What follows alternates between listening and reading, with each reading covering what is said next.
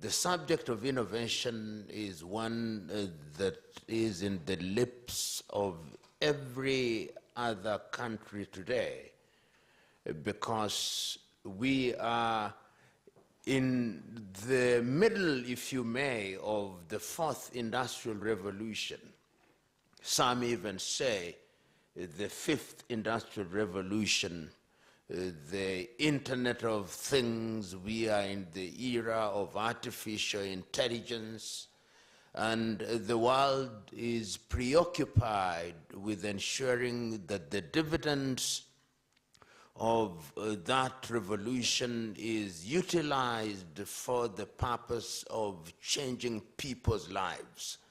Because ultimately the question must be asked, why do we innovate?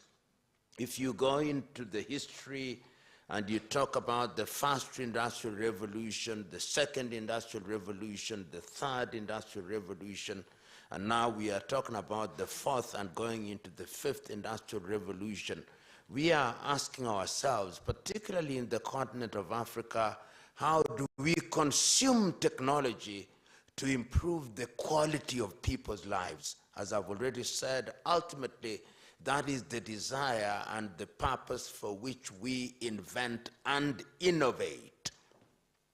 And of course, typically when that happens, there is need to regulate, because science and innovations unregulated also pose danger to society.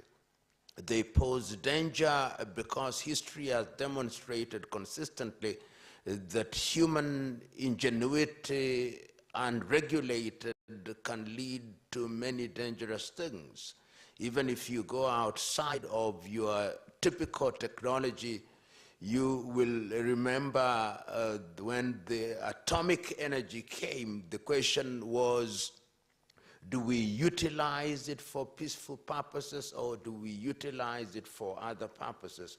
And what are the regulations that we put in place to ensure that it's consumed in a manner that is beneficial?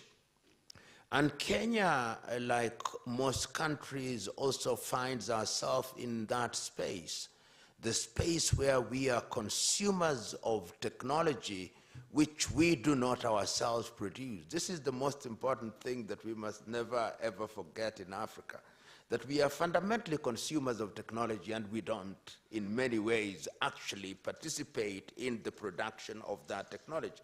And I give the example, look at the computer age, computer as a tool in human intervention for the purpose of human life. Tell me, and this is where the dialogue begins, which African country actually produces computers? If you know, not assembling, producing computer and computer knowledge. Which one? The engineers who are in the house, can you tell me? Beyond assembling, do you know any?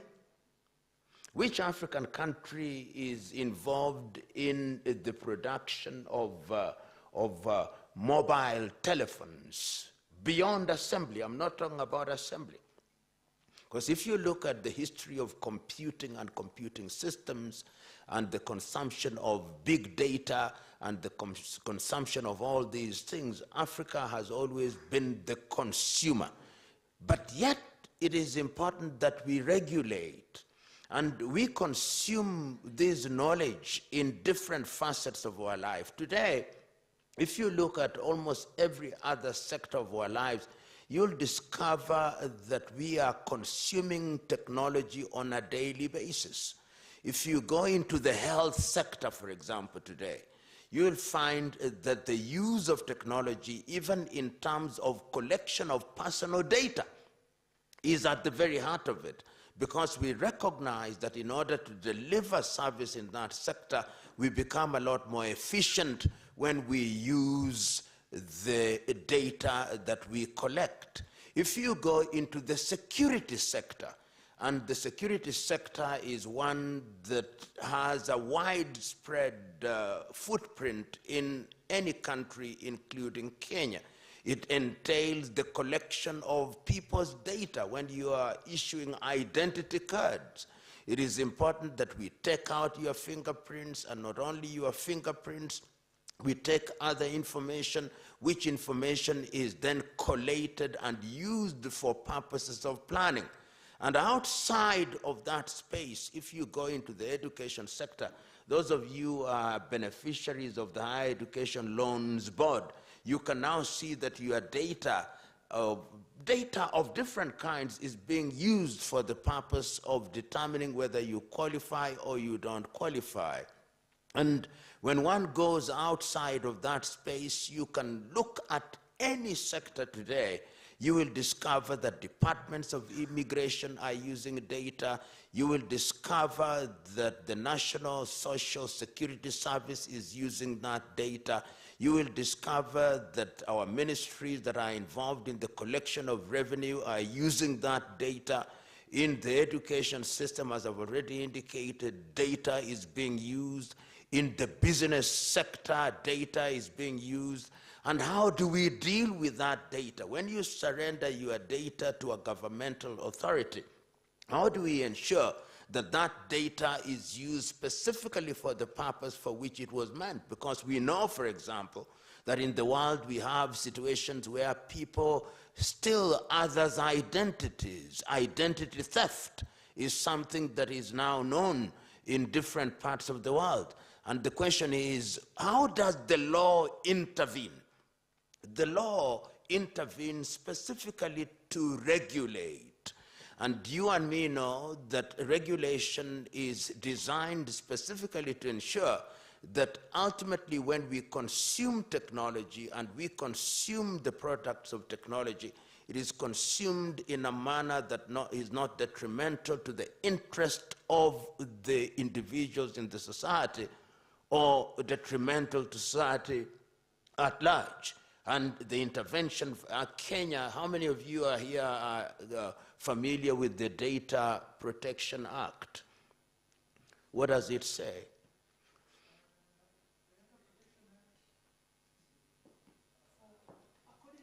You can use the microphone. Does somebody have a roving microphone? According to me, when data is collected, they should be stated what the data is used for, and the data should not be shared with any other person which is not from that regulation. And then after certain years, the data should be, if the person opts out of the data, they should be left, the data should not be held on at a certain period of time. Yes. So the Data Protection Act is designed, among other things, to regulate how data is utilized. And this must also be understood in the context of the rights that are conferred upon individuals under the Constitution, because the Constitution is the overarching law that guarantees an individual rights, and these individual rights must be balanced against societal rights. So it is true to say that we must be very specific as a country why it is that we are collecting data. Take, for example, when you travel out of the country, there is certain information that is collected, and that information is collected for the purpose of helping the country, the Department of Immigration, and other governmental departments for purposes of planning.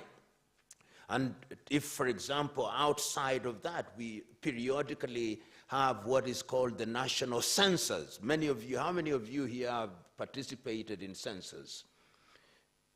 Have you been counted? Let me use the normal word. And when they count you, as it were, why are you counted? Let's hear some intervention. And there is law that regulates what it is, what kind of information that we gather from individuals when they are the subject of census. How many of you know what questions are asked? Let's just sample some of the questions that you are asked when the officers are going around and they want to determine. Yes, please. We have the basic information, information about yourself. Yeah. Okay. Can you hear me? Yes, we can. Okay, so during census, we have basic information that is collected. So the basic information can be, it's your name, where you come from, your family, how many members are in your family, and then we have your religion, your ethnicity, per se. Why is that? I've always wondered, why is it important to know whether one is Kamba or Luo or Meru? Why? But anyway, yes, you are saying about the information? Yeah, I think that's what I can remember. Yes, so if for example, and let's be practical about it, we are talking about Nairobi City County. If we are conducting a census, one of the things that we want to know is the number of people who are in the Nairobi County. And that particular census, if you look at the laws that relate to statistics and the law that govern the conduct of census, it is important for national planning. Because if you are planning for the citizens of Nairobi, what are the things that you have in mind when you are planning for the city of Nairobi? And one wants to assume that beyond national laws, there will also be laws or bylaws that will be enacted by the Nairobi City County for purposes of dealing with the peculiarities of Nairobi. Because there are certain things that will only happen in Nairobi, they will not happen in Meru. Because Meru is possibly an agricultural county. Nairobi may not be in that very sense. It may have a Department of Agriculture, but not very much agriculture takes place in Nairobi. When we talk about sewerage, perhaps Meru, being more rural, will not talk about in the same manner that Nairobi does. When we talk about garbage collection and garbage disposal, when we talk about the quality of water and the treatment of water, it will be different from different sectors, and therefore regulations are necessary. So when we talk about innovation and the regulation of it, we must understand it in that sense. For example, when we want to talk in Nairobi about the digital economy, this thing called digital economy, what is it? Let me hear somebody. When we talk about digital economy, from your own understanding, is the buzzword in town today. We have a digital economy. What is it? Somebody once, you've said something before. When you talk about, if you are supposed to say in 3 minutes what a digital economy is, what would you say it is? Yes, please. It is the integration of aspects of technology into the economy of a country. Mm-hmm. For example, integration of mobile technology with the payment system. Mm-hmm. And for example, in health, how you can afford to pay using any technology that is available in that country. Mm-hmm. Yeah. Yes, and from a legal perspective, when you have the interaction between the economy and you have that interaction which is underpinned by technology, you can then begin to see the significance of regulation. Because how far do you go and what are the boundaries? Because what does the law do? The law exists simply for the purpose of conferring rights, duties, and imposing obligations. That is the function of law.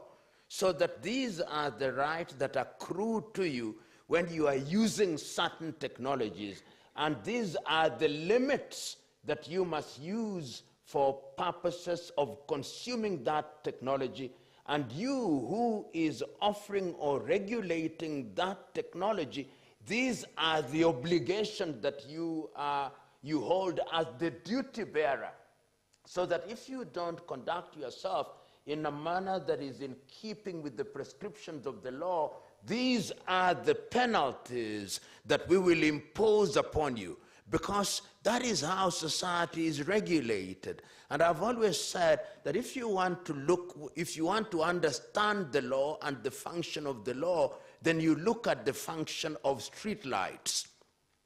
A friend of mine says, and I agree with him, that when you want to understand how disciplined a society is in the modern times, see how they behave, how they obey their traffic laws. If you go to any country and you want to know whether there is order, just see how traffic lights are obeyed. When I go to Nairobi and when I travel and I go to a country and I am able very quickly to see, I go to Botswana and you see the average Botswana in Gaborone, when the lights are red, they stop. It doesn't matter whether they are people or they are not. And I've been in different places at night, middle of the night, driving in Addis Ababa, Ethiopia, just last week, in the middle of the night. Nobody, they stop. There is order. Come to Nairobi. It doesn't matter whether it's the middle of the border who think they have their own set of laws. You have all these things. People, everybody does whatever it is. It is a disorderly society in Nairobi. And I remember 2 years ago, I wrote to the National NTSA head saying, can you create a system where people obey the law? Because when the law is not obeyed, ultimately the society breaks down. It may take time, it may not be in your lifetime, but it will break down. Because it is not just possible to live in a society where the culture is that of disobeying laws and not doing what is prescribed by law. So it is important, therefore, to appreciate what he's saying, that when we go into the digital space and when we are talking about the digital economy, we are saying, and what regulations have been put in place by the Nairobi City County? I believe that there are people here from the Nairobi City County. If we talk about the digital economy and we are talking about the specificities of Nairobi City County, it is important that we have the constitution at the top, we have the national legislation by parliament, and then we must have regulations. Those of you who are familiar with Nairobi, if you go back to the old days, there were things that were called bylaws. How many of you are familiar with bylaws of the Nairobi City County? And there were bylaws for everything. Before the digital economy, one would want to assume how you deal with stagnant water, how you deal with garbage collection. All these things had bylaws regulating them. And one is saying that when you are talking about the digital economy, you'll have laws that govern this. Take, for example, today we have IFMIS, which is the central government collections system, ecosystem that has been created. And why has that ecosystem been created? It has been created because it is assumed that, number one, there'll be efficiency in terms of revenue collection. And when there is efficiency in revenue collection, it means that we'll capture a critical mass of the people who ought to be taxed. And when we have captured that critical mass, we are saying that even the payment systems will be regulated, and that therefore we will ensure that the black holes that ordinarily allow people to pilfer funds will be sealed, and the pilferation of funds will be the exception other than the rule. Then we talk about payment systems. These are systems that allow you to pay in an efficient manner. Take, for example, if I want to pay for my licenses, the Nairobi City County has this, is it called a single license for all manner of things? In the olden days, if you went into a shop, you'll find all manner of licenses, even 12 of them plastered. Today you have one. Confirm to me that that is correct. Does it work, or is the theory of it? Is it the theory or the practice that today I can pay for a single license and it allows me to be a retailer, it allows me to be a wholesaler, it allows me to sell alcohol? All these are put together in order to ensure that there is efficiency. And you need regulation. That is the legal framework that you need. But the law in and of itself is not sufficient. This is the mistake that we make, particularly in Africa, that the enactment of laws will solve our problems. And Africa is notorious for enacting pieces of legislation which are honored only in breach. so that nobody actually obeys what is in the black letter law. So I'm suggesting to us that as we interact with technology a lot more, it is important that we must also develop a culture of obeying and implementing the law. How many of you take some time to just travel around Nairobi? Just drive around Nairobi. When was the last time you are in Mukuru kwa Njenga, those of you who are here? Not those organized visits which city county work officials do, where they take you to the place they want to see. Just how many of you are in Mukuru kwa Njenga? One. How many of you have recently been in Githogoro, in Westlands? How many of you have been in Kibera? How many of you have been to Ayany Estate in Kibera? One. How many of you know the number of rivers in Nairobi? You are working for the Nairobi City County. How many of you know a river called Kichwa Ndogo and Kichwa Kubwa? You don't.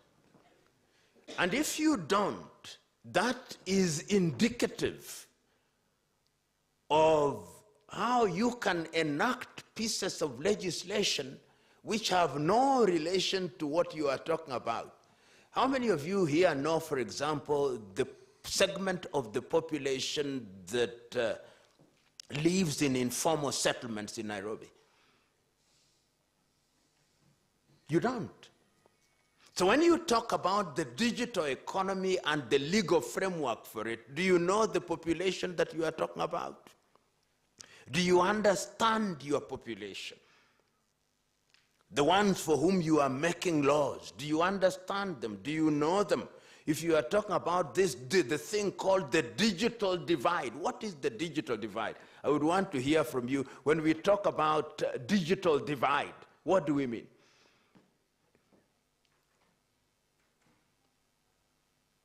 You are taking, yeah, please, digital divide.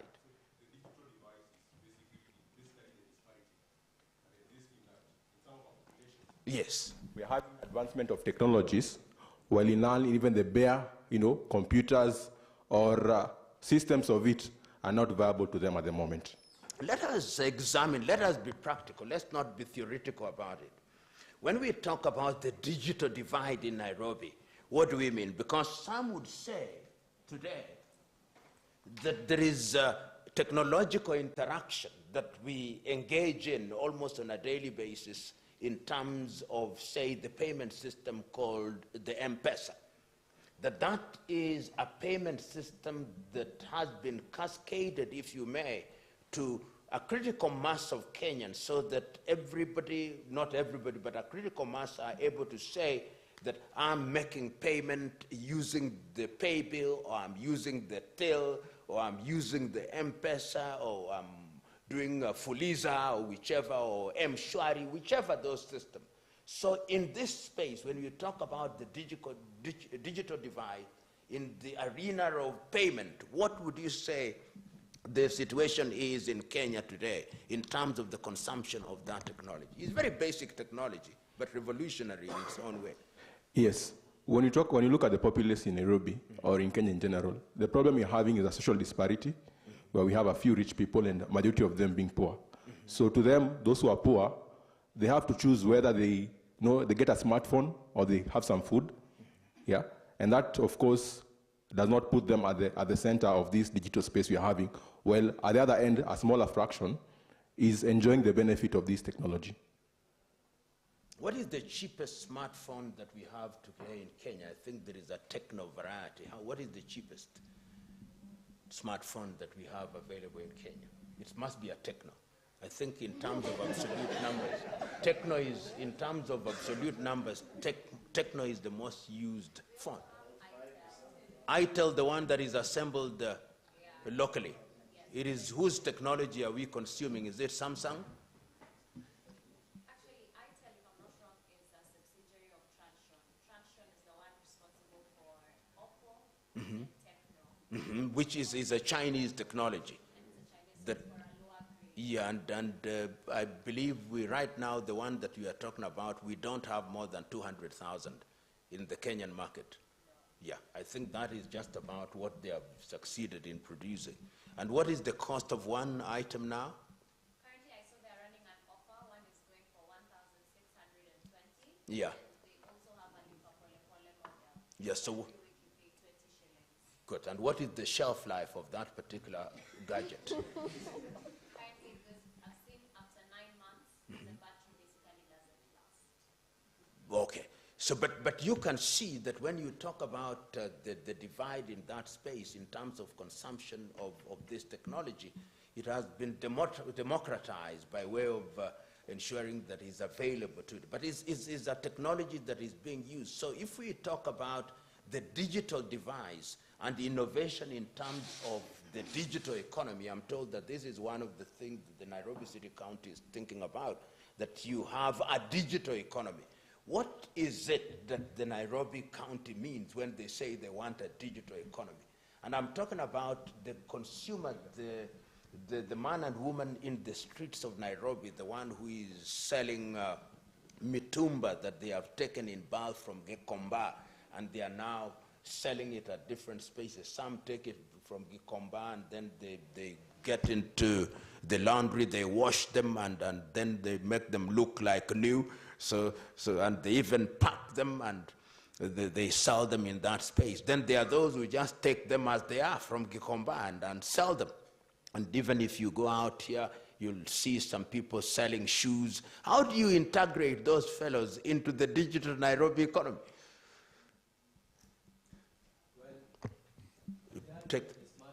Yes.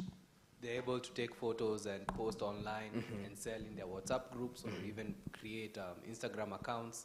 Or rather, even the startup sector, they can craft apps that connect buyers and sellers online. That's the digital economy. Yes. And then the question, the answer is given, is that is how, in a very rudimentary way, you get these fellows into that particular ecosystem. The question is, how do you regulate it? Because to this individual, you've now gotten them into this space, and it comes with its own baggage. The baggage of the seller or the buyer to whom you will send and doesn't pay, or the one who does not subscribe the quality of the particular item. That is where the law now intervenes. What then will be required of the Nairobi City County in terms of making regulation? Because as you encourage that kind of trade, you must also think the implication that it brings about. And that is why you'll need bylaws, or you'll need regulations which are in conformity with whatever, if it is the devolution, under the devolution, of course, under devolution, you'll now be required certain things are exclusively within your domain as Nairobi City County. How do you deal with them?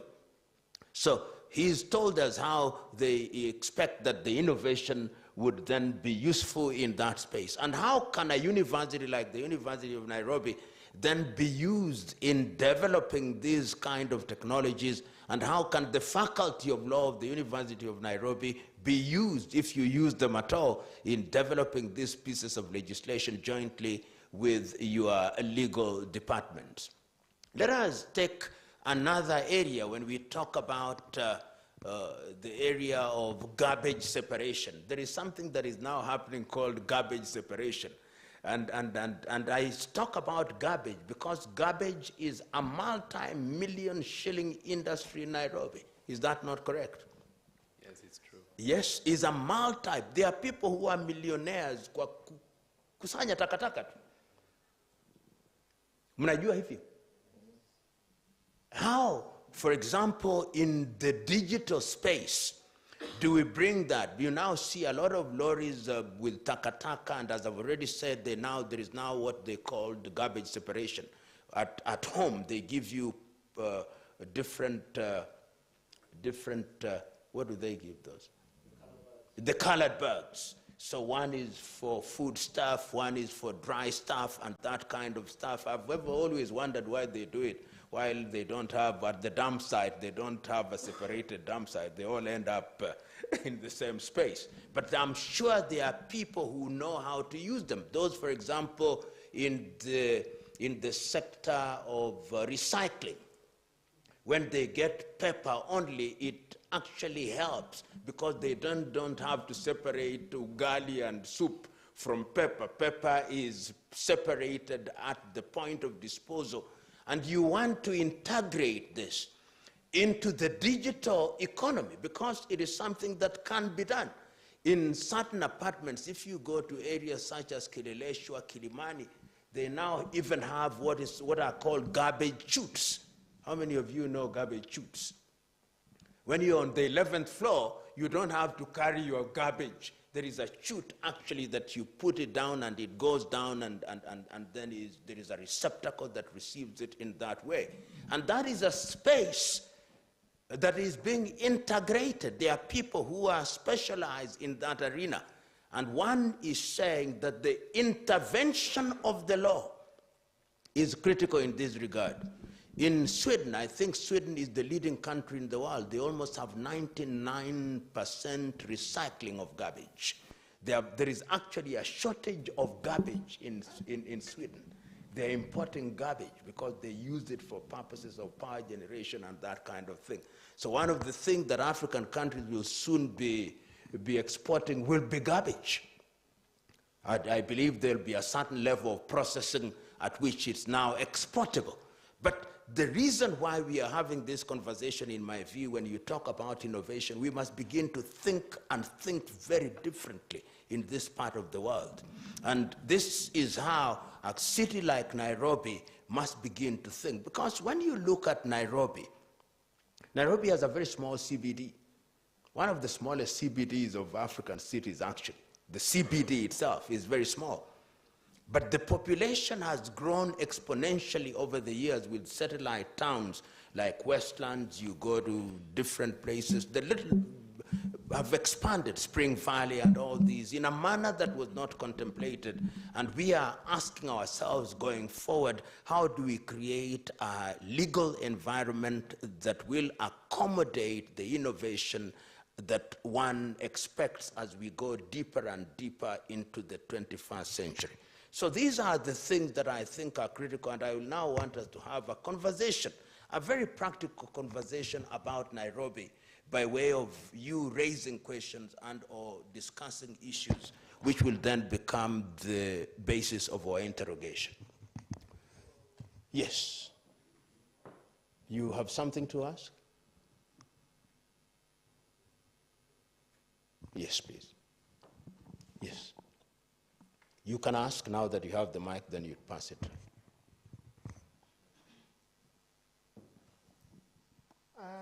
Speaking on garbage collection, we have talked about Sweden. Another country which I have observed for me, according to the way I've researched, is Japan. Yes. Mostly when you're seeing at Shibuya, near Shibuya crossing, yes, it is very clean compared to our CBD. Yeah. And they have the most efficient, following from Sweden, that is Japan. Yes. One of the most efficient garbage separation and collection processes. So how can Nairobi help us? Or we are Nairobi, we can integrate that, but I think Nairobi can use that, their way or their method to integrate with the technology which we have and enable us to efficiently collect garbage and monitor it and the process of monitoring it. I don't know whether any of you have read the proceedings of the Afro-Cities conference that took place in Kisumu. How many years was it? 2 years ago? How many of you have read the proceedings of the Afro-Cities? I want you to go and read the proceeding of the Afro-Cities, because some of the things that were being raised during that conference is the future of African cities, particularly with contemplated urban migration and non-preparedness. And I'll give a very crude example. There is something that we call urban upgrading. That is the informal settlements if you go to Mkuru Kwanjenga, you go to Kawangware, you go to Kibera. In order to construct houses for people who have lived in that space, you've got to understand the culture and the income bracket. If, for example, I was living in Kibera, I have 6 children, I had a pit latrine which I was using, or a latrine or a toilet which is waterborne, which is outside. You then tell me to migrate to a 2-bedroomed house, which is on the 4th floor. Remember, I have 6 children. You are introducing a number of things into my budget, which possibly I did not use before. Toilet paper. Do we ever think like that? Because if you have a population of 6, what budget goes into toilet paper other than other items that you'd use for that space? And these are the problems that are confronting many African cities going forward. Look at Nairobi, for example. If you go into the Kilimani, Kileleshwa area, quite a number of places where you now go and find households of 300 people are single-dwelling houses. And the sewer system in Nairobi has not changed, which means that the sewer remains the same, but in what was a single-dwelling house, you now have 300 people and even commercial enterprises that are being undertaken there. You now have a supermarket, you now have a bar, you now have a club. How are we going to integrate that when we talk about our digital economy? Look at Woodley today. How many of you here know Woodley? Woodley, almost quarter of an acre, no, almost 3/4 of an acre in a single dwelling house. In the next 10 years, holding all factors constant, there'll be high-rise buildings in Woodley. Fact. Have we taken care of the sewage system? When was the last time that Nairobi did a sewer system? Have we taken care of garbage collection? Do we ask ourselves, when you see all these tanks that are collecting raw sewage from Karen and other places, do we know where they discharge their waste? When there is no water in Nairobi and we see water tankers moving around, where is it that they get water from, which others can't get? These are things that are of a very practical nature and must not be seen independent of the innovation that we are talking about. How are we going to deal with them? Are we going to create systems where we have biodigesters as opposed to septic tanks because we are losing our groundwater? And when we talk about biodigesters, how are we going to integrate them in law? These are the questions that we are talking about, and you who are in this space, those of you who are university students, this is the kind of thinking that we should be thinking about. How many of you here have gone to Kinshasa in the Democratic Republic of Congo? One day you'll go there. A population of easily 22 million people. Nairobi, what is the population of Nairobi as we sit today? What is the estimate of population of Nairobi? Who knows? 6 million? That is the daytime population or nighttime? Yeah. 5 to, no, that is too wide, 5 to 10. Maybe let's give it 6.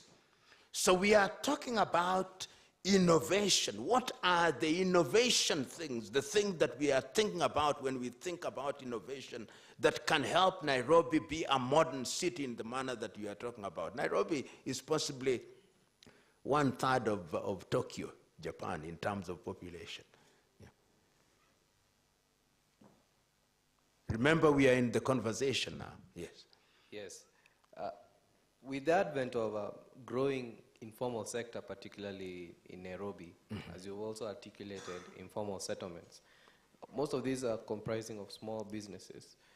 Wouldn't you say formalization is vital, and a solution may be to have them group themselves into local associations or cooperatives. That way, slowly integrating them into the formal economy and then growing the CBD as a result. I can't agree with you more. You know, this idea that we have formalized the informal. For too long, we have been talking about the informal sector, informal sector. Let us support the informal sector. Why don't we formalize the informal sector? Let me give you an example. You've gone to Kamukunji, where they are making these suitcases that our children use to go to school. They are making wheelbarrows and all these things. That thing has been there for over 30 years. No technological intervention. You still find somebody with a hammer making a suitcase, which means that the next suitcase is a different size from the one that has previously been made. I remember several years ago, I took my friend, a friend of mine, who was from Germany, and we looked at that thing, and he said, these are the things that you people still do. You have somebody spending time using raw energy to make a suitcase. While in China, you have a nearly 100% robotized environment that is making suitcases. I can't agree with you more. We've got to formalize this. The Nairobi City County must be in the technological space that converts that total area in Kamukunji into a manufacturing zone where there is smart technology, and you therefore need necessary facilitating law. But the problem, and this is an African problem, our threshold of satisfaction as a people is very low. We are not curious, and that is why we are not innovative. Curiosity is what gives birth to innovation. And there are many areas. I do not know whether you walk around Nairobi as you should. Do you know the biggest supplier of meat in Nairobi are not people of African origin? Do you know that? When you want serious meat, the butcheries that actually sell the largest amount of meat are not Kenyans of African origin. They are Kenyans of Indian origin, prime cut, possibly. They don't own cows, but they sell meat more than you do. The biggest suppliers of fruits in Nairobi now, who knows? Who actually sell fruits which are bought by most people in the lower to middle class, who knows? Zucchini and beyond fruits. They are not Kenyans of African origin.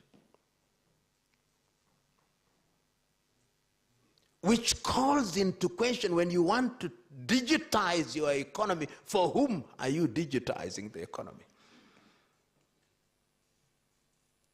Even in matters as mundane as just selling houses, which are the biggest companies that sell or let houses in Nairobi?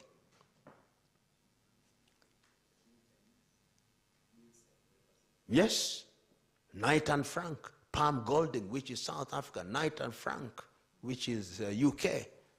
Mwafrika yuko katika vitu vidogo vidogo tu. Amedoda Mwafrika. Amedoda tu.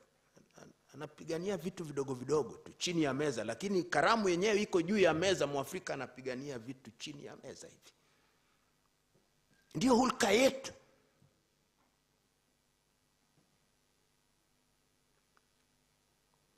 And the question, therefore, as Nairobi County, when you digitize, what are the areas, what are the boundaries that you've drawn in order to ensure, as you say, that when we formalize the informal, are we still protecting the players in that space? Because formalization also has the possible effect of taking those fellows out of business very easily. Because even if you survey very clearly, you may discover that some of these fellows who are involved in the formal business are actually doing business for other people. You may find that it's you who is the owner of the business and you've deployed 20 people to engage in those activities. Because I wonder, for example, when I walk around Nairobi and I see people selling suitcases outside the streets, are those their suitcases? Or it is somebody who has a shop in Luthuli Avenue who has told them, chukua sanduku 10, ukiuza nitakupa shilingi 500. Do you know that is happening? Or the people who are selling things in the streets who collude with police officers to ensure that cars on one side are stopped for a longer period so that they can sell their things. You know that there is that kind of thing that happens at Nyayo Stadium. You are stopped even for 20 minutes because the sellers have agreed. Well,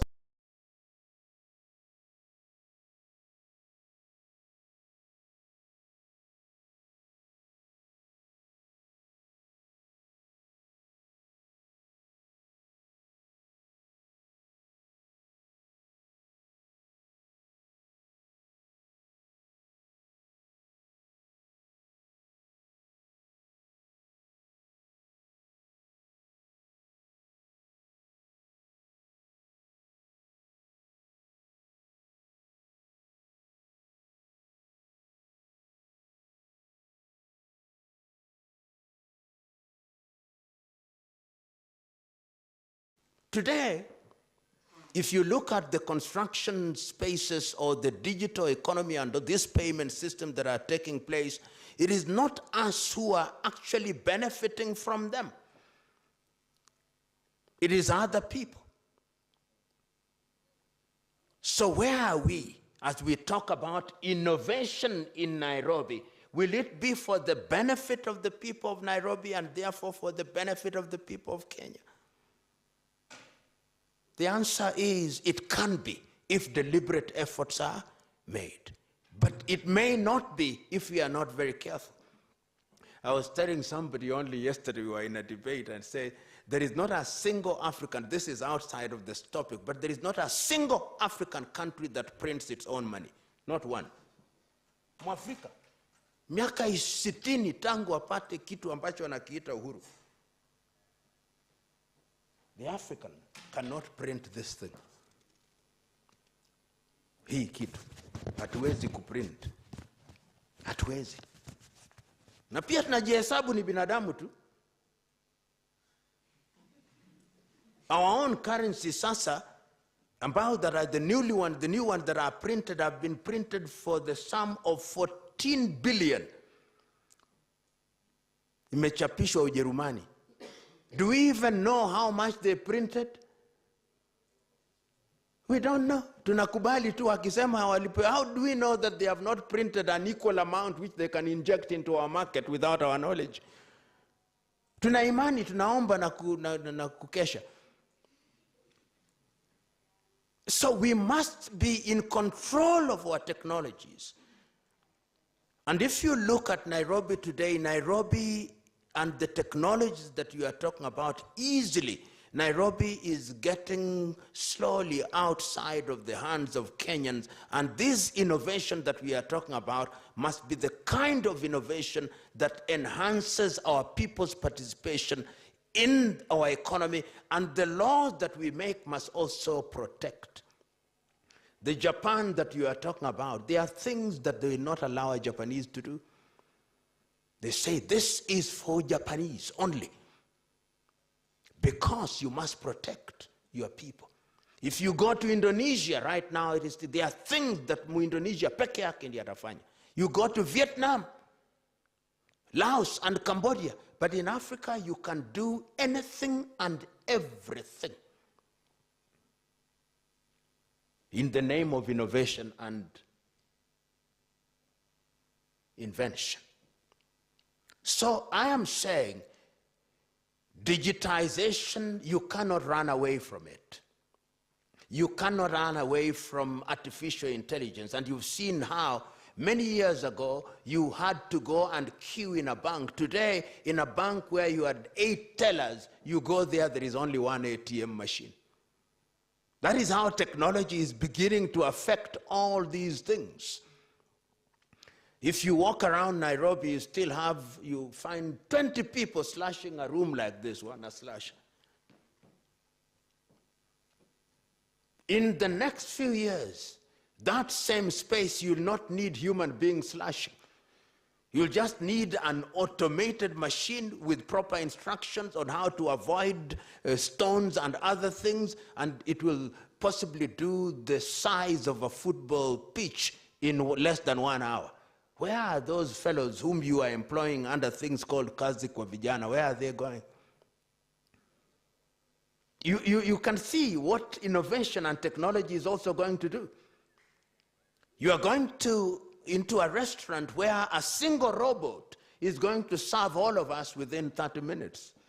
All those waiters, where are they going once we have that space?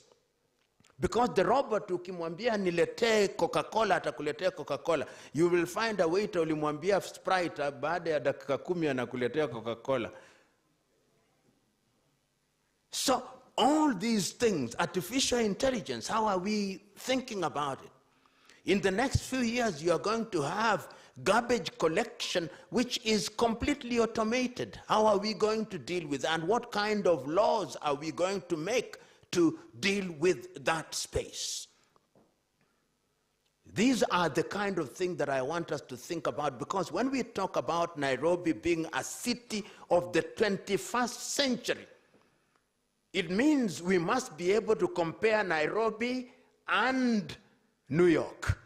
It means we must be able to compare Nairobi and Denmark, or rather Copenhagen in Denmark. We must be able to have a Nairobi that is like Madrid.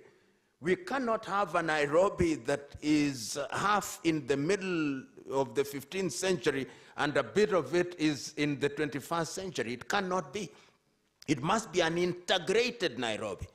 And these are the things that we are talking about, even in terms of how you deal with regulation. Let's talk about, before I allow you intervention, look at the simple question of payment of rates in Nairobi.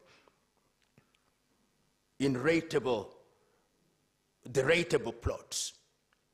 It's still not possible for me to sit in my office, and when I sit in my office, for an app to tell me that my rates are payable on this day and I'm able to pay it, and a receipt is then given to me on this site. I know in your systems you claim you can, but it's not the truth.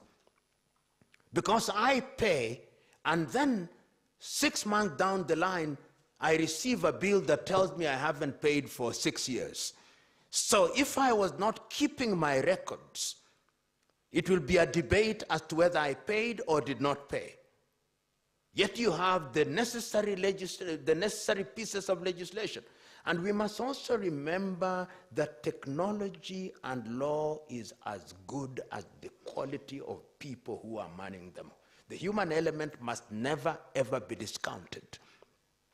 Today in the newspaper, there is a lady who says that they were asked to supply edible oil through a WhatsApp.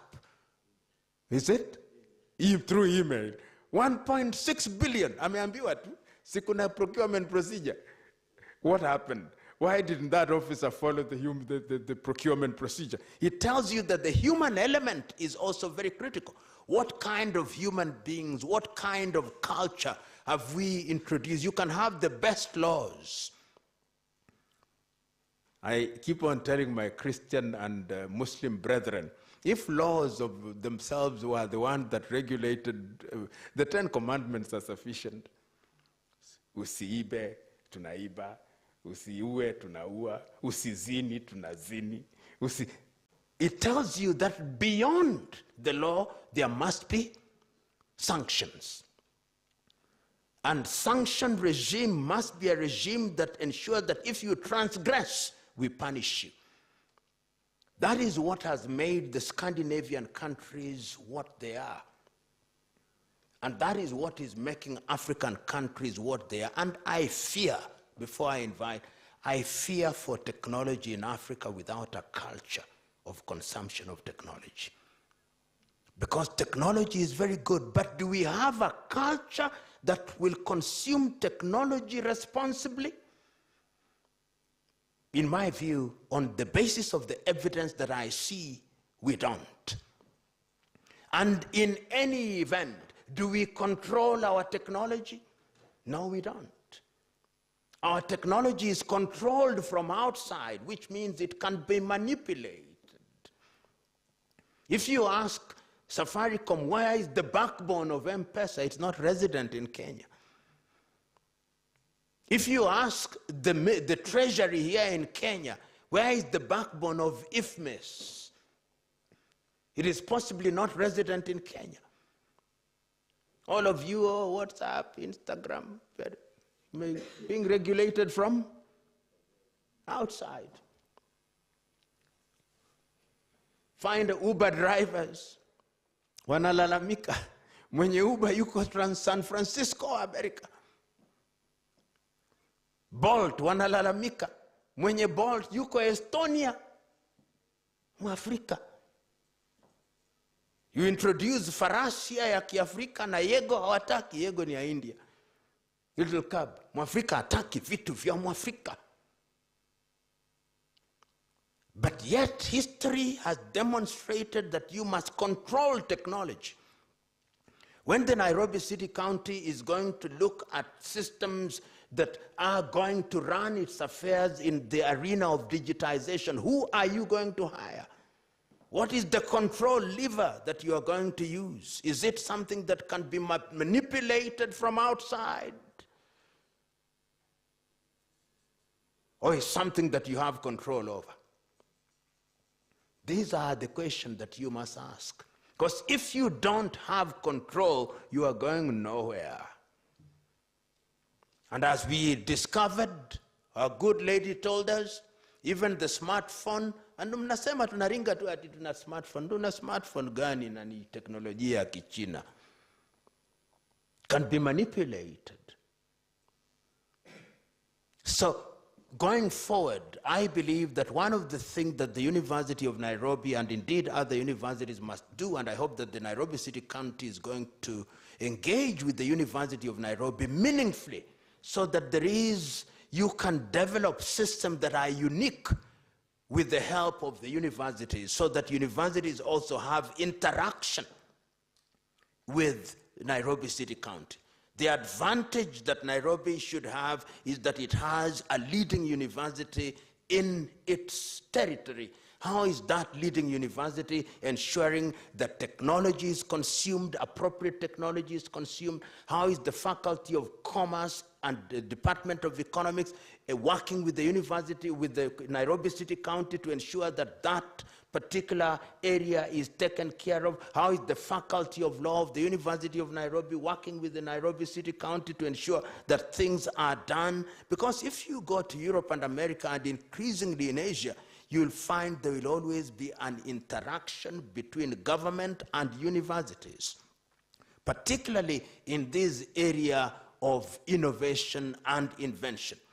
And if that is done, then we can talk about next time when we have a conference such as this, we are going to be able to say, we met 1 year ago, we are now coming 1 year later, and these are the dividends that we bring on the table. 3 more interventions. Yes, sir. When you look at most innovations and technology that are around, they are more of capital intensive vis-a-vis labor intensive. And it is common knowledge that livelihoods form a part of the human dignity or the human experience.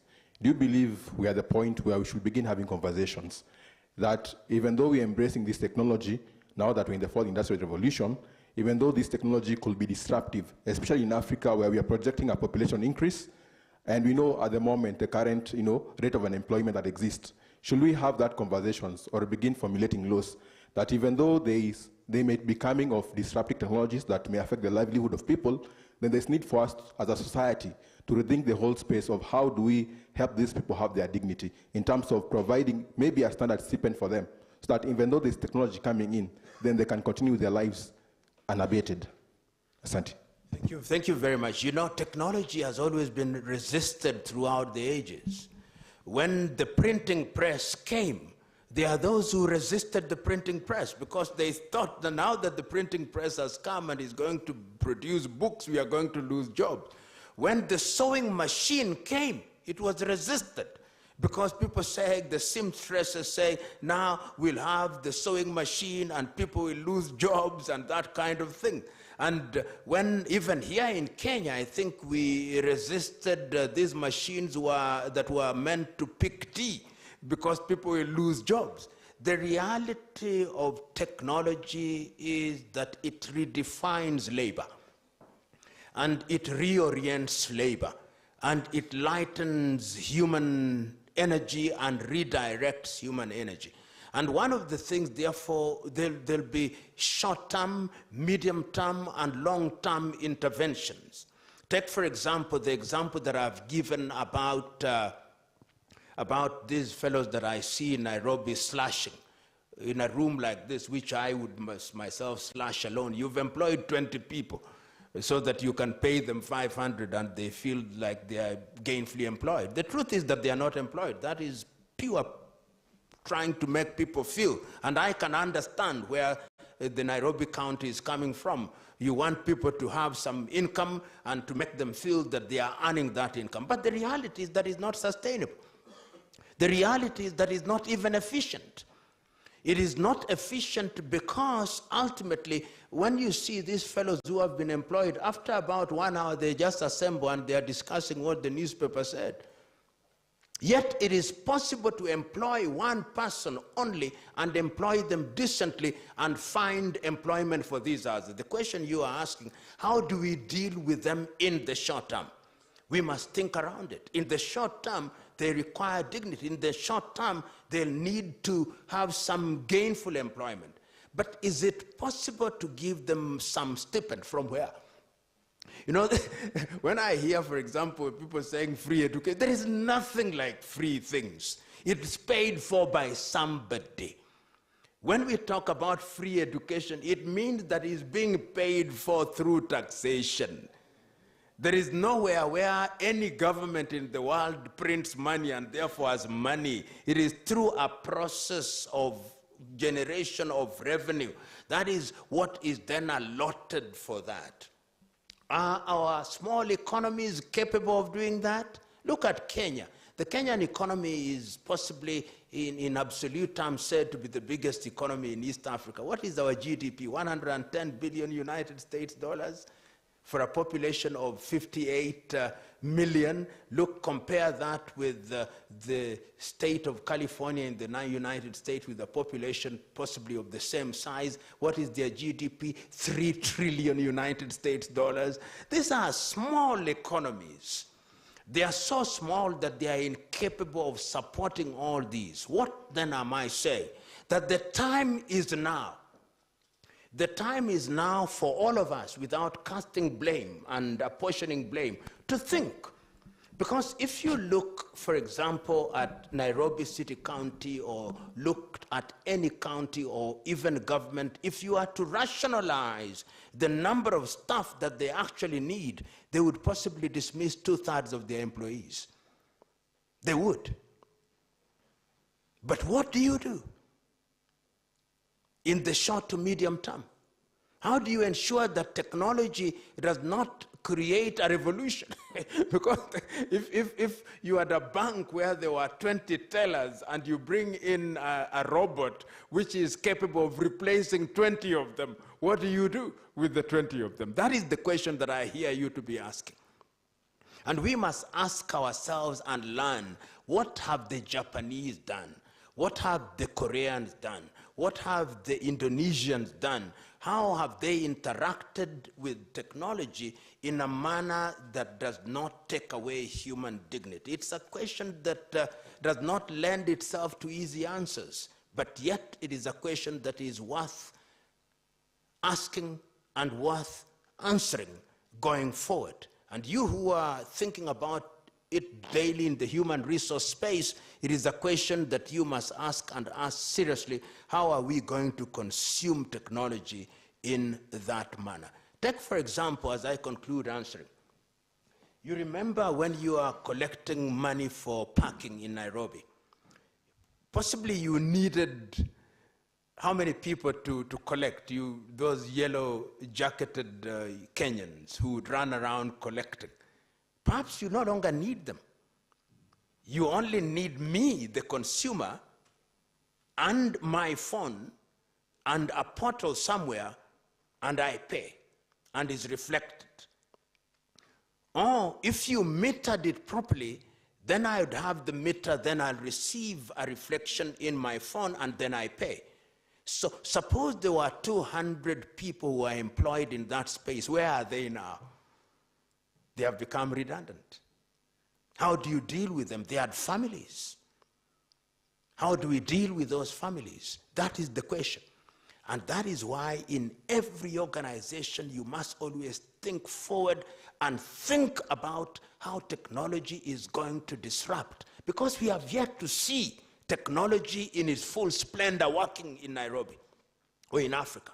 The day it comes, you will discover that even lecturers, one lecturer standing here can teach students in 20 universities in some areas. If I'm teaching history or teaching political science, I can sit in my office and deliver lectures online to 20 people. What then becomes of 200 other lecturers? These are the questions. And I want you young people to begin thinking about them. Thank you. Any other intervention?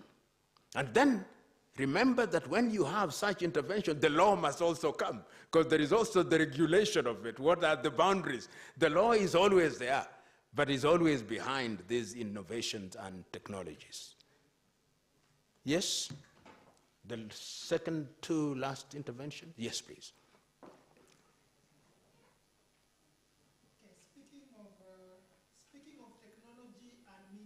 Yes. I have discovered that Kenyan culture has a lot of lost media. Mm-hmm.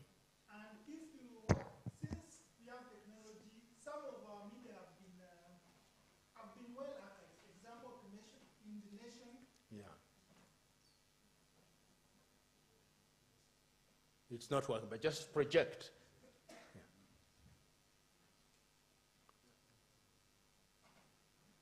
Example, in nation media, have archived since our independence, and another one is the Kenya Gazette has also been archived. Yes. But we have found out some of our media example culture, some of our people here don't even know they come from maybe a lineage of chiefs. And example, I had a friend in university who came up with a book which was written up, which their family written about their lineage. Mm-hmm. And they have discovered that because the two of their generation had a chief in them. And if they did not have archived that information, how would you know that there was a chief in Kikuyu or there's a chief in Nakamba? So the technology we have, we should also be using it to archive those information, so that in the future we can enhance our tourism sector and we can trace all those people who are the key centers in our communities before independence or after independence. Yeah, but I hear you, but remember that we are in a space where we are talking about innovation and Nairobi. So one of the things that the officials of Nairobi here would want to hear, I hear you about history. Having a sense of history is very important, and having these things archived and how we use technologies to archive things and that is important. But one of the key things that I think is very important is that how do we use media, this media that we now say is the non-traditional media in the technological space for purposes of enhancing trade and improving the digital space. I think that is the pain that you in Nairobi are bearing now. How do we deal with Nairobi? Because every administration comes and says we want to deliver. And I think this is one of the things that our concept of governance is also something that we must revisit. I've just been receiving a message here about how they govern in Europe and America and in other parts of the world. And our system of governance must be, that is why we in other parts of the world, we talk about administration, your administration. So that in the Nairobi City Council, if you are talking about your governor, you say the Sakaja administration. It's not the government, it is just his administration. And the best he can do is to preside over that administration for a maximum of 10 years. But Nairobi is here for life. So whatever is done for one administration must feed into the other administration. What measures are put in place, what you are doing here today is you are laying a foundation stone, which foundation stone will exist 100 years from today. Many administrations will come and they'll build on it and improve it. That is what we want. Every administration grapples with different challenges, and I hear you to be saying, therefore, that we must have a record-keeping system that allows us to benefit from the past. And that is why I asked you, there was a big Afro-Cities conference here in Nairobi. How many in Nairobi City County, or indeed in Africa, have actually even read of the resolutions of Afro-Cities, or they are just waiting for another conference? And my fear is Africans are in that business. We are waiting for the next next conference of Afro-Cities. We don't know. How many of you here working from the Nairobi City County have read the Omamo report? How many? None. The Omamo report, which was instituted in this city and talked about how to govern Nairobi City County. That is the sense of history that I'm talking about. Very soon, if we have not read it, we'll form another committee to do exactly the same thing that they did.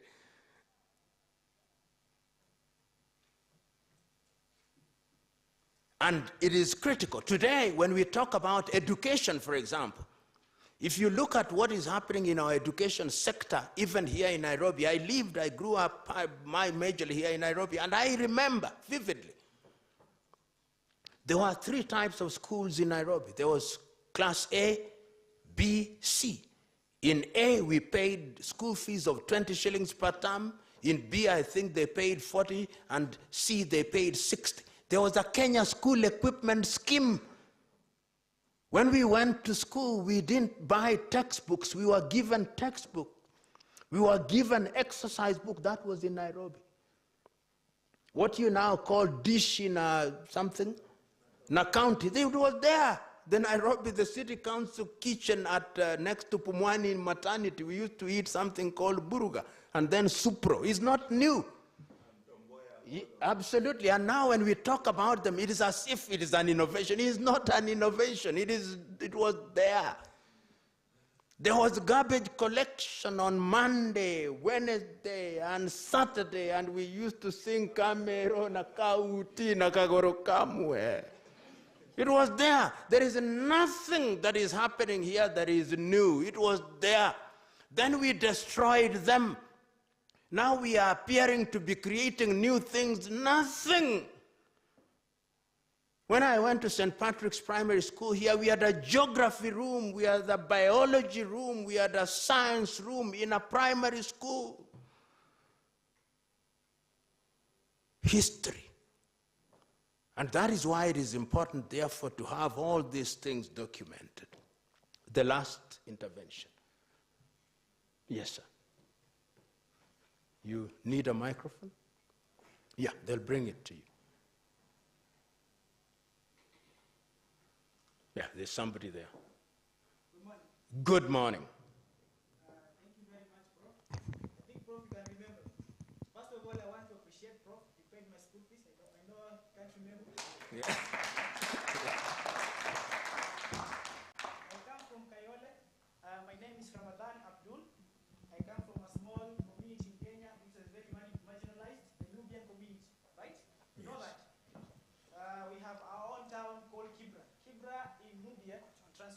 Kiswahili, it's a forest or a jungle, city. Right now, Kibra is a slum, right? You all understand that? Yes. So for me, my intervention, why I'm here today, I also applied for a pitch competition. It's a startup. The way Prof has just indicated about administration. So His Excellency the Governor came up with a philosophy called Lazima Iwak na Sakaja. You all know that, right? So he's trying to come up with something that the city must work. All kind of innovation that are being introduced must be made effective and work. So for me, I am planning to design an app, because I did computer science. Yes. To design an app, whereby this app, all the government, all the county government projects will be implemented or be integrated there, so that whoever have concern about how the city will be running, all the projects, working closely with the county government, all the projects that the county governments are planning to do on how to make Nairobi work or to become better, anyone can follow closely. And this will allow, or will give room to anyone who has an idea, or anyone, or any Nairobian who has an idea on how he wants the things to be done, can put or can make suggestions through the app. And now the county executive, maybe the chief officers in various departments, might engage them and know how they can implement this thing to make Nairobi work the way the governor has said. And this can be also be implemented by other governments that will come in future. That is laying a foundation how the city may grow maybe after the current government is out. Thank you. Okay. Thank you, Prof. I'm Peter. I work with Nairobi County. You discussed about digital economy and the related regulations. I believe in regulations, but too much regulation may kill an industry. How may we as Nairobi County draw a line between good regulation and too much regulation while coming up with a digital economy policy? Thank you.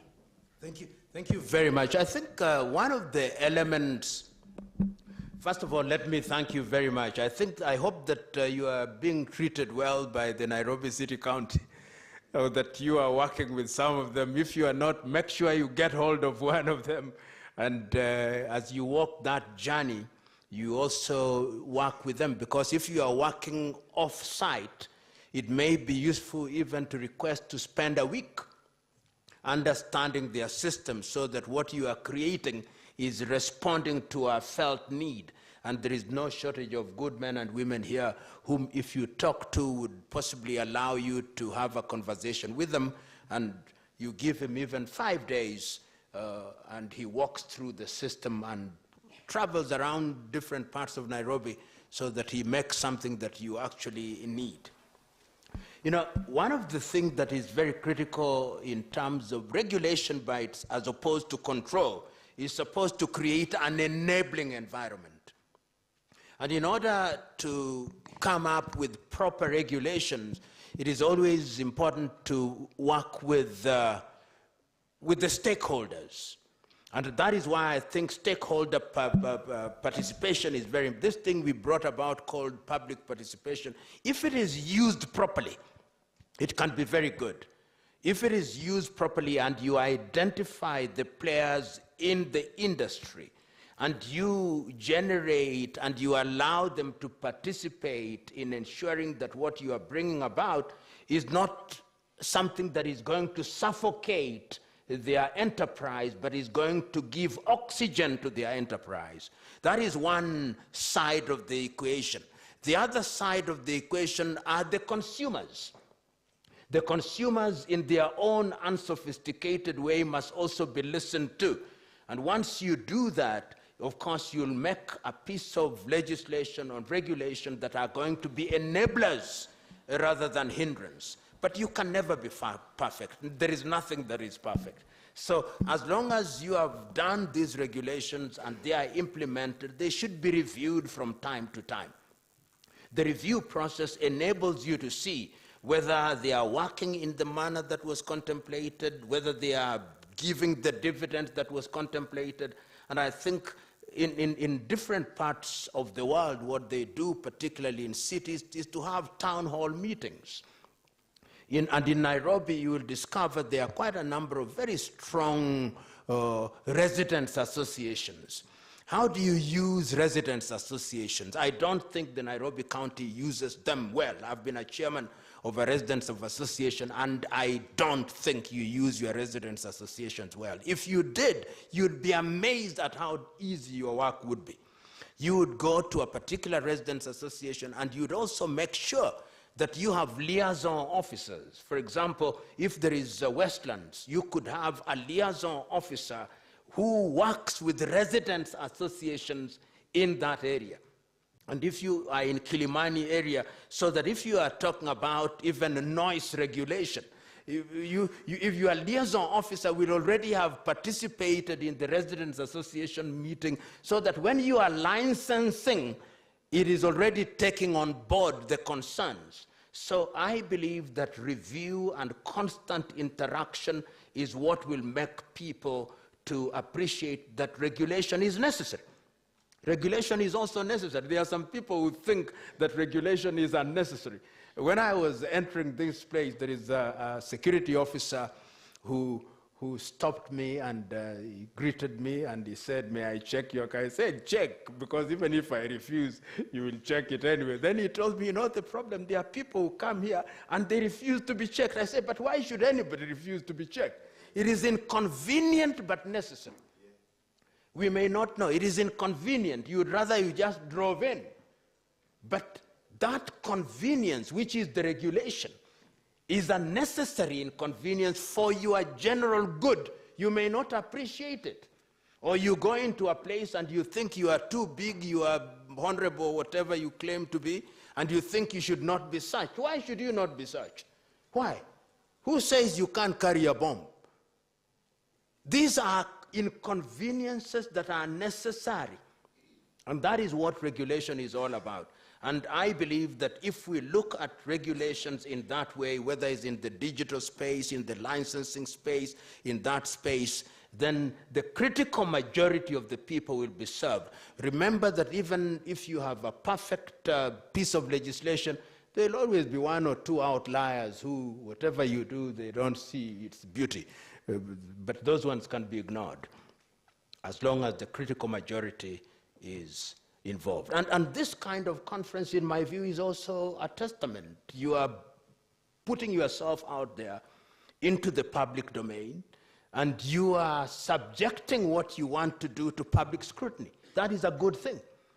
How you consume what we are saying is another debate. But you have come out here, you have put yourself in the public domain, and that is the way it should be. And I believe that this conference should not just stop here. In its own way, to the extent that is possible, I would want to hear interactions at Kaloleni Social Hall. I would want to hear something in a hall in Kibera, in Kawangware, so that it's not just at Nairobi University, but you are discussing with those people in that part of the world, and you are inviting people. Now, Wakenya pia wazungumze kwa Kiswahili. Nikimalizia, tatizo la sisi wa Kenya ni jambo la kushangaza sana. Tunasema Kiswahili na Kiingereza ni lugha rasmi. Lakini kila tukizungumza na wananchi wa Kenya wenzetu, tunazungumza kwa Kiingereza tu. Mambo haya lazima yazungumzwe kwa Kiswahili pia, ili watu ambao si weledi kwa Kiingereza waelewe, ili na pia tuanze kuunda na kujenga misamiati ya kiteknolojia. Kwa kuwa hatuna misamiati, tukizungumza ubunifu, innovation, uvumbuzi, wangapi wanajua kwa Kiswahili innovation, lugha neno rasmi kwa neno innovation? Na mnajivuna, mnajitapa Kiswahili. Lazima tuzungumze, kuzungumza huko na kujadiliana huko ndio tunajenga misamiati. Hata kama tukitohoa tunasema dijitali, lakini tunaikubali. Kwa hivyo nikimalizia, napendekeza mazungumzo haya yafanyike katika vitongoji mbalimbali vya Nairobi, ili na wananchi wahusishwe na wajisikie kwamba wamehusishwa kwa maswali na kwa kujieleza, ili yule ambaye unamzungumzia, yule ambaye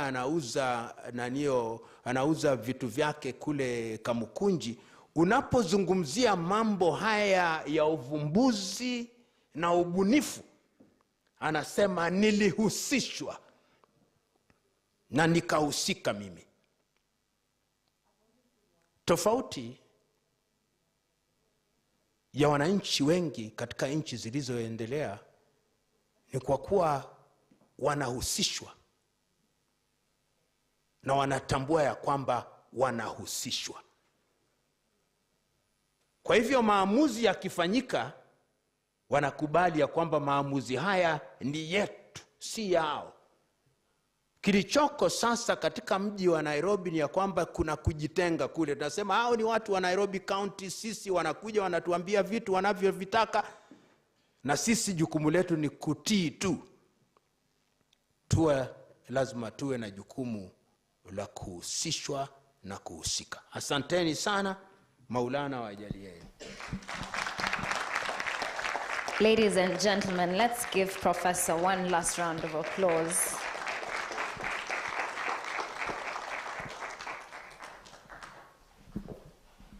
Hebu tumpigie makofi tena jameni.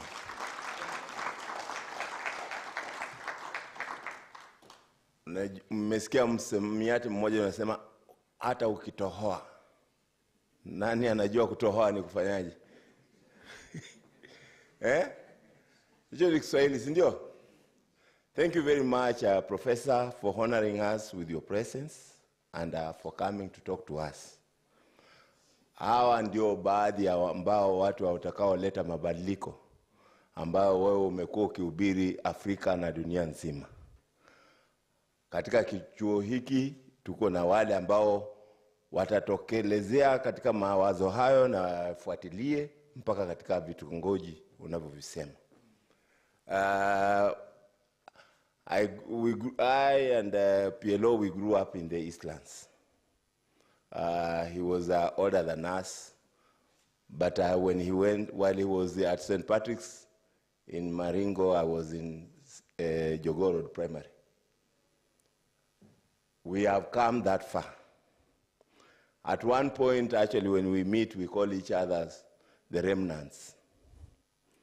Because most of those we grew up with ended up in groups.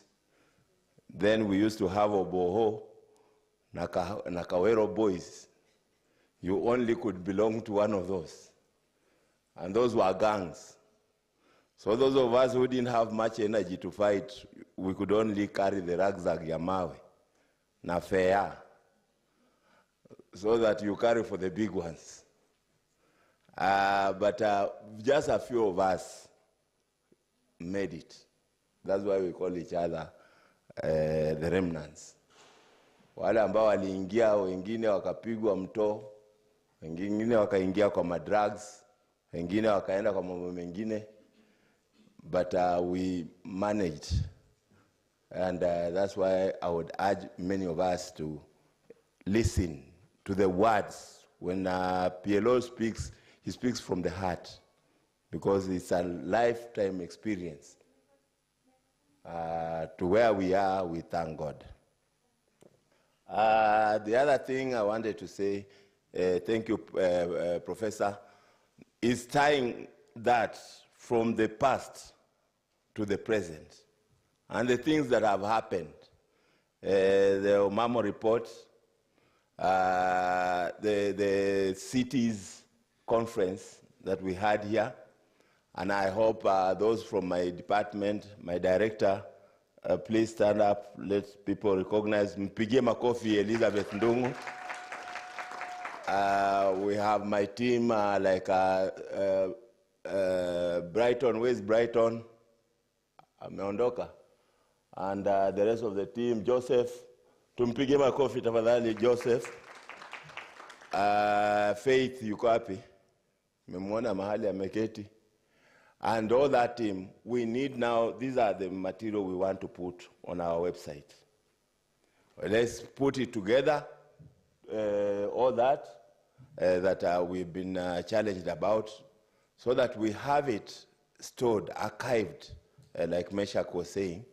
We have it archived so that people can be able to then trace it and access it and use it appropriately. Once again, we want to say this is, Professor, this is the second edition of the Innovate Nairobi Tech Week. And we are here not by mistake, it's by design, because this is the institution of higher learning. And it's one of our facilities in the city. We intend to be here again next year. Last year we did the first edition. This is the second edition. We want to do the third edition again next year. We are already starting almost immediately, and we will be inviting you guys to some of the postmortem and planning and making it better. It was very important to listen to the legal part of this interaction of the tech. I've been wondering even myself, even as chief in charge of digital economy and startups, I've been wondering about this AI thing. Na umesema mambo ya Kiswahili, mimi sijui, mimi natoka huko pahali Mkombero inakuanga. Na mimi sijaona Mkombero kwa AI.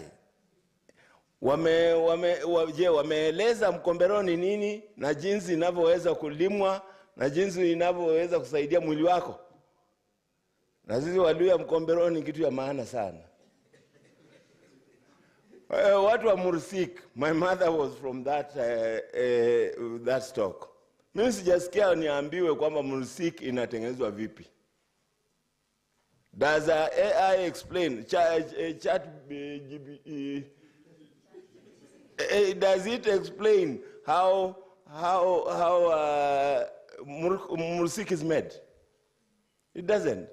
Lakini waulize McDonald, waulize hii ingine inaitwa nini, ile mkate ambayo inawekwa toothpick katikati wakati wa cocktail.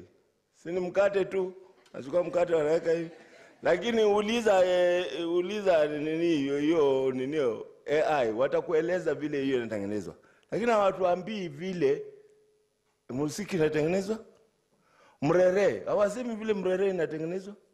Mudhokoi, hawatuambii vile mudhokoi inaundwa. Why? Because it has not been domesticated enough. Our language has not influenced the language of AI, the tech language. And that's why young people, and somebody said here yesterday, Director Mushendu from Konza, he challenged us and said, if you can't do this while you are under 30, forget. Ukifika rika yetu utakuwa una gajitate ile watu wengine walifanya, ile watu wengine walisema. So it has to be now. Start thinking out of the box. Start thinking about start thinking about the language of technology. So that now you start influencing the language of technology. Start thinking about our legal regime vis-a-vis technology. Because we can't always just continue interpreting technology in the language, like Professor says, in the language of America and Europe. We must now start domesticating so that our language is applicable. Technology is applicable to our language, to our legal regime, to our history, to the way we do it. And that is going to be our take home. Thank you very much, Professor. Able to mpige makofi tena. At this juncture, I want to hand it over back to our MC. Wewe MC wetu mnampenda kweli? Nyawira, people haven't seen you. Thank you, Chief. Good morning, guys. Ladies and gentlemen, good morning again. Beautiful ladies and handsome gentlemen, good morning. For those who were not with us here yesterday and the day before, my name is Nyawera, and welcome to Nairobi Innovation Week, whereby our tagline is to discover, connect, and create a community. Thank you so much for your patience. For those who are here on time, I hope the professor's talk opened up something. And one thing that I definitely got from him is that when you're creating technology, for whom are you creating it for? For which culture are you creating it for? And what particular era? I think if Professor was here yesterday, he would be supporting John, my thoughts. But when you're coming up with innovations and you're coming up with things that you want the world, the society, and the community to adopt, whom are you creating for? Have you been able to analyze the data? Understand, does this product make sense for the people you're creating for? All right? So I want us to get into our next track, which talks about the legal framework. And just to offer some insight is we actually have a startup competition that is running. And the purpose of this startup is basically to create an opportunity to give young entrepreneurs or young developers an opportunity to be able to create technology and match them up with potential investors. So if you are participating in a competition, please feel free to step out and ask the ushers behind to be able to just give you headway on where it is heading. So I would like to have a conversation in reference to the legal framework and how it is combining and how it's basically coming in together with technology. So this will be more of a panel moderation sector. And without further ado, kindly help me welcome Mr. Charles Owiti to the floor. Charles, karibu sana. I think we can do a better round of applause.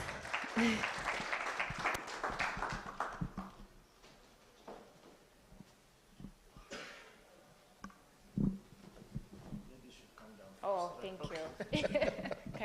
Thank you. Good morning, ladies and gentlemen. Allow me to welcome my fellow speakers and panelists, Robert Mwoka and Theo Matundura.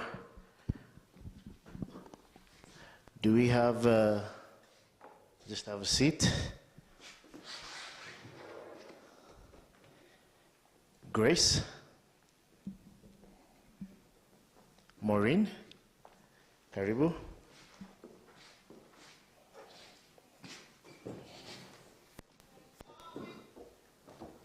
I think we are 2 people short, but that is okay. So, allow me to start the round of introductions, first and foremost with the ladies. And I'll ask them to introduce themselves, say a little bit about what they do before we jump into the ins and outs of the legal framework. Thank you. Thank you so much. My name is Grace Nekesa Waswa. I am an advocate of the High Court. I serve as the ESG lead, that is Environmental, Social and Governance at MMW Advocates LLP. I also work in the real estate and commercial department, really passionate about sustainability and just seeing startups grow and leverage on innovations to expand. Very happy to be here. Good morning, everyone. My name is Maureen Jero, an advocate of the High Court of Kenya, working at MMW Advocates with a very strong inclination towards commercial law, that is to say, business startups, restructuring, anything commercial you can think of when it comes to the law. Additionally, I'm equally very passionate on how the law has stepped into the various sectors to enable or to propel businesses to grow. I'm equally very happy to be here and look forward to an engaging session. Thank you.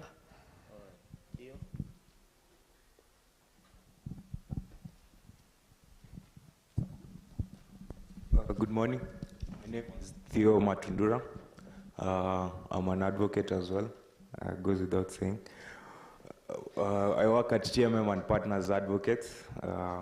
We're a law firm. We literally handle legal issues. And yeah, it's an amazing opportunity to be here to talk about innovation, since startups will drive the agenda towards achieving, or let's say, ticking the milestones towards the SDGs, Vision 2030, and that's chiefly the role of the youth. So it's a pleasure to be here to talk about startups and innovation. Thank you. Hey everyone, my name is Robert Mwoka, partner at TMM and Partners Advocates. We're a boutique law firm that deals with a variety of issues, among them working with early stage startups as well as tech companies. It's a pleasure to be here, and I'll be serving as your moderator today, so I hope we have an engaging session. Thank you. So then allow me to introduce myself again, Charles Owiti, advocate of the High Court for the last 21 years. I began my practice in litigation, employment law, commercial and all, but with all the revolution that is happening in this world, we've had to jump into the tech space, understand a little bit more about data protection, understand about AI, blockchain, crypto, and all this, and try and see whether we can bring regulation in some of the industries that are unregulated. So I guess when it comes to innovation, there are lots of questions that the youth have that, and as my professor, he actually taught me constitutional law in 1998. He said that the law always comes behind the innovation. So law is always playing catch up. However, as we play catch up, there are certain things in which we can guide the innovators, and that is what we hope to do with this particular conversation today. So, Robert, I'll just pass it to you, and then we can take it from there. I hope there are some entrepreneurs in the room, because most of these questions and discussions will revolve around you, especially early stage founders. So let's kickstart it off with Theo. What are the key legal considerations that early stage startups should prioritize when establishing their businesses in Kenya? Thank you for that question.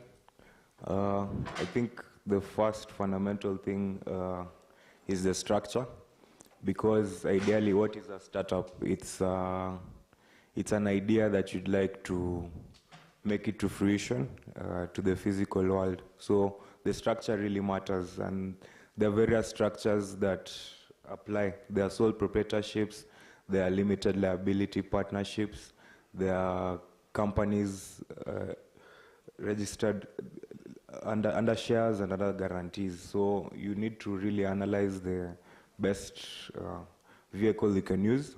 Yeah, and I don't know if you're aware, we have something tabled before Parliament called the Startups Bill, which also touches on startups, and the prerogative it's trying to set is the best vehicle to use is a limited liability company, because of the benefits, I'd say, that they come with, such as that limited liability, whereby you have a separate and distinct personality from the company you've registered. I can go quickly to regulatory compliance. We have acts such as the Companies Act, Data Protection Act, which has been legislated and produced recently. These are some regulations which you need to comply with, so that we ensure that, let's say, if your startup collects data, it does it in the right manner by getting consent from the data, registering as a data processor and the likes. Companies Act also sets out a lot of roles and responsibilities which should ideally be followed by these companies. So first is the structure, then the regulatory compliance, and then we'd go to, let's say, the contractual bit. You guys need to prepare yourselves. Since this is an engagement, you'll have to agree with other people. So there can be agreements such as shareholder agreements if you are more than one person in the company. agreements such as investor agreements and the likes. Yeah, I think I'll end with that. I think that was quite an exhaustive list of considerations. So over to you, Maureen. Can you kind of elaborate on the importance of choosing the right business structure? I think Theo's touched on it in terms of sole proprietorship or limited liability companies for startups and the effect and impact, if any. Thank you. So first of all, if you're looking to get into any kind of startup or any kind of business, it's proper for you to think long-term, you think longevity. You don't just think about starting up and leaving it at that. And that is where the law comes into play, because before you begin with any kind of startup or business, you need to think it through and look to the end of the entire business. As Theo alluded to, if we have different structures, if you're looking to get into startups, we have companies limited by shares, limited by guarantees, we have sole proprietorship. But remember, if you're getting into this kind of an arrangement, you need to think of all the stakeholders in place. You have investors, you have suppliers, all the stakeholders involved. And this will now enable you look at the best structure to go for and the implication for each. And perhaps you can even discuss like two. We have the sole proprietorship, and a majority of startups opt to go for the limited companies, limited by shares. Are you even curious as to why a majority of the startups opt to go for the limited companies or limited partnerships? The reason is simple. If you're looking at what is more appealable to investors, will you be credible to investors? If you go the sole proprietorship way, do we have stringent laws in place, or do you have easy laws that you're able to maneuver through? And if you look at, we can take a basic investor in the financial industry, like banks, lenders. They're very keen on having or on investing in companies that actually have structures. Are you incorporated in the proper way as stipulated in the Companies Act? When you look at the tax implication for each structure that you go for, if you opt to go for the companies, are you aware that you're supposed to be paying taxes? Are you aware that you're supposed to be filing returns? And when you look at the long game, the goal is to have people investing in your companies. Are you able to raise capital through your startup? If you go the sole proprietorship way, how are you going to raise capital for your business? Will investors be drawn to your business? If you go the company way and you have shares, are you able to go for equity financing? Are you able to go for crowdfunding? Are you able to source for investor in the specific sector industry? And this is why, again, it's very important to think through the kind of business vehicle that you want to go for. Again, look at management. And a classic example I'd say is Nakumat Holdings. Will you have a situation where you've defaulted on the structures that you've put in place as a company or as a sole proprietor and you have investors taking over? These are things to continually think about in terms of compliance. You've seen a majority of investors are drawn to companies or drawn to startups that actually have structures. Are you complying with the laws in place? If we talk data protection, are you complying with the law in place? Companies Act, do you file your returns? Are you actually, is it incorporated? In terms of if you're going to get into startups and you're thinking long term, what happens when things are not going your way? For a sole proprietor, I could just wake up one day and say, I'll close down shop. But on the other end, if you look at limited companies, limited partnerships, we have structures under the law on how we can manage business. Look at Tuskies. It was put under administration to have it as a going concern. So think through these decisions, think of the tax implication, think of the compliance measures put in place by the law. Thank you for that comprehensive answer. I hope our early stage founders in the room have gotten a gist of what company or business structure to go with. So over to you, Charles, yeah? how can startups ensure that the intellectual property is adequately protected from the outset, considering we're at the Innovate Tech Week? So mostly tech startups probably built AI or something. So how they protect copyright, so the intellectual property rather? Let me just ask a question by a show of hands. I'm presuming most innovators have left the room. But let me ask, how many people have a business currently running? Just by a show of hands. 1, 2. Okay. Now, the basic reason I believe why you started your business was it to innovate? Was it to have a means of income? Which one was it? Or was it both? It could be either. But when you're looking at intellectual property, I tend to look at intellectual property as, okay, I can see we have our member senator here. Karibu sana. Okay, Karibu, please.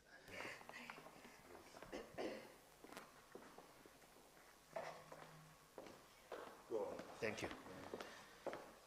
So I was talking about intellectual property. Intellectual property is like, to make it as simple as possible, a shamba. A shamba is something that you need to safeguard. You usually have to fence it. So your intellectual property, if you think of it like a shamba, is something you have to protect because that is the intellect behind your particular business. Now, what would you do if somebody got into your plot? You've planted your crops. You need to ensure that whether it's animals, thieves, or anyone, does not come into that. So if you're thinking about your business, be it a service you're providing, be it goods that you're selling that you've innovated in a particular way, the first thing I would always suggest is protect that particular product or service. How? By registering a trademark, doing your copyrights, or a patent if it's a process. Because this is the core of your business. And that is where we as the legal minds come in to help you protect that, to ensure that you can focus on the core of your business, which is basically to grow the particular venture to another level.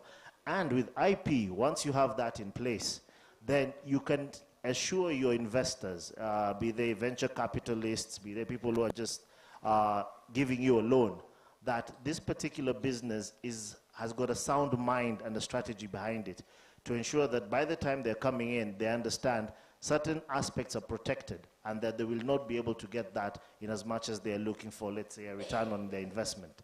So intellectual property, protect it like that's a small plot of yours. Ensure it's ring-fenced completely to safeguard from any other consequences that may happen. Thank you for that. So I think we should get an intro from a panelist who's just joined us. She doesn't mind.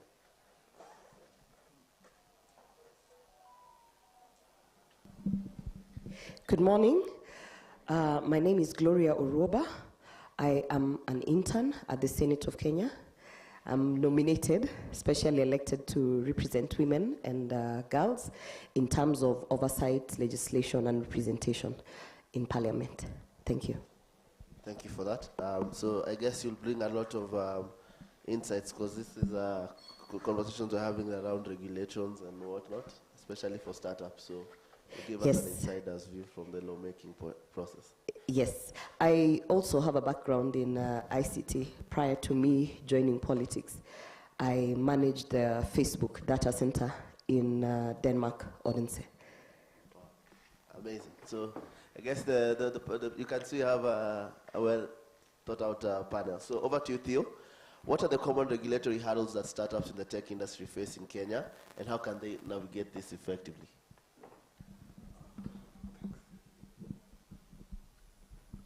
I'd say the regulatory hurdles faced by tech startups. The first one would be compliance with the Data Protection Act. We are seeing a lot of cases whereby individuals are going to the Office of the Data Protection Commissioner suing people for infringement of their data privacy. So startups really need to have this in mind to ensure that they are able to collect the data if need be in a legal way. You have to obtain consent. You have to, if you process people's data, you should register with the office of the ODPC. Yeah, this is after, let's say, you've registered your business and whatnot. You've moved from the idea phase. Yeah. Also, another regulatory hurdle is, I'd say, taxation. Yeah, because for a startup, it's not really generating revenue. Yeah. That's why there have been good initiatives from our legislators with the bill.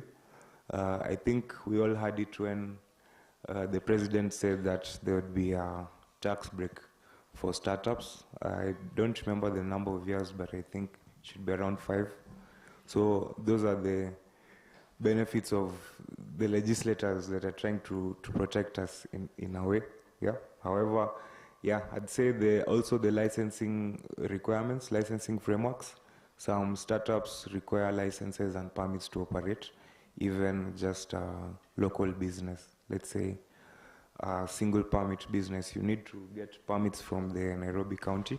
So it's good to have this information. Yeah. So I'd also say another challenge is lack of such information, so that you know, if I'm going into construction, I need to get a permit from the NCA or a license.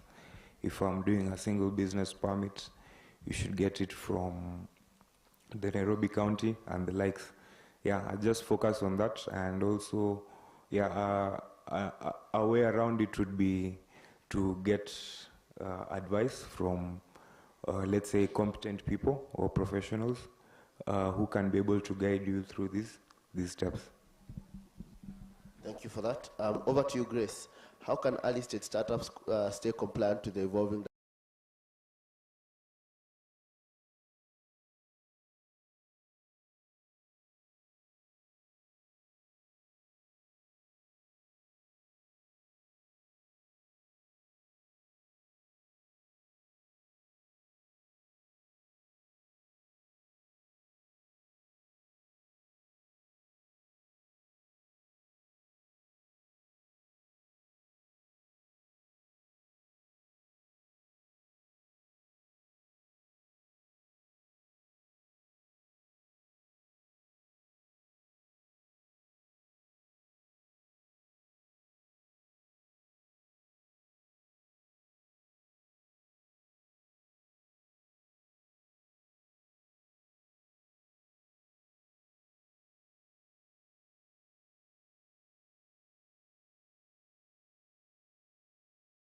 base for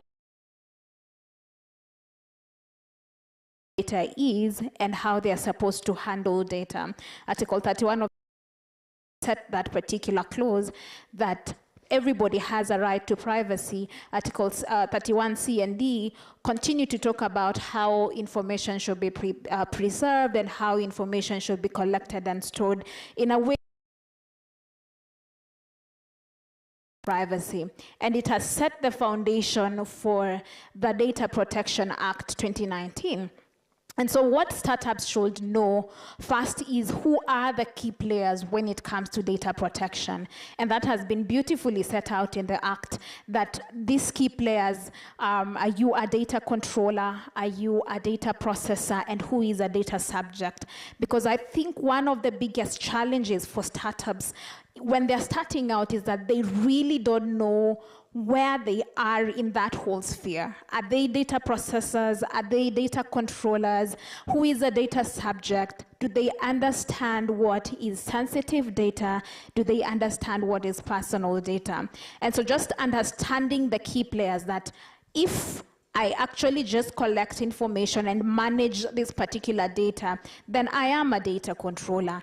If I am given information by a certain party, say the data controller, to process that particular information, maybe for example, if it's a fintech company, it hires another company to it gives them data, and this particular company does screening backgrounds based on the data that has been given. Then it becomes the data processor.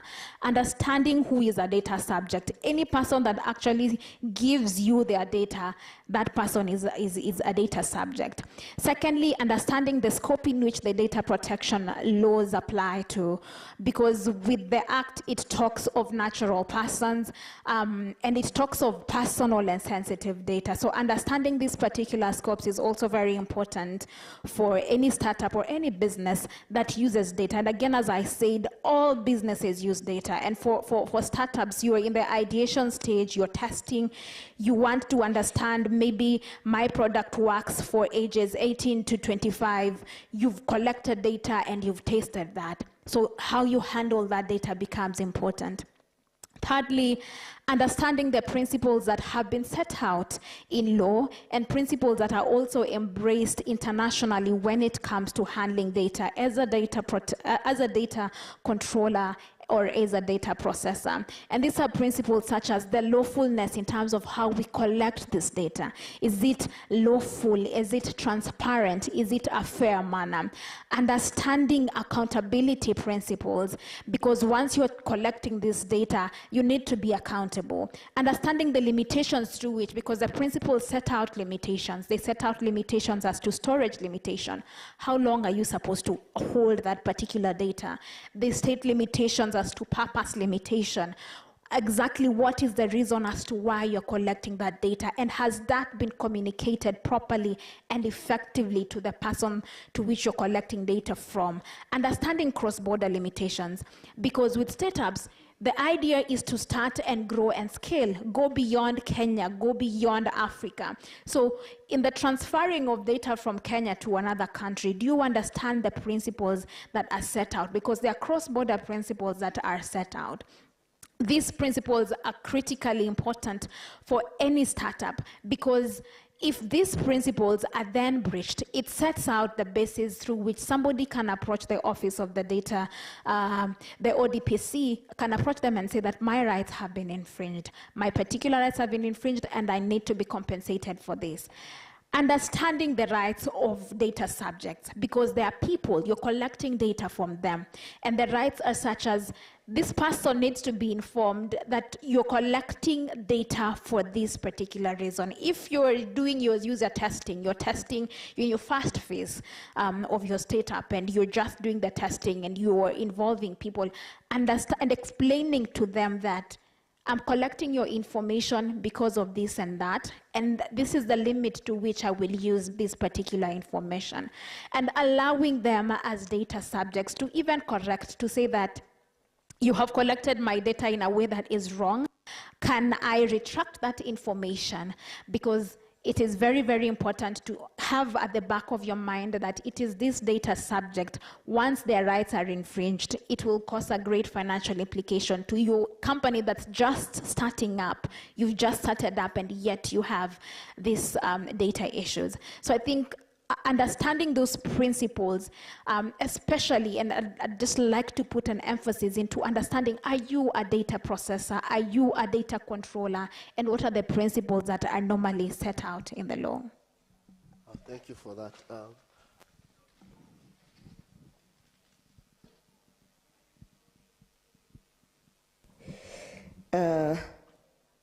You know, you said everything I would have said, but my first thinking every time we talk about startups, I always wonder why Kenyan startups in ICT don't see the opportunities there are if we were to fight for our rightful space in terms of localization of storage of data. What I mean is, we have Konza City, which for a very long time has been a big white elephant. We have beautiful real estate, plug and play for data centers, but we always wonder how come many data centers don't want to come and set up in Africa? And then for a long time, we've had people saying there is no, in terms of power supply. Our substations are not going to, we can't rely on them. There's going to be a lot of downtime. There's issues on KPLC and whatnot. And if you go to Konza, for those who have gone to Konza, all of that has been addressed. They have their substations, they have like 2 backup supplies in case of any event. And still, you have a huge amount of real estate, and we are wondering where the clients are. And so when I talk to people who are looking to set up startups in the ICT, I always ask them, if we fought for localization of data, that means that any data that is being collected in Kenya should be stored locally. Then the opportunities for the startups in the ICT, and particularly now the data center, processing, the whole chain, will just spike up. Because that means automatically all our social media, just think of anything. Think of when you hold your phone, whatever application you go to, you can be sure that 70% of it is storing their data somewhere in a cloud. I'll tell you, for instance, your Facebook from Kenya is bounced to a data center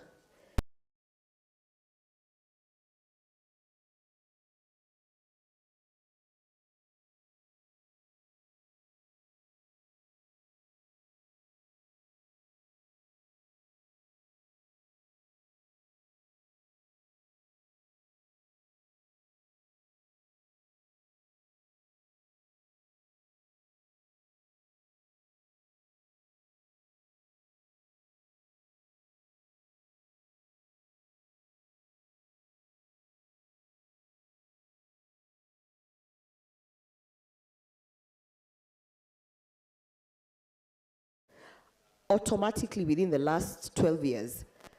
Google, Facebook, Meta, all these companies were forced to set up infrastructure in Europe. And the moment they set up the infrastructure, then the startups were not only limited to what we call, our usual commercialization, buying things online, it became like a whole chain of what can we do to support that industry. So from the hardware to the software to third service providers in terms of ensuring that there's no downtime, to subject matter experts, engineers, people who deal with the cooling systems, and it just opened up doors to so many other opportunities. So I feel as though every time before I address any crowd in terms of ICT and what opportunities do we have in this country is we need to first of all do a factory reset. Why are we allowing for all these companies to make so much money off of our data abroad? Can we get a piece of it? Can we first bring the data to Kenya? And this is also the problem that the Office of the Data Protection Commissioner is having, because take, for instance, cases of criminal activities online. And this now goes to breach of data, or this goes to misuse of those platforms, online platforms, which misuse of online platforms actually now is an opportunity for startups. So that's where you also have ethical hackers and all those things. So the problem you'll see with our authorities that they have is that how do they hold accountable organizations that are not actually physically in the country, or even to by extension within the region? So if I have a case, and please don't crucify me for this, but if I have a case with someone online and we are trying to figure out, Gloria, you're the one who wrote ABCD, or who didn't, the process of even finding out if indeed this particular page or this thing exists, it still has to be bounced off to all these physical offices abroad, and the chain of that evidence collection back to the Communication Authority, to DCI, to whatever, it makes it impossible for even the startups to be able to thrive in those spaces. So my first thinking when it comes to opportunities for startups is we have to look at the bigger picture and first of all do a factory reset and fight that we own. It's our data. You're collecting data about me, where I live, in my country, where I work, the people I'm talking to, you know, my communication, my social background. Yet that data, to begin with, is stored in China. And then, furthermore, your third-party service provider is based in Sweden. The maximum we have come to now, localizing the opportunities for startups, is having an organization or an entity such as Safaricom that then now, and that's because they are, let's say, the mainstream provider in terms of now the pathway of how do we get to the people. But the opportunities that are there if we would fight for the right things, for me, I feel that's a starting point. Then the second thing is, we have the Office of the Data Protection Commission. We have Communication Authority. They do their best. But you talked about data protection and the startups understanding what are the limitations. In terms of even personal data, what is personal data? We can sensitize startups on all of that, but for as long as the authorities are also not able to streamline that space, then there's only so much a startup can do. Because if I'm a startup and I'm sensitized that, for instance, maybe I'm operating, let me take an easy startup like door-to-door deliveries. That means I have your physical home address, probably your ID or your phone number, and at most your physical PIN location, yeah? 2 of those things are personal data. As much as you sensitize me on how to handle personal data, if I'm using a third service party provider, such as Glovo or these other big chains who are registered outside, do you know that the limitations that you're sensitizing me on are actually not, to some extent, applicable to these other international organizations? Because they will either use the European data protection, because that is where they're domiciled, or they will use the Asia data protection, that is where they're domiciled. So to some extent, that space is so disorganized that we first have to, as a country, say, this is what we want to clean up. So for me, I would say, it's good that we are sensitizing startups and small enterprises on issues such as data protection, on what they need to know in terms of safeguarding their clients' interests. But above and beyond that, I feel like it's time, and I'm really choosing my words carefully, but I feel like it's time that we occupy that space, that one, and claim what belongs to Kenyans. Because then it will open up a lot of opportunities for so many young people. I don't want to sound like a government soundboard, but we are pushing for tax incentives. But tax incentives will only work if you actually have businesses that are thriving, or if you have capital to set up those businesses. If I give you a tax incentive and you don't have capital, so it doesn't apply. If I say that a youth-led organization up to the age of 35 on ICT is not going to be taxed, but if up to the age of 35 you have no capital to start a business, then the incentive is not really an incentive, because you're not going to use it. Because you'll probably start the business when you're 40-something, when you can get the capital, in which case then it's really a theory thing. I know there's a big conversation on what is taxable in terms of content, what is taxable in terms of online businesses. And my argument for the longest time is, I don't even understand why we are looking at content creators. And I get a lot of heat on this because, you know, I'm very pro-government and I'm nominated under this government.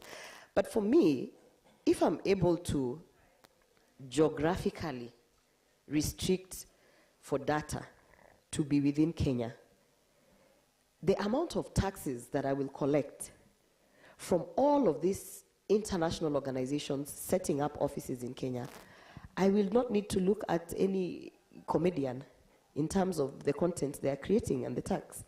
I will not even need to look at anyone who's running ads because I'll be collecting so much taxes in terms of VAT, in terms of just the business that will be operating, you know, the commercial, huge, large-scale business in terms of, you know, having the business premises of all these institutions based here, that I will not bother on the upcoming content creators.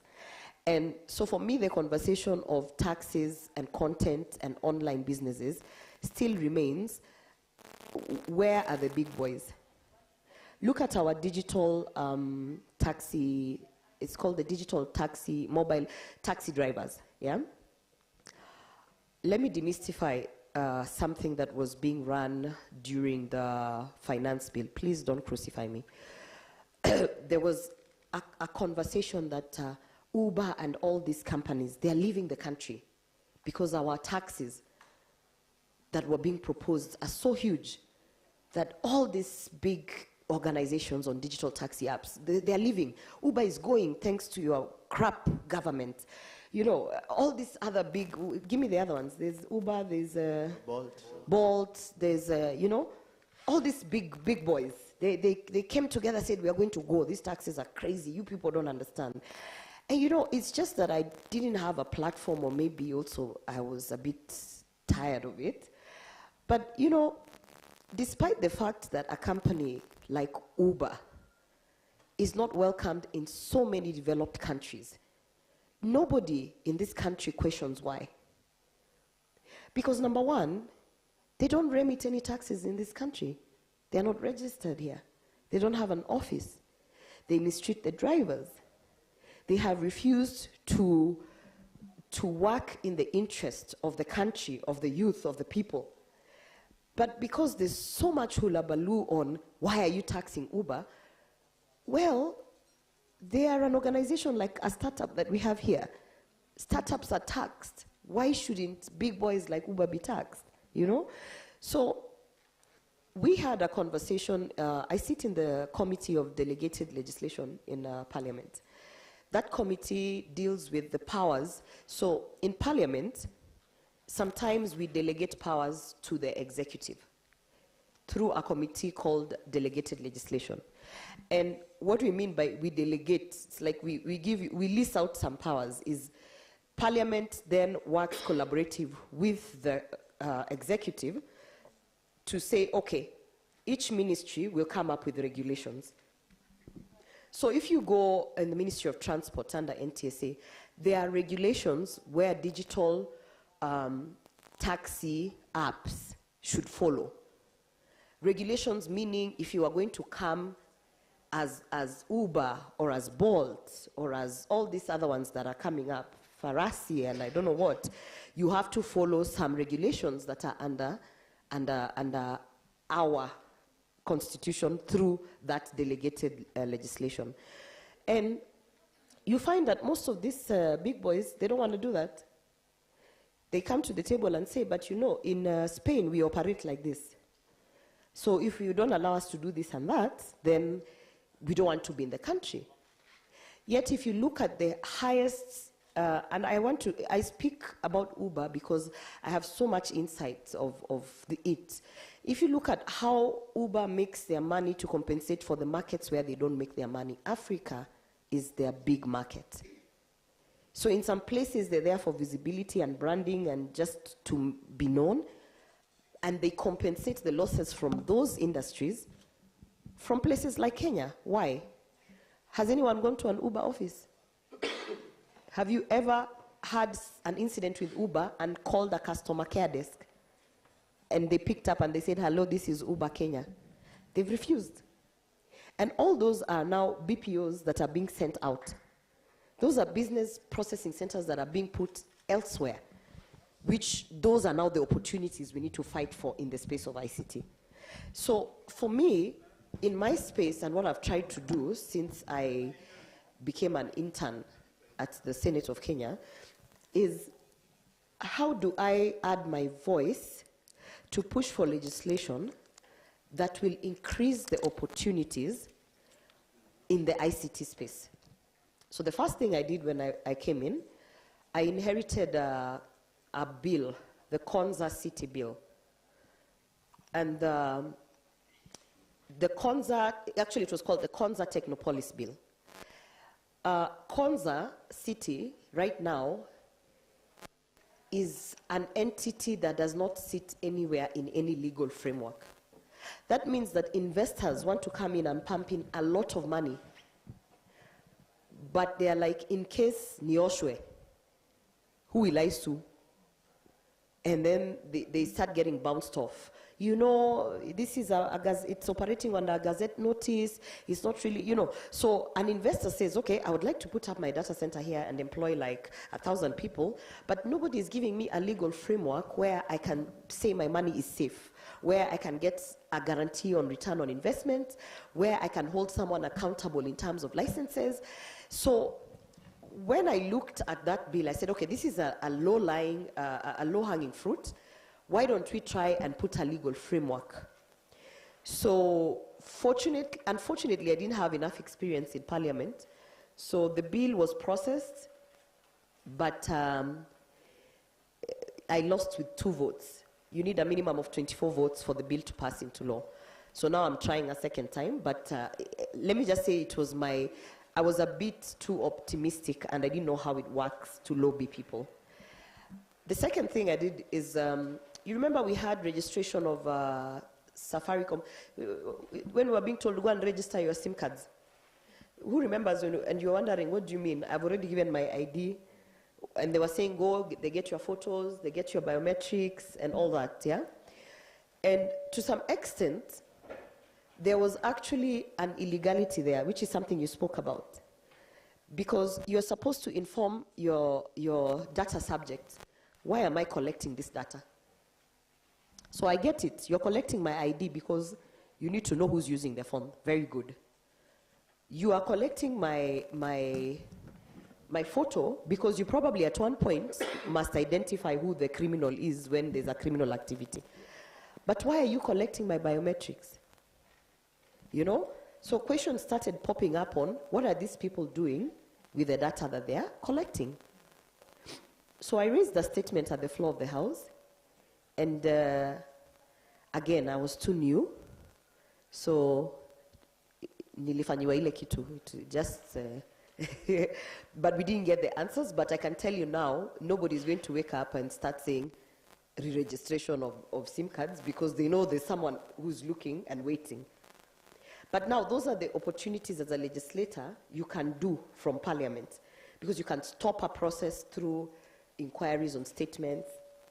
You can push for a bill that will legalize a framework of something.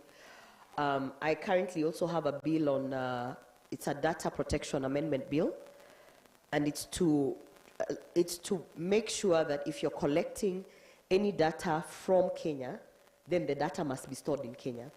And the moment that one passes, what's going to happen is everyone who is operating in Kenya on an online platform will be forced to store that data here, such that we can actually physically ask and say, where is Glovo storing their data? And they take me to Ruiru or wherever, they show me this is the data center, this is the server rack, this is where your data is. And if I want to be dissociated from a brand, I can say, can you delete my data? I sign a form, they remove the disk physically, they shred it, you know, and you can say, okay, nobody has my data.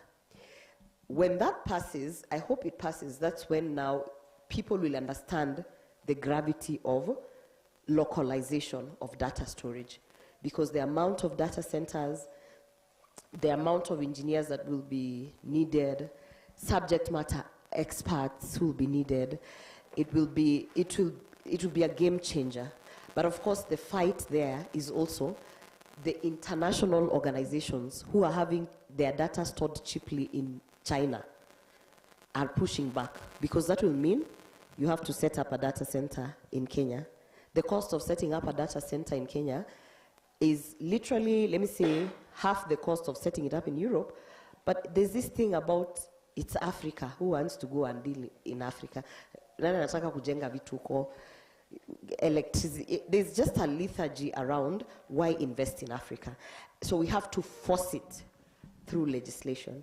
And then my final inputs in terms of legislation is the need for identity protection. And it sounds very selfish until you're in that situation. Recently, we have kusalimiwa.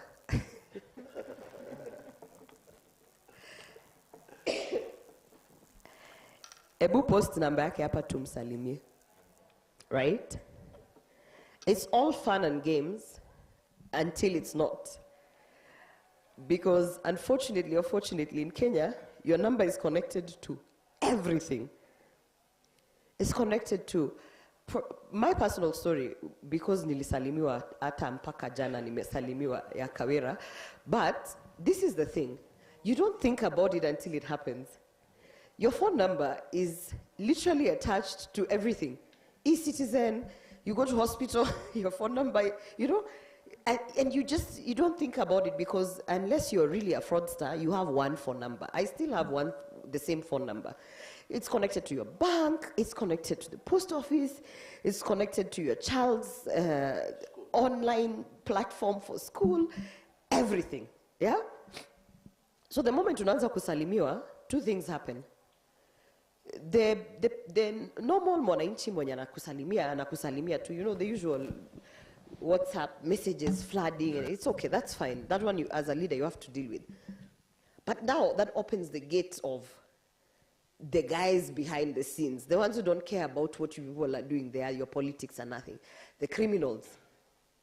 Because I can tell you, within 2 days of my number being shared, they had opened like 5 different accounts. I suddenly had accounts on literally all platforms, including Pornhub. I had, you know, like they just suddenly, I have every single thing you can think of that people go and open an account on was open. I had to lock all my mobile banking. I had to lock all my banking, not mobile, like just block any ilikuwa just block everything, because you'll get all these prompts. You know how you get a prompt? Like mtu analipia kitu alafu unaambiwa nimekutumia prompt, and you just have to put your PIN. So every 3 minutes there was a prompt of something. Either someone is buying a flight, someone is on Amazon, it's just prompting. And what normally happens when I didn't even know this, when you get so many prompts to some extent, what happens is, if in that period of 1 hour you wanted to buy something and you actually put in your PIN, somehow within that same period, 3 or 4 of those payments would go through. My online taxi apps, the history of everywhere I've been and where I go, all of it was taken in, and now it was being used to send me advertisements of things that I should buy, places I should go, you know, because it's the data harvesting, and then you use it to now, you know, rope in the clients. And the worst of it was that through that one phone number, all my sons, and who's a minor because he's 16, all my son's details were out there, his education portal, everything of his, to an extent that immigration services at one point were calling me, asking me if I'm applying for a new birth certificate for my son. So by the time I got all over that, I said, wow, a phone number. You don't think much about it until that happens. So then it comes down to, how do you protect that personal information? To what extent should that phone number be used to be a gateway to all sorts of other things? And the worst thing about it is, I've had the same number, I think, the last 8 years. I've had this number even when I was not in this country. And if you're like me, you know, people don't like changing numbers. Because there's mtu atakupigia from 1900, and that's when they're looking for you. You just don't want to. I still haven't changed my number. And I feel as though, not that there should be a law against sharing a number, but there should be a restriction against what people do with that number. Because by all means, everyone should have my number. But what are you going to do with my number? Because if you're going to open another e-citizen to try and transfer my documents to that one, that is a criminal activity. And that's now the space I'm trying to work with with ICT experts on. How do we clean up that space? Because I think it's actually a good idea to have a portal, we used to call it a yellow book. What was it for phone numbers? It was yellow pages. Okay, you guys are too young. Yellow pages. Yellow pages, you would open and you'd see everyone's number. I think it's a very good idea to have a directory of all the numbers of anyone who's a public figure. I just think then we need to clean up the space on how you use that number is where the problem becomes. So those are the three things that I'm working on, and I hope with that clarity. Oh yes, and the labor, what is it called? Hii kitu yenye serikali tunapeleka watu Saudi Arabia. We keep saying kuna makazi Saudi Arabia nini nini. Labor, that portal, the labor. Eh? What is that portal called? There's a portal, the one for labor, where you go and get jobs there. National Employment Authority. I think it's time, and that's what I'm trying to work behind the scenes, that the National Employment Authority works with the data center industries outside to be able to secure some jobs in Kenya. Because when I worked in the data center in Facebook, we had jobs that were never filled because there were never candidates in that. There were no subject matter experts at that time. And I kept on saying, we have so many in Kenya, but the connect was never there. So I feel like that's a space where if we go as a government and negotiate with these different data centers, and even if we get maybe 20 on each, we should be able to load them up on that portal so that it's not just about cleaning houses, because we have a lot of ICT experts in Kenya. Otherwise, thank you. My phone number is 0728. Please, mukinisalimia ile tu 0728 370 412. I'm sharing it because I'm believing that the future is what you do with the number and not the number being public. Thank you. Thank you for those insights. I think she deserves a round of applause for that, right? And sorry for the traumas you've experienced. So I think over to you, Charles. What role do legal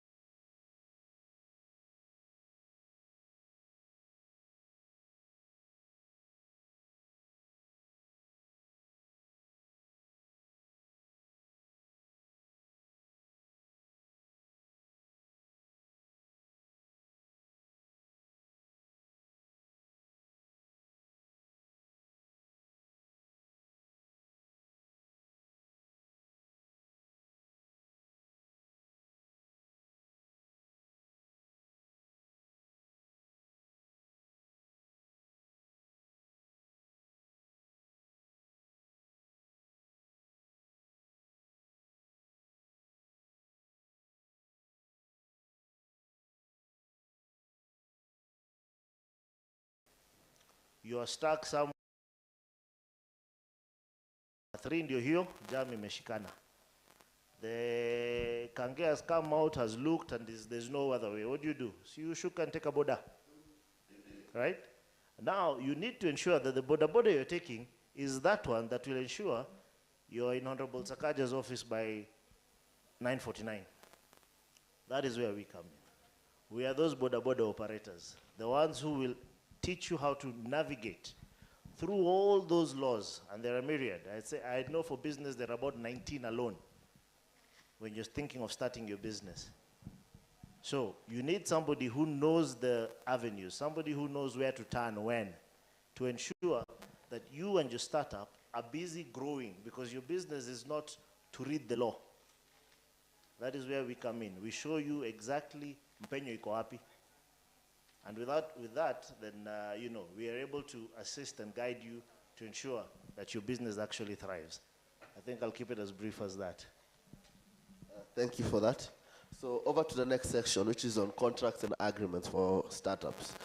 And over to you, Theo. What are the essential contracts that startups need to have in place from the beginning, and what should they look out for in these agreements? Thanks for that question. Going by that question from the onset, I think for a startup, it's important, let's say,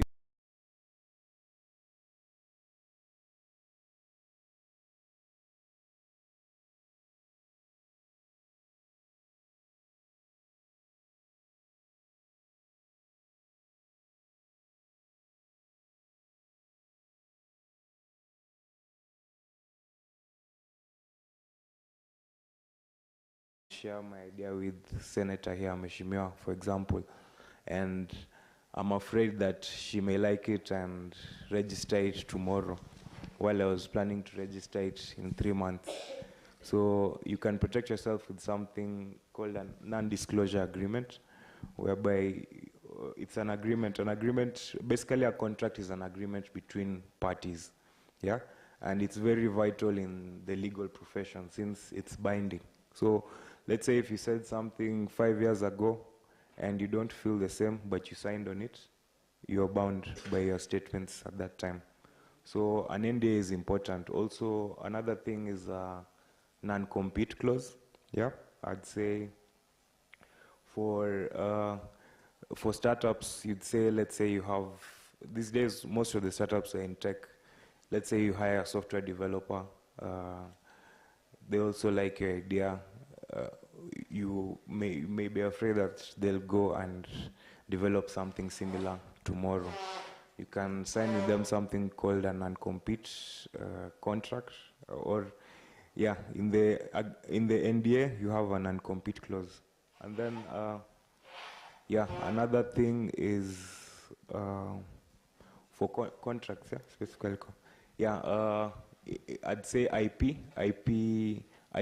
contracts. Yeah, that's also important because lots of startups in this day and age have a dint of intellectual property, whether it's the software or something. Yeah, and you may have an idea as an innovator and you hire software developers who develop this platform or product for you. So if you had an IP agreement whereby the developers would expressly state that they are working in their capacity as employees for you, therefore they cannot have any claim over ownership of the IP rights, because they come up ever so often, even through history. There are so many. So if you protect your company and your startup by first ensuring the ownership of the IP, and then now maybe moving on to, let's say, once you've started breaking ground in the market, there are contracts such as service level agreements, supply agreements, and then once you have, let's say, even if you engage a software developer on a consultancy basis or on an employment basis, there are things like employment contracts and consultancy agreements. Yeah. So I think that covers the majority. Oh, and one last thing, pre-registration, you need to look at your company constitution. Yeah, that's very important because it sets out the mode of operation for the company. Usually, there is a standard one that is already uploaded on eCitizen, but yeah, companies go a notch further to tweak that articles and memorandum to ideally capture the objectives and the roles and the responsibilities of that specific company. Thank you for that. Over to you, Maureen. How can startups effectively negotiate and draft contracts with investors, partners, and customers to avoid future disputes? Thank you for that question, and I think Theo has alluded to some of the elements in how startups can ensure that they are controlling or they're in control of the business in terms of any implication under the law. And what we normally tell our clients, particularly when it comes to contracts, is to first understand the nature of engagement. So let's look at startups. Let's map it out. You're going to have investors. You're going to have employees. You're going to have service providers. So assuming I have a startup, right, and I engage an investor, I'm in the health sector, and I engage an investor like Medical Credit Fund. So what does this mean for me? We are going to enter into very specific terms because remember, as Theo said, contracts are enforceable in court. You do not want to enter into terms because the relationship is very rosy at the beginning, but when a dispute arises, how do we go about it? So in this case, when negotiating for contracts, you need to be very specific when it comes to terms with the investors, because more often than not, when you look at investors, they are here, they're coming for the equity in the business. So to what extent are you willing to give them equity? What is an exit plan once you're done with the investor? Do they leave the business or do they take over? What are the implications of having an investor, yet you go ahead and breach the terms of the contract that you've entered into with an investor? Again, Nakumatt Holdings. You get into contracts with investors. You do not comply with the terms of the contract. What happened to Nakumatt? You go into debt. Your company is liquidated, the assets are sold. You find that to some extent, even the directors or the proprietors in the sole proprietorship, and in Nakumatt, in this case, the directors, overstep their mandate in the company. So what happens in that case? The law comes into play and ensures that all parties are protected, the startup and the investor. So are we going to lift the veil of incorporation and go after the directors for breaching the terms, or rather for going over and above the mandate as indicated in the Companies Act? So that is the investor end. Employee end. Do you have clear terms when it comes to intellectual property? Do you have an assignment clause in all your contracts? Because we've dealt with clients whereby they get into a dispute, they go into the employment court, we get to review their contracts, then turns out, you as a startup, you promised this employee a portion of the company. What does this mean for you at the end of it all? Again, service providers. And I think Senator and Grace equally talked about this. Do you ensure that you're engaging third parties who are in compliance with the law, be it data laws, anti-money laundering laws? Are you engaging parties who have complied with all the obligations mandated as per the laws set in place? Because again, we have issues to do with vicarious liability. Look at data. We've had companies being fined because they've engaged third parties, service providers who do not have commensurate laws in place to ensure that if I engage you on a certain level, you're complying with the law. Because really, when you look at the sanctions under the law, it's very specific in terms of how issues should be addressed, and you cannot say that you are not aware that this does not exist. Again, you cannot plead ignorance. So when negotiating contracts, ensure you have specific terms. Are you engaging suppliers? and your terms of engagement is on credit, do you have specific terms for payment? Do you have a mode of payment? We've had, when you look at the real estate sector, we've had developers entering into contracts. They've taken a facility with a lender. They go ahead and sell units.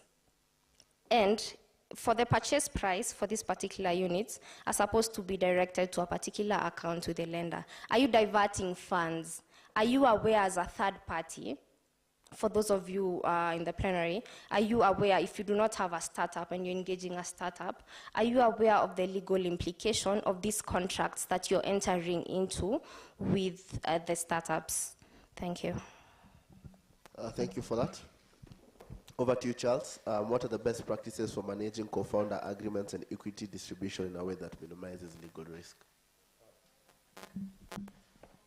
Co-founder agreements, of course, apply in a situation where you have 1, 2, or 3 partners starting a business.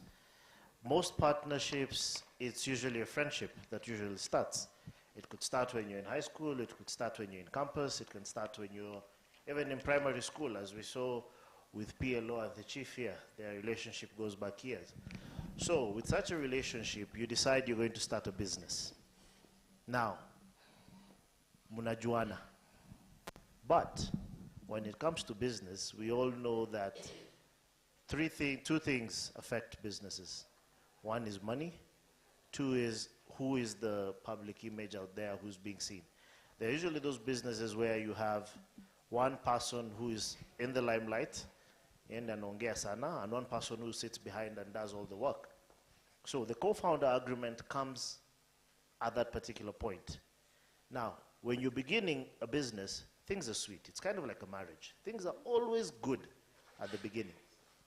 But as life goes on, you find milima na mabonde, and once it starts getting bumpy and things start going south, then that is when things sambaratika, so to speak. So, when you're starting a business, it is very important to invest in legal advice on that co-founder agreement. It needs to delineate the roles and responsibilities of each of the partners in that particular business. You cannot have 2 partners doing the same job. It is best to have each of them with their own individual lanes and how those lanes contribute to the business, whether in terms of intellect or financial capacity, and at the end, what the ROI for each of those is going to be. Unless that is put and cast in stone at the beginning, when that dispute arises, then you end up with a situation where, like marriage, it's a divorce now, and you're all in court. And for the lawyers who are here, they know that when you're handling a divorce matter, it becomes mudslinging. It's not a nice thing. That is why you'll find even at times when it comes to big business now trying to remove co-founders, it becomes nasty on social media, and you've seen that. So that co-founder agreement is very important. So it is something critical to do, and you have to think about it in the sense that you're not preparing for you're not thinking of the worst thing happening to your business, but you have to prepare for the worst, and that's where we come in. We help you ensure things are clean and nice and tidy. Thank you for that. We're heading to our next phase of the conversation, which is around funding and investor relations. And over to you, Theo. What legal steps should startups take before seeking funding from investors, and how can they protect their interest during fundraising? Yeah, thank you for that question. I think that's a loaded question. I'll try to be as brief as possible. So I'll break it down into sections. Let's start with the first section, but most of the things we've covered, so I'll be brief about it. The first section, for you to be investor ready, let's look at the vehicle, yeah? You need to have a vehicle. We've talked about company registration and the nitty-gritties around it. We also need to have a team, yeah? You need to have a profile clearly explaining the roles and duties of each team member and let's say their functionalities. That's also very vital. So you have the vehicle, you have the personnel. Then, sorry, yeah, the third, yeah. Yeah, so we have the vehicle, we have the personnel, and then now we'd go directly to, let's go to the product, yeah? You need to have a product roadmap of some sort, since you are creating something, yeah? You're providing a service, and you know you're going to talk to investors, yeah? So all this you have to condense in a very brief, short pitch deck or a brief manner. So when you're going to talk to these investors, they want to see first your structure, first your personnel, whether you have a competent team to be able to carry out the activities.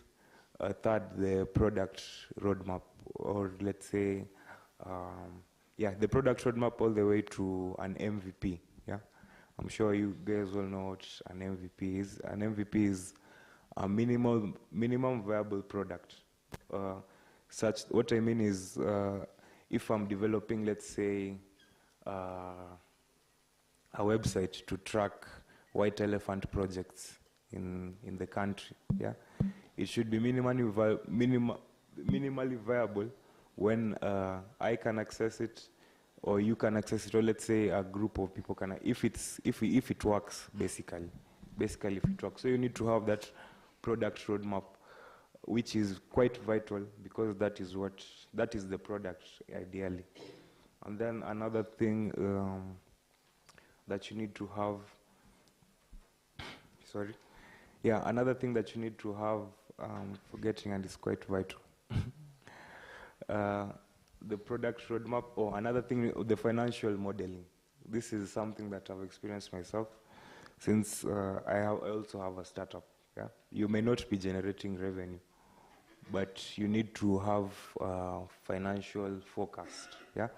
Because you'll be given, let's say you're given $500,000. You need to clearly delineate how you're gonna spend this money. What's going to go into operations? What's going to go into employee salaries? What's going to go into development of the product, yeah? So you need to have a clear financial model which cuts across various quarters, maybe quarters that cover 2 or 3 years, yeah? So that in the event you get this funding, you'll be able to utilize it well. Investors would like to see that as well. Also, we've talked about the IP thing. Charles elaborated well. You also need to have your IP in check. What was the last bit of your question, Robert? I think you've tackled it all. Okay. I think I'll pose a question to Mheshimiwa around the funding opportunities provided by government that early-stage entrepreneurs can tap into. For example, we saw the Hustler Fund being given, this was a group one. So what opportunities are there, and investment opportunities that from the government side that early-stage founders can tap into? Or even from your expertise globally, I'm sure that some founders would be very interested in that. You know, when you started that question, I said this is a trick question. And the moment you said, and the Hustler Fund, I was like, this guy. I think the funding opportunities are, it depends on what you're looking at. There are some startups that technically require very minimum capital, yeah? It's literally your idea, and you need to bankroll the basics of it, which there's not much infrastructure. And this is what I like about ICT. It's like if you have, often I tell people, or rather my son used to tell me, and he says, why are you talking to bots? Unaongelesha watu hawako? Ama, he says, you know, those are like 10 bots that are just, that you're responding to, because at the beginning I used to be passionate on online. And what I like about this online idea is that sometimes the investment you need literally is a laptop and internet. And so those kind of startups, I would say, then you have opportunities like the Hustler Fund, you have opportunities like Uwezo Fund, the Women Enterprise Fund that's there.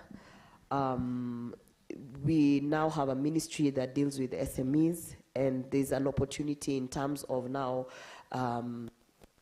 capital investment on assets for businesses. And if it's in ICT, we are talking about a small room with a server room, some hardware here and there. But then you have, so those ones, the opportunities are there in terms of the funds that I've mentioned.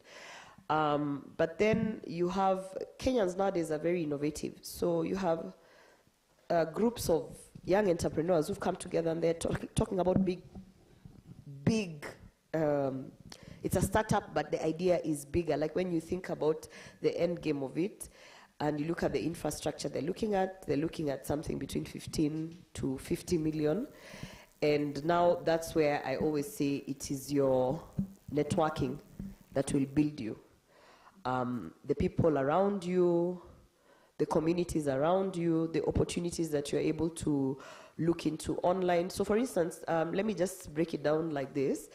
Often I attend events or social gatherings, not because I'm a social person, but because I've been told, you know, so-and-so is going to be there.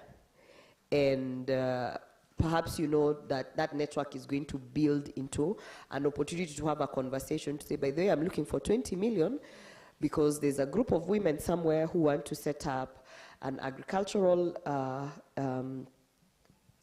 business that is going to rely on tech. So one thing that we don't push enough in this country is life skills in terms of how do you build that network. And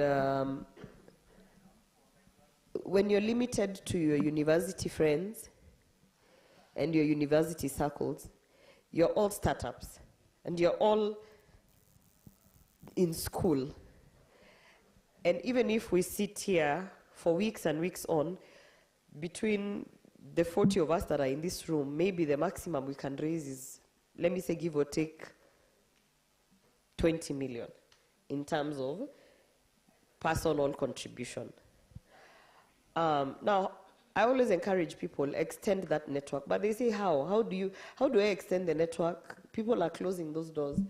Well, you just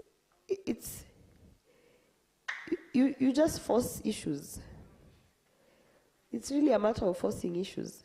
Because no one is ever going to open for you the door, especially those who are in there. The people in the spaces of the investor funding, it's a cartel, you know this. Those of you who follow me on LinkedIn, you know I speak a lot about this. The NGO has its cartel, you know, the funding spaces of the angel investors, they have their own, literally in Kenya there are like 6 of them, you know, they hang out in the same space, they have the same friends, they decide where the money goes to. So, you know, at one point it's like, okay, we can protest and protest, but you have to force yourself in those spaces until you become one of them, and then, you know, you're able to now build a network. I go to a lot of events such as embassy events. There's a lot of opportunities there when you're talking to investors. The first place that investors go to or work with, they go to their embassies, you know. You get a Canadian coming here, he has like 100,000 USD that he wants to just give to women because he has felt touched. The first place they go to is the embassy and they say, oh, I have this money, I'd like to help. So most of the times the embassies are the ones directing the funding to a certain place. The big boys, you know, you guys know the big boys. There is a club here, it's called Capital Club, yeah? They opened it with so much hullabaloo, yeah, billionaires club, blah, blah, blah, and I was like, yeah, whatever, but really those things actually work. They sit there, they get a loop of funding, they decide amongst themselves, who are we going to assist? So, you know, if you're not in that network, or you don't have someone in that network, chances of you getting that funding, now outside the government funding, the NGO funding, and the structured funding, there's a lot of money just circulating between these social spaces. And I would just encourage you to go out there and force yourself into it. It is, honestly, I'm trying to think of how I've gotten my businesses funded, and it's najilazimisha tu, najiforce. Because nobody is going to hold, very few people will hold the door for you and say, come, we see an opportunity. And the women in this room know what I'm saying.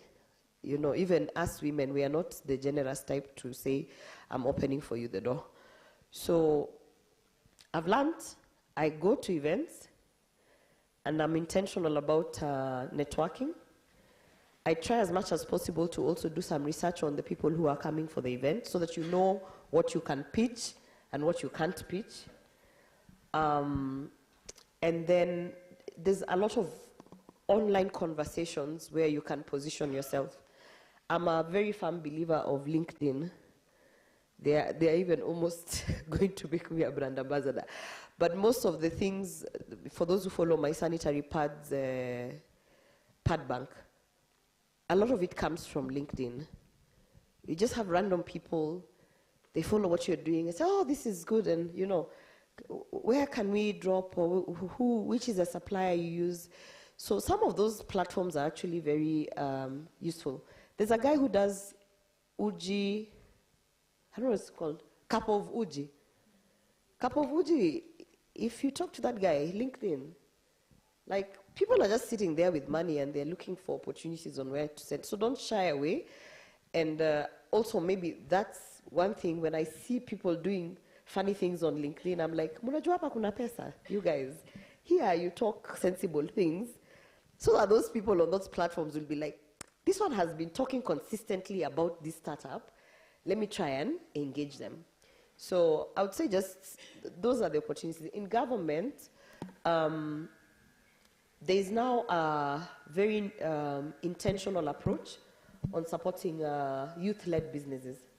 It's very intentional in across all the funds, across Wezo Fund, across all the funds. There's a very intentional approach, meaning that right now, if you are below the age of 35 years old and you are really pushing to get your startup, you have an upper hand than a woman, say, above 35, because the approach now is we have too many youth who are unemployed, and if the youth are the ones who are going to create the businesses, let us first prioritize them. And EOCPR, I can literally give you a list of people who I have sent to these institutions, and they have actually gotten that. I'm serious about this, and they've gotten that support. I think the problem that we have is in government right now is being able to bring that information to spaces such as this one. And I think Nairobi County government is trying to be intentional. The information is there, but it's limited to people who are not really starting the businesses. So one of the things I have actually, well, that was the previous CS, I was telling them is, you need to go to the youth and tell them, at an application, how we need agents. You just need to do ABC, because most people shy away and they're like, where's your fund? You need an agent, you need a broker, you need a what, but it's not really that complicated. So in future, I'm going to start a chama, a girls' club, so that we can force issues to get funding in the spaces, in the angel investor space. And I hope, I'm still looking for a mentor, someone who has a chama for women that works. And, kunayo? No, not like that kind of chama. Not like a table banking chama, but you know, like the way we say boys club, now a girls club, so that we can be able to call each other for opportunities. And I'm like, hey, I'm sitting in this place, there are people, they're talking about climate change. Me, I don't do climate change, but Nani does, you know, because we are missing that in the space of women. And you guys, you've figured out how to move business between yourselves. So if you know someone who's been doing that, maybe I can also join their chama, and then we force issues and get funding for businesses. All right, thank you very much, Senator. Ladies and gentlemen, I've just been reminded that we have 0 minutes left, so allow us to say that thank you very much for this opportunity. Of course, these lovely ladies and gentlemen are still here. You can get their numbers, and we'll be happy to guide you through any legal process, any challenges that you're having in your business. So kindly just give these guys, yes.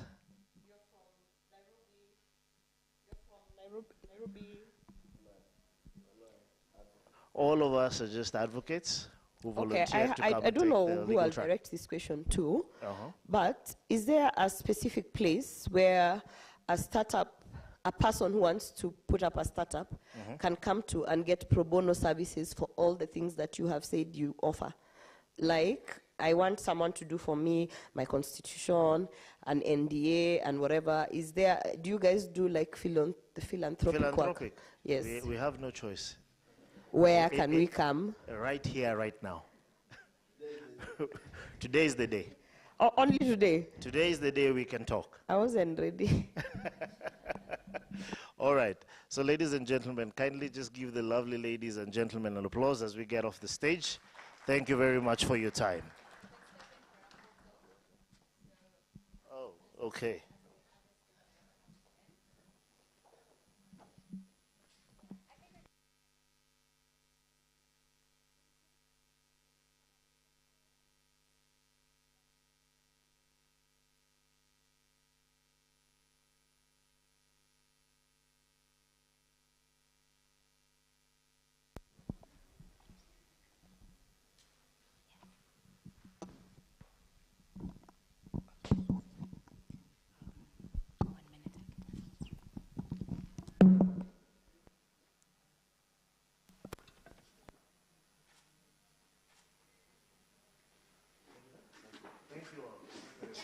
All right, let's give them one last round of applause as they step down. So for those who've just,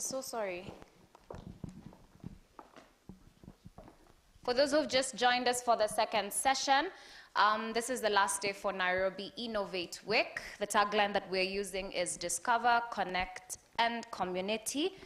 We basically aim to create a tech-driven future of boundless opportunity. As I always say, please allow me to pay some bills and recognize our lovely sponsors that have been able to make this possible. So we have Moja EV, responsible for the electric vehicles. We also have FinChurch, Equity Bank, Chasing Mavericks, who had the blockchain conversation yesterday, Data Integrated, S3 East Africa, EduTech, Vilgro, Ujuzi Hub, Africa Hacken, Africa STEM Girl, and CyberGuard, not forgetting the Nairobi County. And there are particular individuals that I would like to recognize are our lovely people who've been here for 3 days, protecting us, ensuring that there's order. So for the lovely ladies and gentlemen with the green reflector jackets, ensuring that we are safe, please give them a round of applause as they've taken care of us. So we can just stand up and stretch as we get the next session going. I promise this will take basically 1 minute. Tap the neighbor next to you. Say hi to them. Tell them something that you've seen they've worn that they look nice. Please smile, guys. Give them some good vibes. Those ones still sitting. Nimegu zimekata. Thank you very much. So yesterday we played a game for Simon Says. This will get us going so that the next speaker can get an engaging audience. As we are doing that, because of videography purposes, I know you will not like me, but we are using this rows and this row. So if you know you're sitting on this side or you're sitting on this side, politely requesting if you could come and occupy this. This two are supposed to be left empty. Quickly, kindly. So we are only occupying this two so that the videography guys can pan easily. There's a lot of space, so feel free to share. All right, so the game goes, basically it's Simon Says. I don't give 2 chances, everybody already knows this. It's 1 chance. You only do when Simon says. Mtu akianguka unamwambia anguka nayo. Are we together? Are we together? Are we together? All right, so I will use my voice because I need to use practice.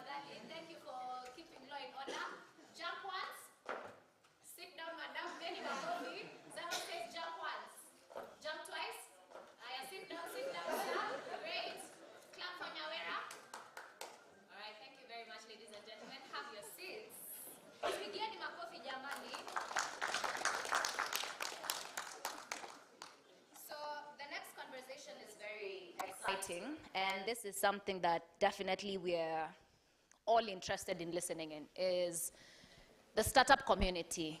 Where do you get investors? What kind of data pertains it? What does it involve? This conversation about startup technology and innovation is something that is really, really important. And the next panel will be able to give us some good insights on what conversations rotate around that field. However, before the panel comes, there's a lovely gentleman who is a project coordinator, would be able to come and explain to us. Ladies and gentlemen, please give a round of applause for Mr. Brian Deritu. Mpeni makofi vizuri. Where is the challenge?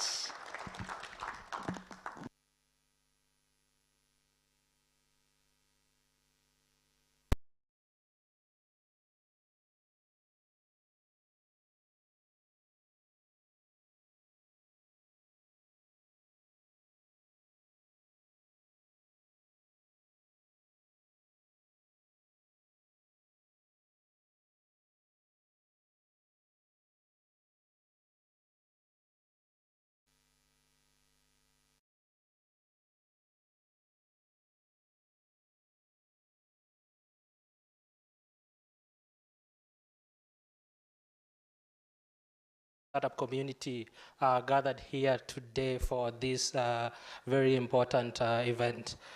Before I proceed, my name is Brian Derito, and I work for ASEC. ASEC is the Association of Startup and SME Enablers of Kenya. How many have heard of it?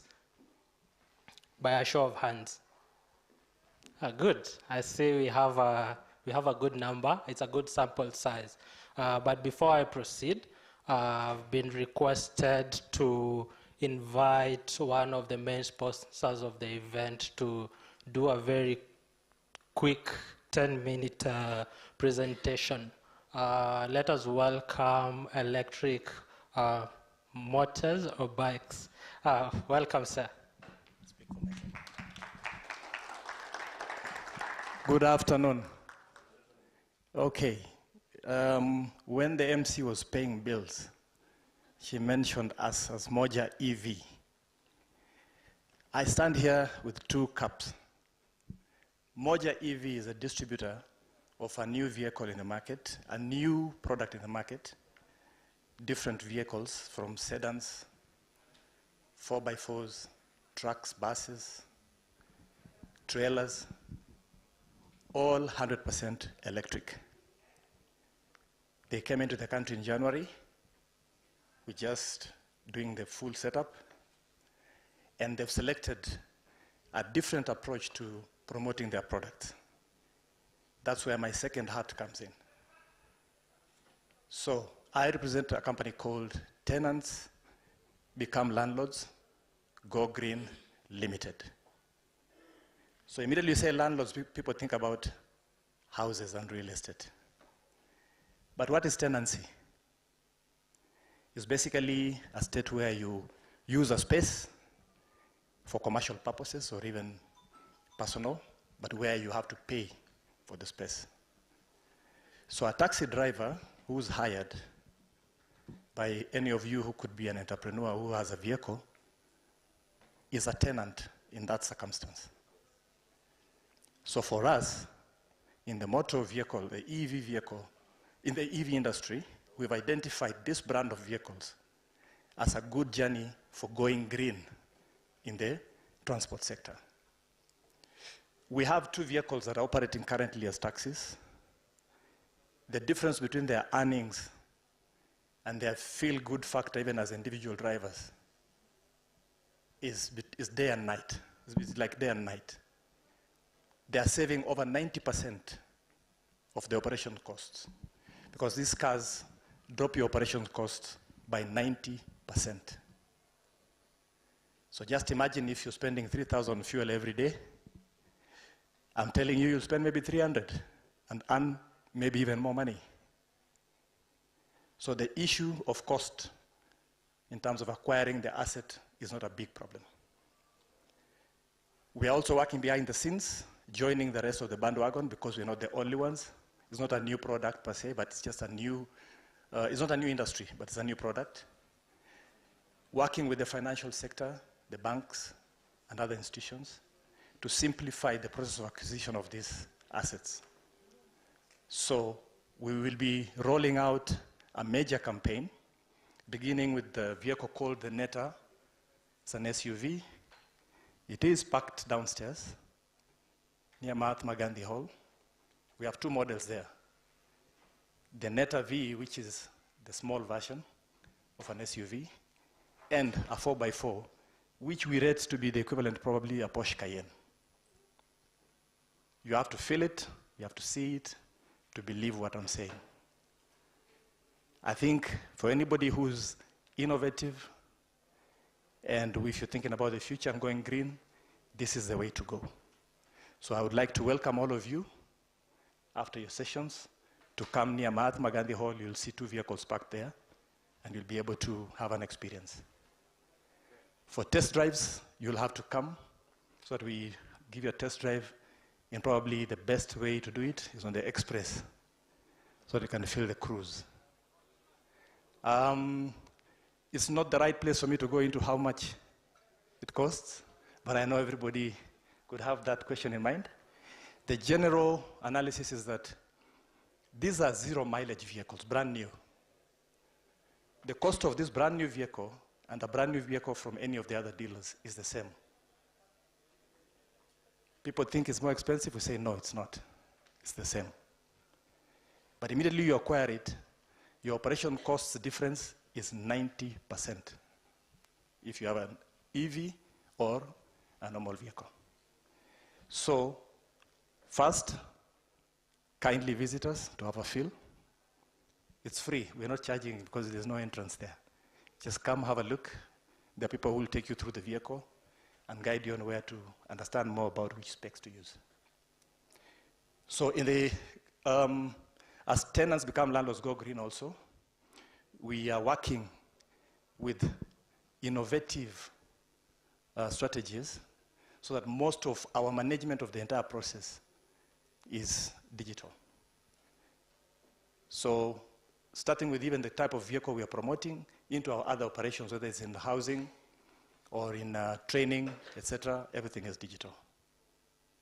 So we are currently also identifying specific talents that we can work with. And of special mention, I don't know if anybody was in the startups breakout. There's a young man who is from Moi Kabarak High School who innovated the small, what do I call it? I can't even give it a name. But it generates power using magnetism. So when they did the pitch, everybody ran to see him only to do media clips. So he was in the news. After that, it disappeared. So we are adopting him as our own son. His father is in the US. We want such stories so that we can walk them through. Just imagine that he has something, an innovation, that will take away the normal power supply with a gadget as small as this table probably to power maybe this university. Even I couldn't believe it.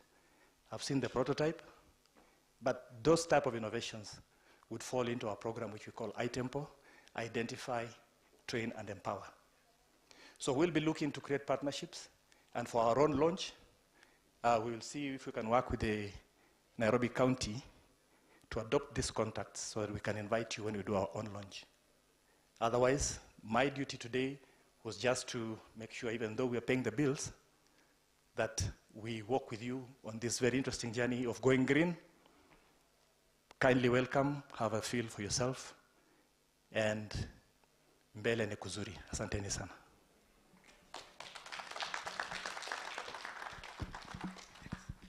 Thank you very much, sir. So today, the reason why I'm here is for a very important reason. And as we get the technical team to help me finish setting up, the reason why I'm here is because of something we call innovation.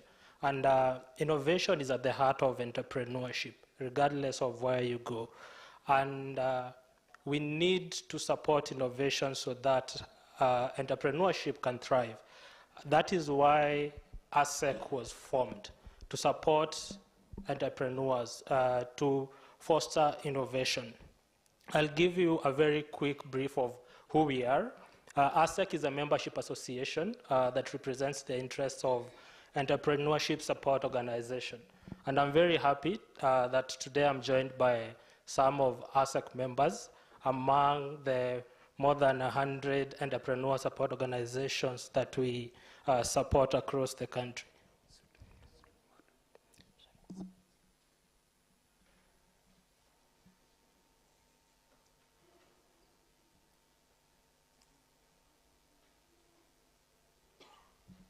Sorry about that.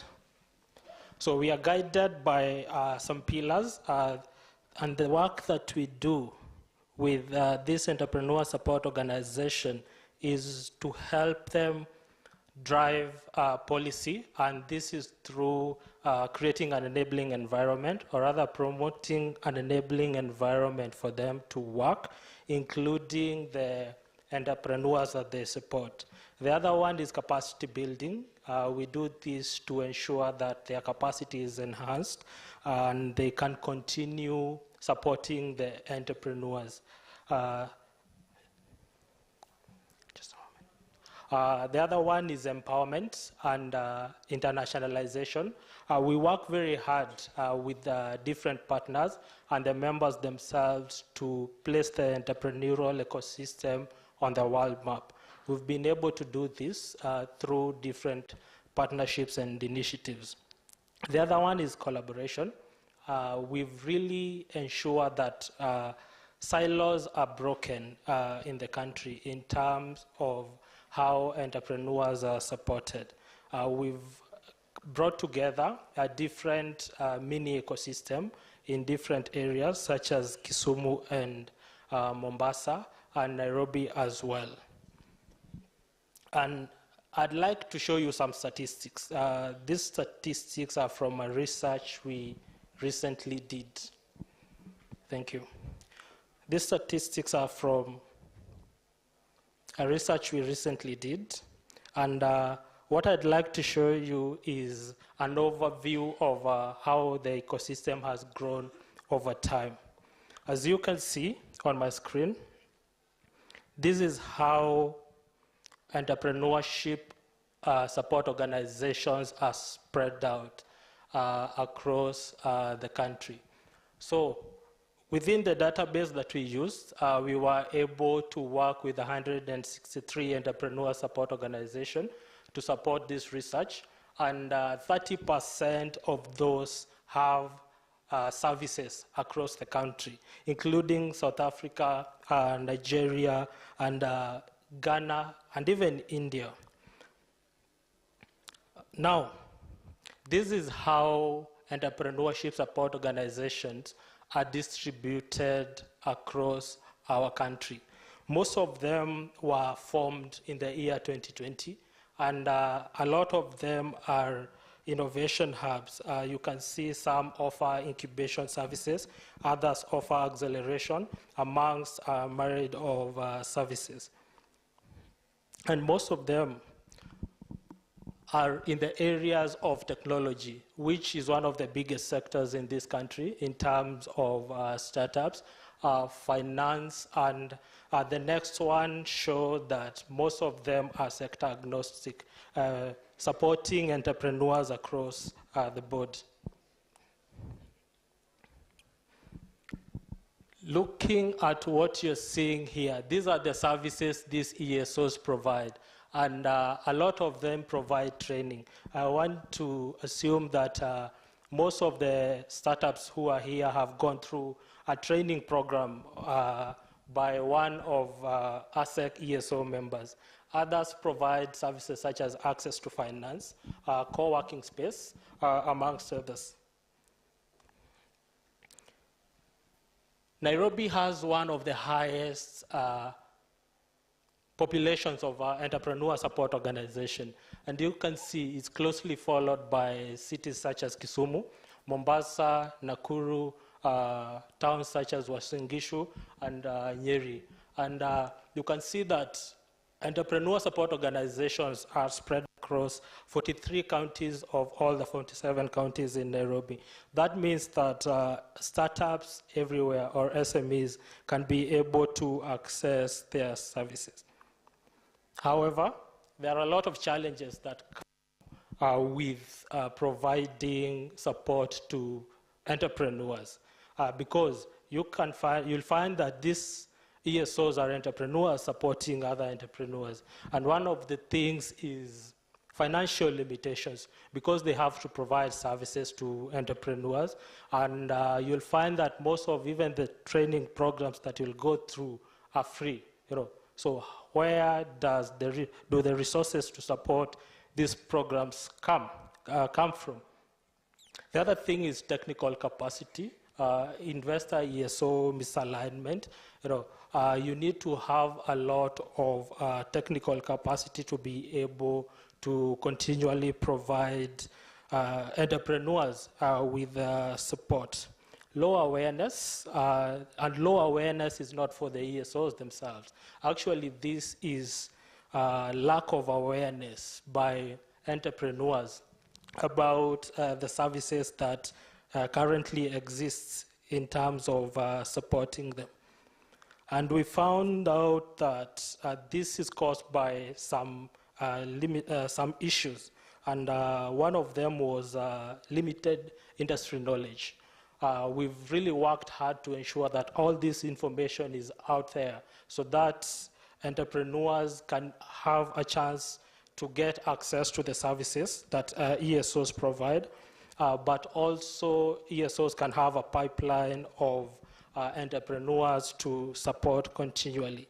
Inclusivity as well, we found out that there's a gap between even gender gaps in terms of the people who are supported across different areas and different sectors, which we are working hard to close. We recommended a few things on areas such as technical capacity.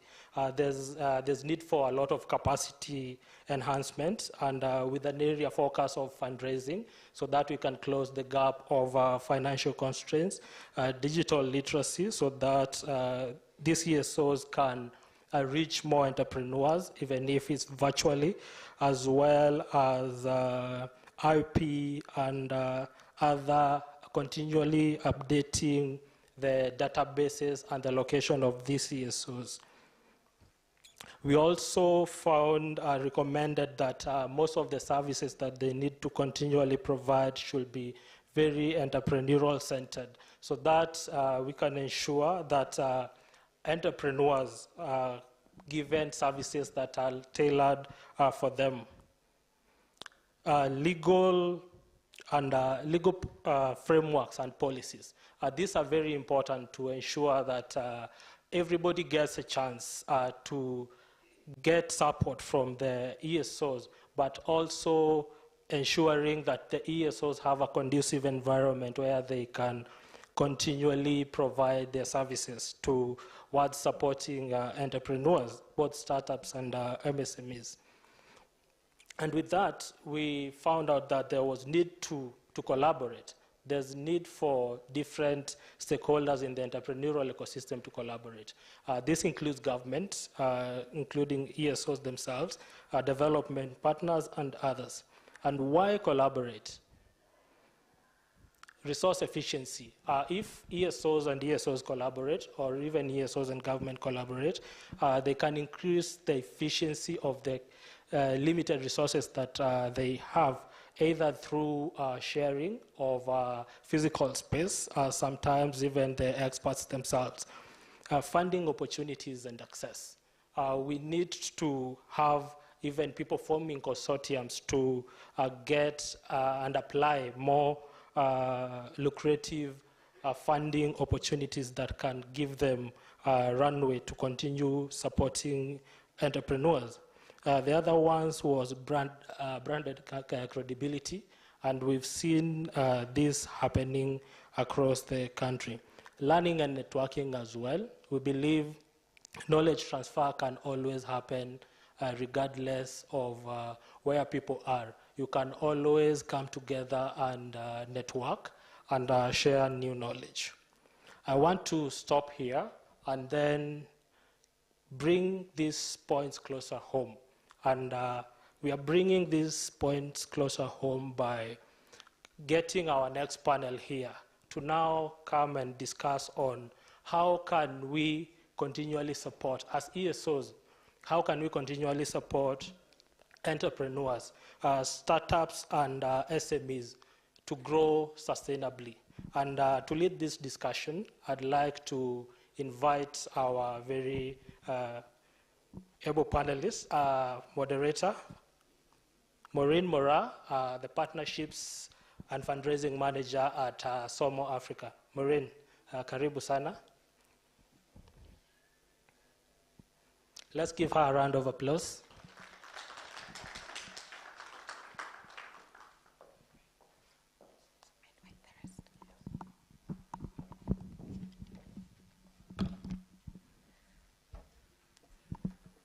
Thank you very much, Brian. As you've heard, my name is Maureen Mora, and I spearhead partnerships and fundraising at SOMO Africa. So before I get to just inviting the panel, I'd just like to point out something. As I was coming in, I met, I think it's a potential student who wants to join University of Nairobi. And one thing that he asked me was, could there be such an event happening in other counties? I will not say what I said. That was between me and him and the elevator. But this is like one of the clear next actions. We do need to have more of this, not only just in Nairobi. We know Nairobi what it is, but we need to think of the other regions. So with that said, let me go ahead and invite our speakers for today. We're gonna start off with Cynthia Ndeti, who's the Business Growth Director from Inkomoko. So as she's coming in, please let's give her a round of applause. Thank you very much.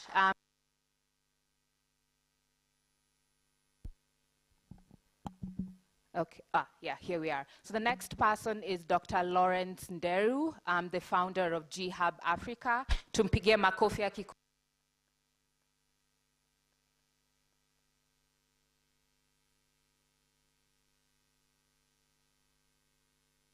I'm just gonna try to project my voice. Okay, sorry about that. So the next person is Dr. Atemo Cyprian, who is the founder of Icons Hub. Tumpigie makofi akikuja. Lastly, we have Ida Nganga, who's the head of Community and Ecosystem CC Hub.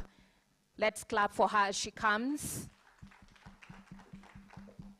Okay, so I think we can go ahead and get started. So there are a couple of questions and topics that we are going to discuss.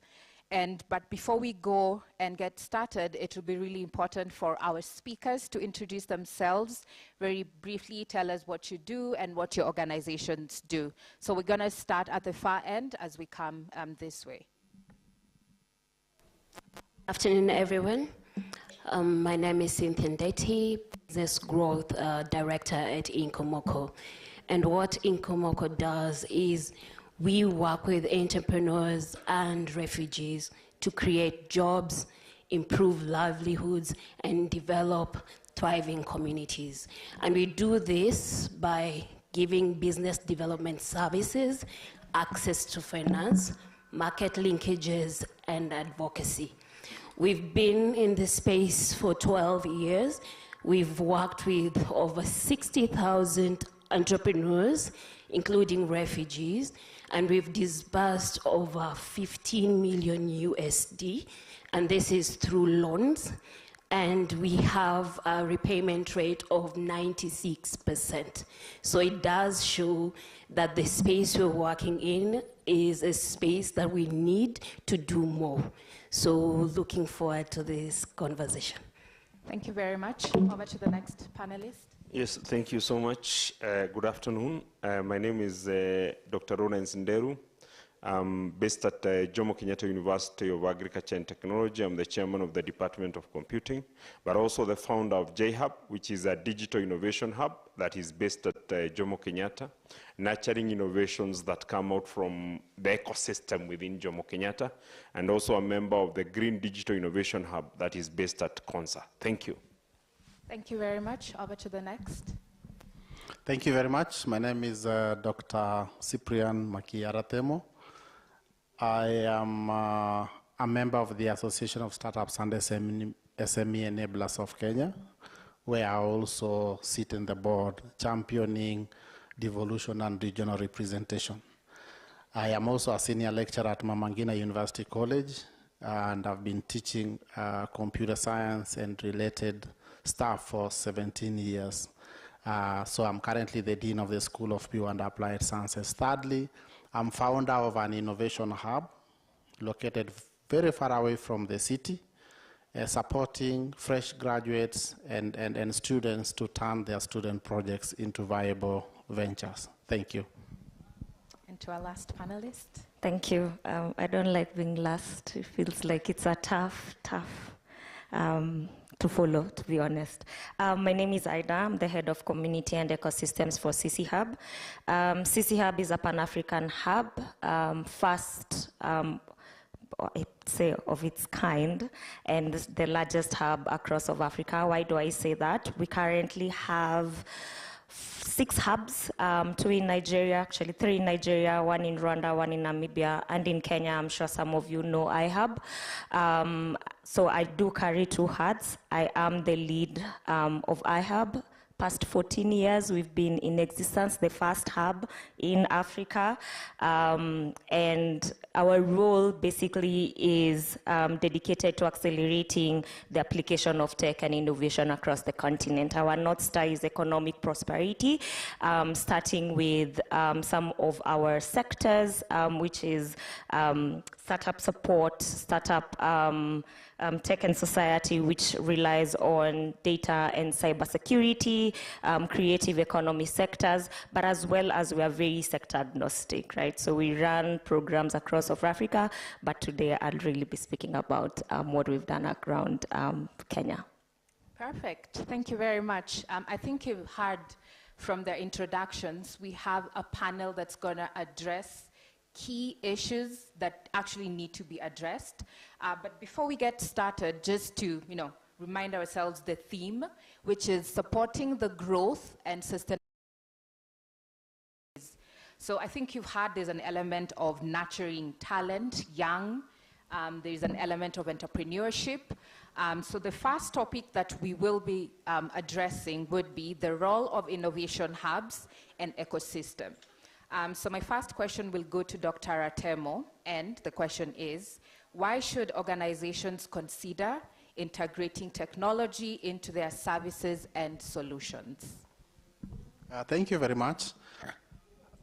We live in very interesting times, and technology is a very critical component to utilize, to be able to scale, to be able to explore a lot of opportunities that are possible as a startup, if I give that first dimension. So as a startup, technology is as an enabler.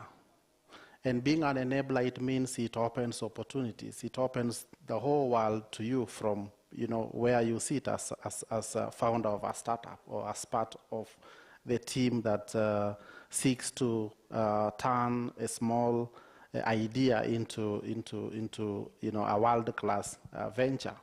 So now, if we look at it from 3 angles, a typical venture will involve, the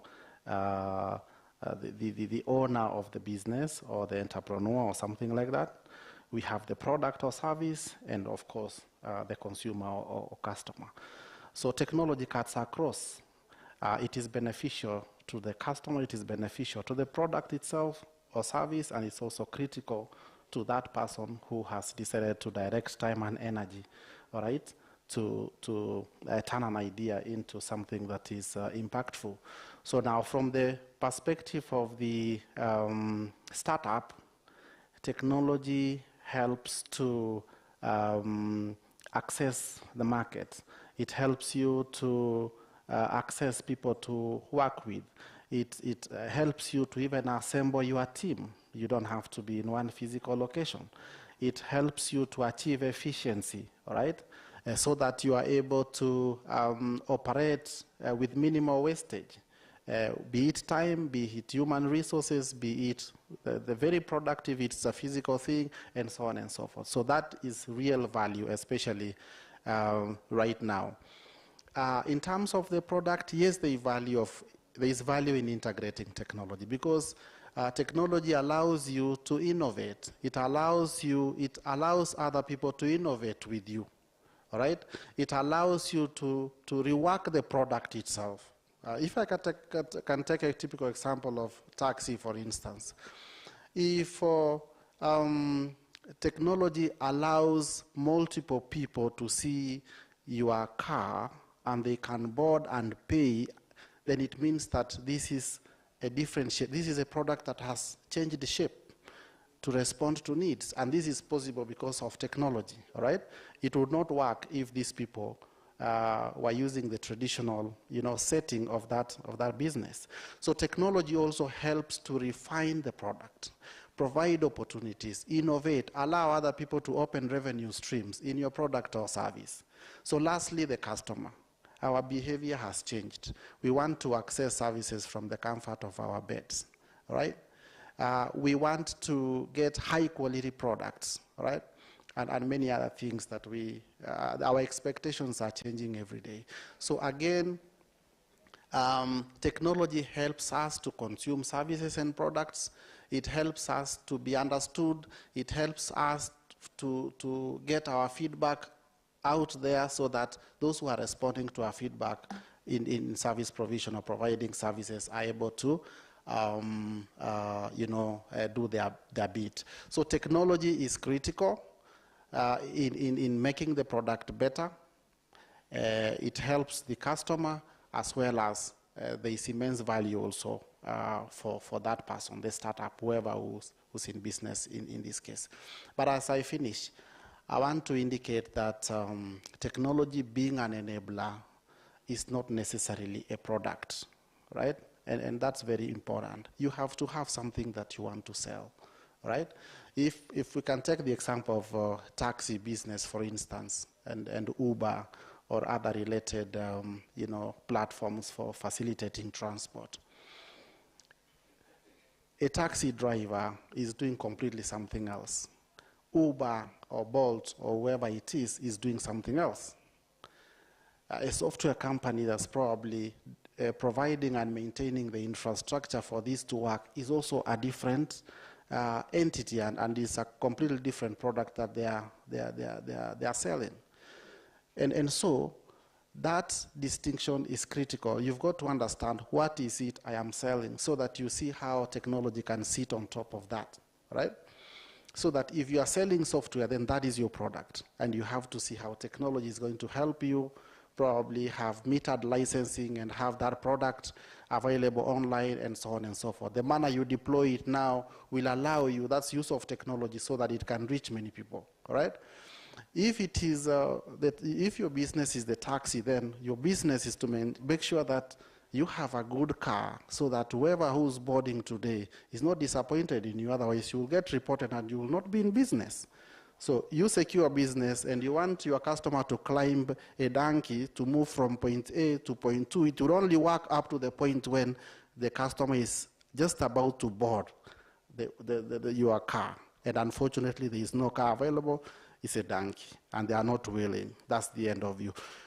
The software company has a different business. Theirs is to deliver the right infrastructure for this company to be able to have their pool of drivers and have their other people access those pool of drivers. So that differentiation is very important.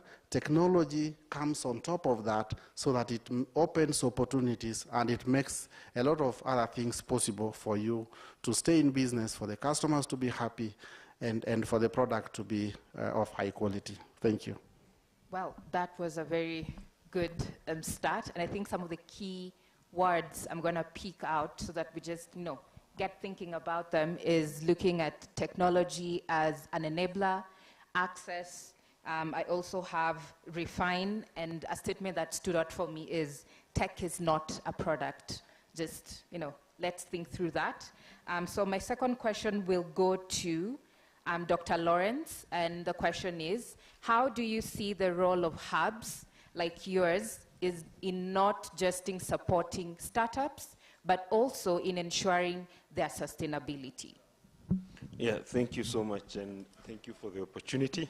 I think for me, one of the things that I would say is that the concept of hubs, and even not just in the continent of Africa, even in Europe, where of course we have more advanced hubs that have been built, there is an aspect of aggregation of services, capabilities, and an ecosystem that is enriched to the extent that as a startup, you can benefit from getting, sharing some of those services. So if you think about a hub setup, there are things that through that aggregation, you are able to get that as an individual startup organization, it would take a lot of energy for you to get that. Dr. Cyprian has talked about the issue of co-working space as an aspect that is provided. But I would go further and say that if you think about the margins, when you are starting, there is no money to even hire some of these services. So you can use that environment to be able to create a product and assess it, fail within that ecosystem, raise up again, try other, iterate here and there and so on, and do a number of things so that that ecosystem provides a safe space for you to create a product that you have tested in a number of iterations and therefore comes out with a product that is sustainable. I think that is really, really important for the reason as to why hubs have been introduced. I actually compare them to traditional cattle dips that used to be there in the communities, that you have a cattle dip and members can come and use it. The sustainability of that was because each person was giving like 10 shillings for their cow to get treated in those cattle dips.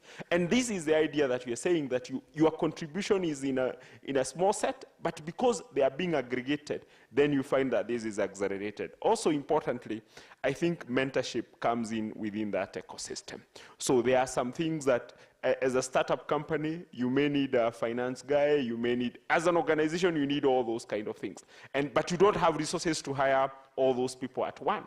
So what do? You can be able to get the services of or that kind of mentorship or services that exist within that kind of a hub. And maybe the most important of all is what we have seen in terms of the strength of numbers. If you are a hub and you have a number of startups within there, say you are solving a problem within the health, within agriculture, and you have some ideas that people are working on who are maybe at the level of seed ideation and this kind of thing.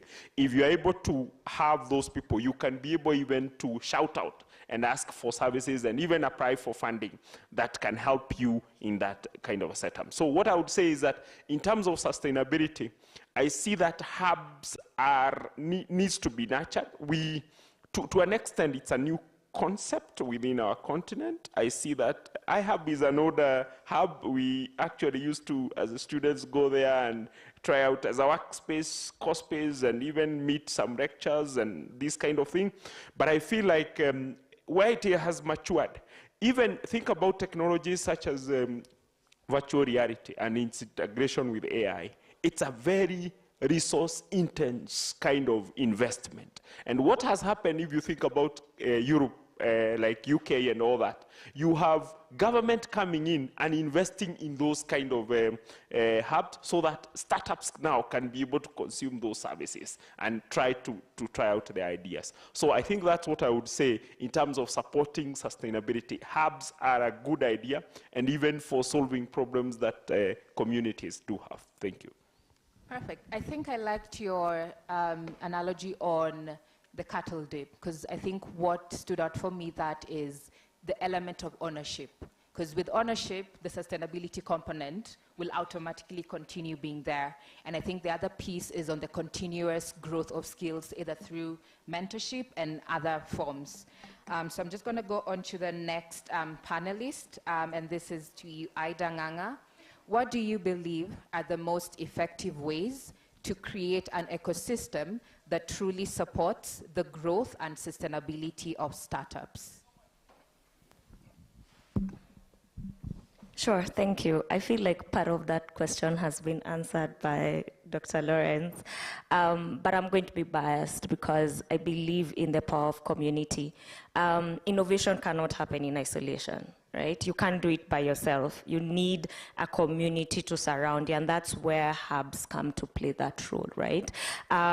We've been there for a longer time, and the way we started was bringing students together, pre-incubate, then incubate, and then we've evolved over time, right?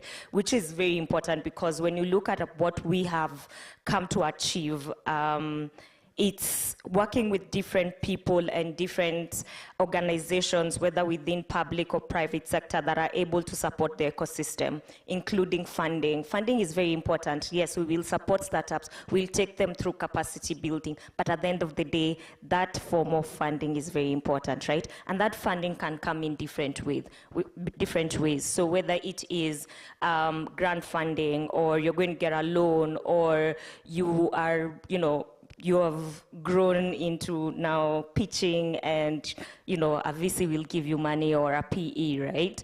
But I think even as we talk about funding, one thing that we really do need to emphasize is that people need to understand where they need to start when they're looking for funding. It's a conversation that I feel like we don't talk a lot about, right? When you're in early stage and in an idea stage, you can't go looking for funding in a VC. They'll give you a side eye. But then there are organizations that will help you either iterate your model, or they're going to help you maybe start with a loan or a grant funding, right? I'll come closer to home when you're talking about growth and sustainability. What we've done as CCHub, iHub, is pick 4 areas, right? So there's product, distribution, talent, and funding, and we do that in those 4 ways while we are running our programs, right? When you look at your product, we want to understand what are you trying to achieve, what kind of impact will it bring into the society, as my colleague has said, right? Product is very, very important. Again, technology is just a gateway into creating an amazing product, right? And of course, where we are right now, tech is very important. So we come together and sit down with you and help you improve your product. But as you've improved your product, what's the next best thing? Distribution. You need to understand your market. Market access is very important. Who is your target audience? Who is your target market, right? Where are you starting from? So we sit down with you and create a roadmap into go-to-market strategies. What does that look like? Then after that, what kind of talent do you need? And again, communities come in to support in that, because talent is very expensive. But when you sit within a community, you sit within a hub, a lot of people are able to support you, give you some sort of reference, say, you need to talk to this person. There is access to mentors, as my colleagues have said, right? Creating, a lot of hubs have a network of mentors that are able to support you through your journey of innovation and entrepreneurship, right? And then last but not least, as I mentioned, is funding. We been able to, and I'll say this from a point of privilege because we've been there for a very long time, worked with organizations that have been able to give grant funding to just help you push. But even beyond that, even as us, as CCHub and iHub, we also have our growth capital fund, right? Where we support, of course, our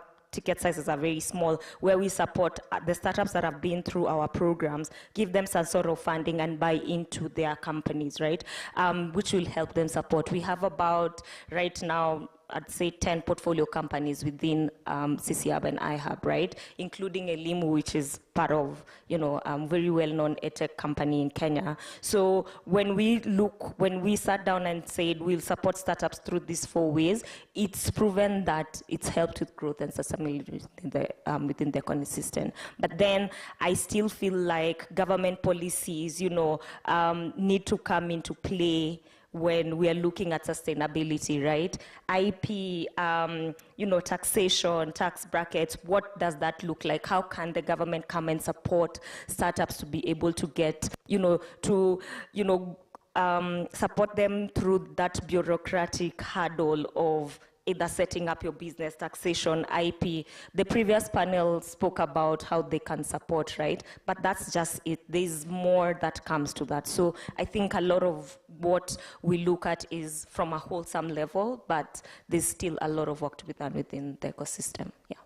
Yeah, I think what I appreciate about your response is the approach you used, aside from his, and bringing in the element that ties in with the tagline for the past 3 days, which is actually just right behind me: discover, connection, and community. So being able to look at this in different ways, because that's all about innovation and technology. So quickly going to our last panelist, Cynthia, my question would be, what are some of the key challenges innovation hubs face when collaborating within the ecosystem? And how can these challenges be overcome to better support startup growth? Thank you so much for that. And I think some of the things I'm going to highlight have briefly been touched. And one is collaboration. As much as ASEC is doing an amazing job to just make sure we are all together, I still feel there's a lot of silos, and we end up competing for the same thing. May it be funding, may it be resources such as mentorship and coaching. And it will be better for us to collaborate more so that we can give these resources to the startups. Example, when it's funding, how about we have joint proposals, as opposed to just saying, hey, SOMO is applying, so is Inkomoko, so is CC Hub. Why can't we just jointly have one proposal? And that means for us as Inkomoko, we can wear one hat, CC Hub can wear another hat, and SOMO can wear another hat. Another thing is also just resources. A lot of programs that we run are replicated, and sometimes even the modules we give are also being replicated. So if I know, for example, and sorry, I'm going to use SOMO again, they have a bookkeeping app. And then we as Inkomoko decide, okay, fine, we want to innovate a bit and get into the digital space and have a bookkeeping app as opposed to the manual booklets. And then we end up spending 3-4 months creating this. And it would have been easy for us to just go to someone and say, hey, can we collaborate and use your app? Why not? For us, we also, because of the massive numbers that we work with, we also introduced the interactive voice recording service. But we go to the West to use that. But now, why can't we, talk to CCI Hub and say, hey, among us, your entrepreneurs, is somebody developing such a tool that we can incorporate, as opposed to sending it to the West, So that kind of collaboration, I think we do need to do more. There is an opportunity for growth, and we can make forums and see the best way forward. Another bit is talent. I've heard all of us talk about talent, and in the hubs that we are in, we have amazing talent. But when we start looking for this talent, it's hard to get. I remember early this year, I had the task to get 74 colleagues. 74 colleagues in a span of 3 months, and I struggled. I totally struggled because we're hiring from the community. You know, if I'm working in Dadaab, I want talent in Dadaab. I want local talent. But we struggle to do that. But why can't we just have a space, an initiative where we say, this is our database for talent, and when you want in one county, go in there and get one. Right now, I also do have a task of getting talent from October till January of around 80 colleagues. Where am I going to get those? Yeah, the people who apply are not the actual people that we want to employ. Half of it will be in Nairobi, and we're saying people do not have jobs. But where are these people? How can our young, talented minds have a space in our, our ESOs to be able to get these opportunities that we do have, right? And then the last one is policies. Today I've had so many people talk about policies. And as much as Professor talked about, regulation is important, and yes, it's important, but sometimes we have unsupportive policies that make us not iterate as fast as we want. And I'd be biased and talk about the space. I mean, when it comes to working with refugee and displaced people, the policies are very stringent. We do have policies where they can move from one space to another, even to just get goods. We have to go and talk to the DRS, which is the refugee, what is it called? They're in charge of the refugee movement, just to ask for a pass for them to come to Nairobi and get goods and go back to either Dadaab or Kakuma. And it's a lot of work. Even just moving from Kakuma to Eldoret, you need a pass. So we are happy right now that we have, the new Refugee Act bill that was signed in 2021, and now in 2024 is now that we are actualizing it, and it's the Shirika plan. And as Inkomoko, one of the thought leaders to just make sure the integration happens for refugees into the community, and they're able to, do business, buy land, and just get into the system and pay taxes.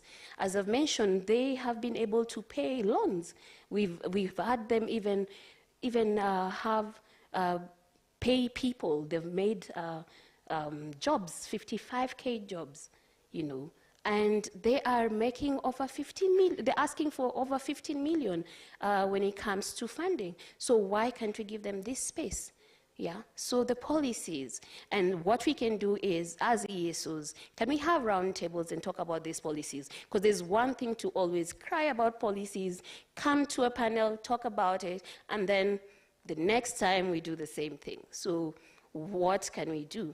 And for us, like when it comes to the finance space, we have a financial forum next week to just talk about these things and making sure the people who need to be there are there, and we ask them tough questions.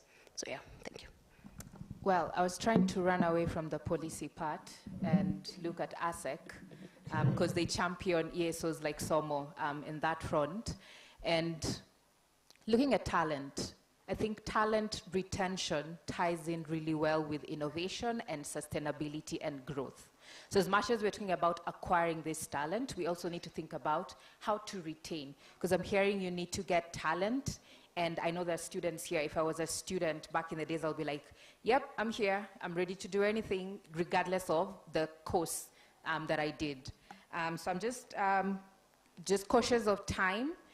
So we've talked about the role of innovation, hubs, and the ecosystem. I want us to quickly jump into, because we had already kind of alluded into this, the market access component. And this will just be like an open question to the panelists. We could have one panelist take on that question, and it is, given the global nature of technology today, how can Nairobi-based startups position themselves to compete on an international level? What barriers exist, and how can they be overcome? I'm going to give you time. I'm going to repeat the question so that we have one panelist. Given the global nature of technology today, how can Nairobi-based startups position themselves to compete on an international level? What barriers exist, and how can they be overcome?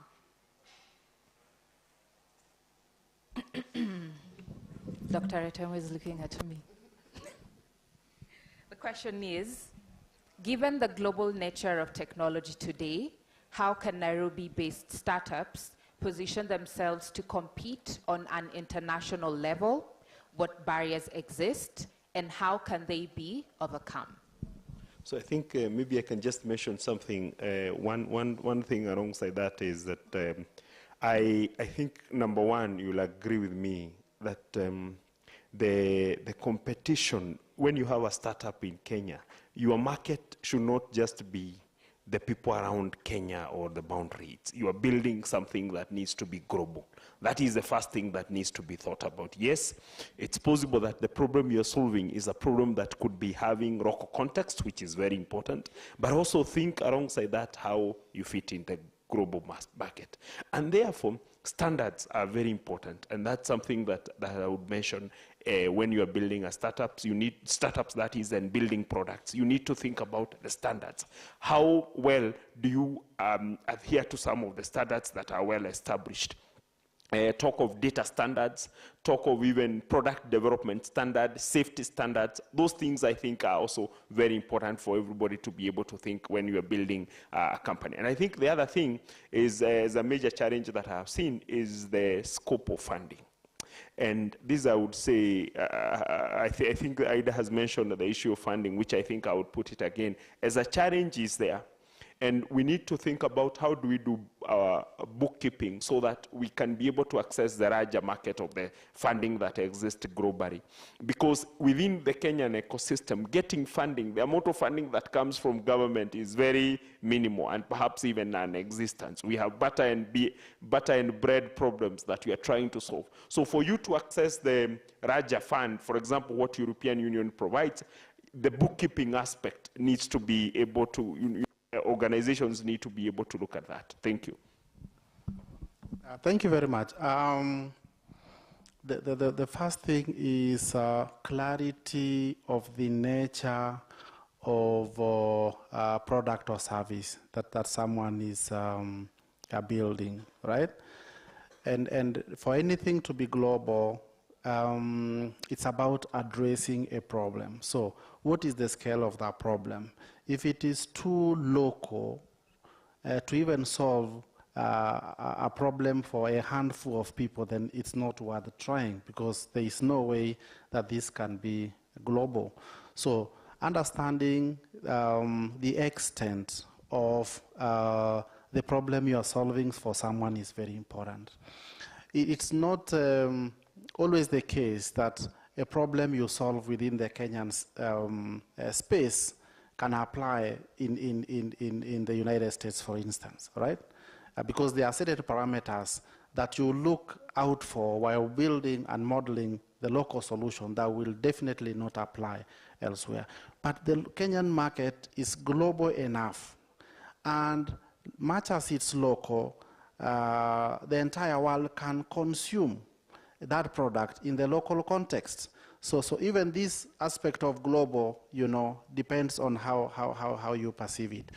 So then I want to echo what Dr. Arya said about standards. At the end of the day, are you fine enough to solve a problem for someone who really cares about quality, right?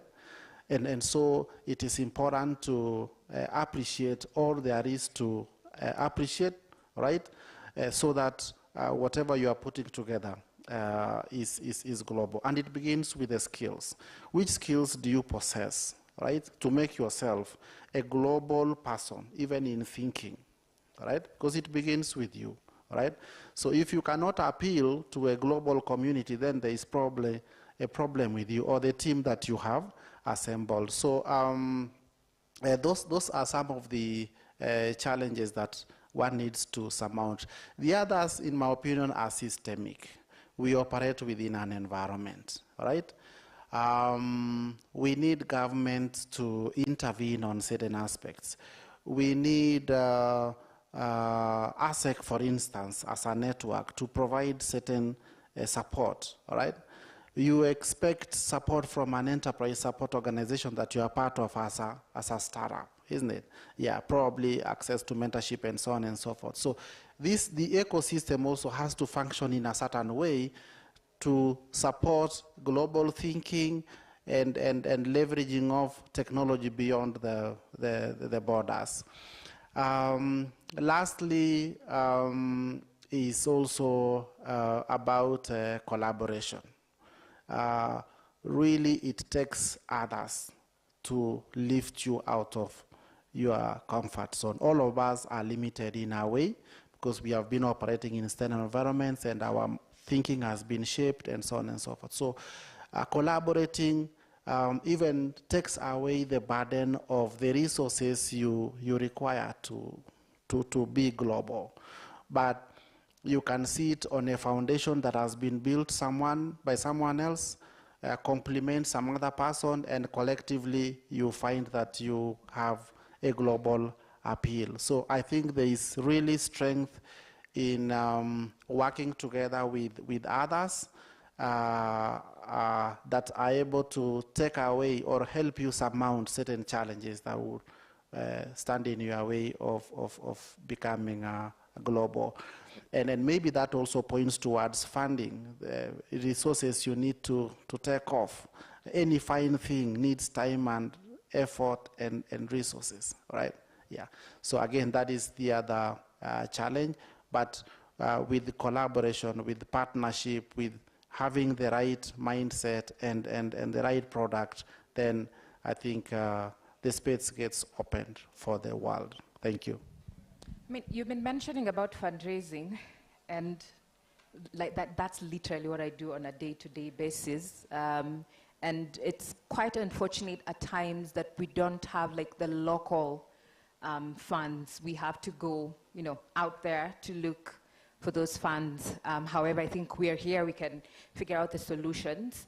So before I proceed, just want to check the temperature in the room. Are there any questions based on what the panelists have been discussing before we go to the last topic? I can see there's a hand up there. I can see 2 hands. We're going to take those 2 questions. Gen Zs, they can run and help us with mic. Please raise your hand so that they can locate you where you are.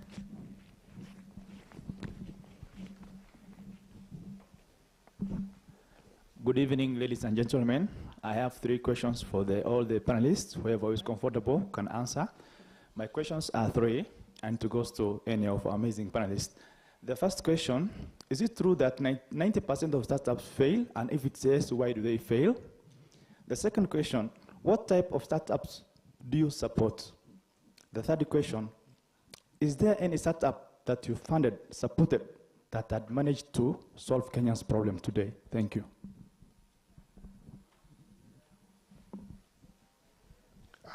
Okay, I think I will go first because I have the microphone. The first one is it true that 90% of startups don't live long enough to benefit the founder or the intended community, right? The truth of the matter is, indeed, a number of startups never take off. Equally, this has been reported also in other quarters using different language. Many companies don't manage to survive. Many businesses don't manage to take off. And the challenges are related. And most of the challenges are actually the ones that we have been highlighting, right? That somebody has to solve a problem. The problem has to be real. The environment has to be well understood. Support has to be provided in all manner of support, and so on and so forth. So these are the ingredients that in a number of instances we lack in majority of the startups that don't make it. And this is a problem that is not limited to the founder. It's a bigger problem that all of us try to make an effort to deal with. One typical example is through the hubs. The hubs are more organized spaces where it's possible for startups to survive, because the design of the hubs is to recognize the services that a typical startup require, and then package that, have the right team, have peers, have the right information and services to be able to take off. So that would be my reply to that. The second question you asked is, and by the way, this also applies even for classroom projects. Students do very good projects, but many of them just remain that, right? Yeah. They may not be designed to be startups, but ideally the expectation is if somebody has done his undergraduate and has done a good project in fourth year, that should be some entry point into creating employment or something like that, all right? Yeah. Okay, now about a startup, I personally want to comment about a startup that I've been part of, and one that has survived over time, 5 years now, and it started in the classroom, right? And the student, then a student, now a successful man in his own space, right, has managed to navigate through the terrain. I wouldn't say I've played a very big role as an individual. Largely, it has taken the effort of this individual, continuous improvement, continuous support by different stakeholders, right? A lot of falling and rising up to the point where that gentleman has reached. Thank you. I will allow the rest to also say something. Sure, thank you very much. I'll speak to the point of, are there any startups that are solving Kenyan solutions? Yes. We are currently supporting 12 edtech startups. This is the second cohort that we are supporting with MasterCard Foundation. Education is very key. I believe we are all here because education is key. And what we are really supporting here is education technology, right? Integrating technology into education. And I've seen a lot of these startups grow beyond where they are, right? I can name all 24 right now, but I'll not do that. So yes, they are solving for the education problem that we're currently experiencing in Kenya, and not just in urban areas. They are doing amazing work, uko mashinani, especially for students who can't access classroom or, even teachers, right? And we are doing also this, as CC have been supporting teachers as well, right? Because you can't learn without teachers. My mom is a teacher, so it's very close to me. And then I'm going to mention, yes, there are a lot of startups that have genuinely gone to be amazing businesses, right? I'll name just a few that have passed through IHub. There's Eneza, there's Pezesha, there's Imali Pay, there's AmiTrack. There's so many startups that you can learn on. But what we are trying to do is make the founders of these thriving startups be mentors to the up-and-coming startups that want to also thrive. But then again, we can't negate the fact that the economy hasn't been great, to be honest, the past couple of years, right? And it's not just in Kenya, it's content-wide, it's worldwide, right? So there's a lot of funding that has not been coming in. If you look at 2020, which was one of the toughest years, I'd not even say the continent, the world has gone through, there was a lot of funding that came in. But that funding was funding that was fundraised in 2019, right? But if you look at 2022, 2023, there wasn't a lot of funding, right? And it's just because of the economic structure that is there, right? It's just gone up and down.